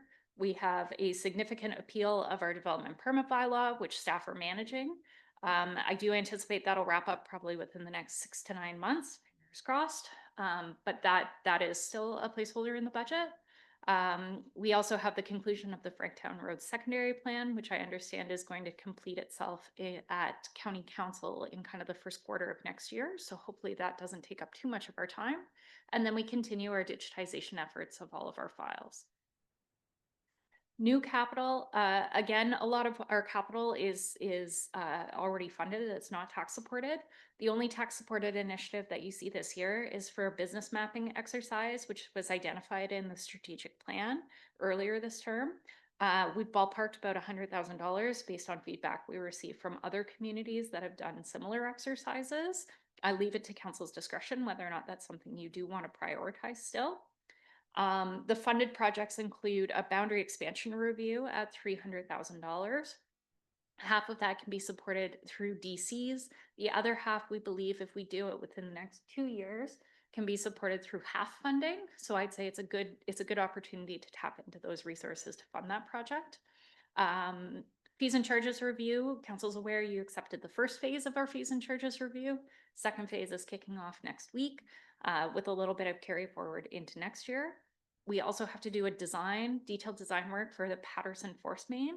There's a connection that needs to be upsized between Hooper and the wastewater treatment plant that has been envisioned as part of that pumping station design from south of 7.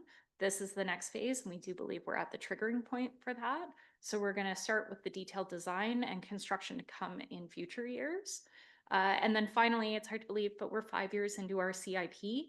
And it's time for an update, both based on the feedback that we received through our affordable housing work, but also just based on experience using the plan to date and feedback we've received from applicants. We think that there's some changes that can be done, and we can probably do it for about $20,000, relying mostly on internal staff. Okay. Yeah, so in summary, I just want to specifically note, we talked a little bit about the revenue decrease and why that's existing. Operating budget overall is only up about 6.8%. A lot of that is in the consulting fees, but I think we balanced it by reducing in the materials budget and with the explanation of, the postponement of need to expand the service and the department. I think it will help bridge the gap for the department's workload. Grants look bad, 318% up, but I assure you most of that is actually being funded through our HAF program, so it's not coming from tax support. And then I would seek direction on whether or not you want to proceed with the strategic plan priority. With that, Mr. Chair, if there's any questions, I'd be happy to answer them. Thank you very much, Nikki. Is there any questions that we have for Nikki, Deputy Mayor Tennant? Yeah, just about the business mapping exercise. There's a lot of stuff on the go coming up this year that's going to take a lot of planning time. Combine that with we're in a much different place than we were, 3 years ago when we came up with this notion that we could do this, and we also may not have known it was $100,000 at the time. But I'd say we can parking lot that $100,000 if everyone else is willing.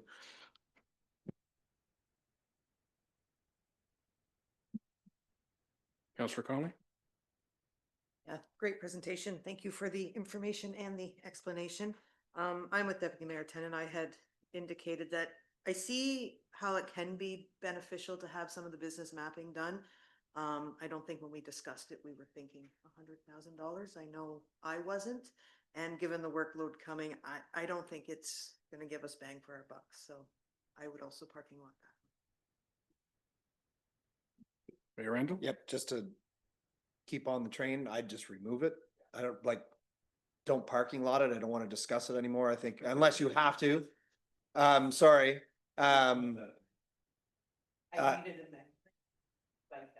Sorry, can we put forth? Oh, you have to do this. Okay, yeah, then.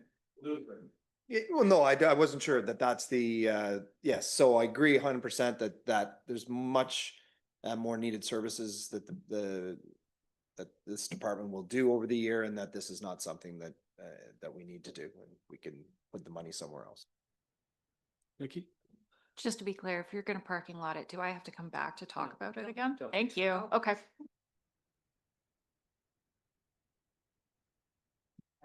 Any other questions for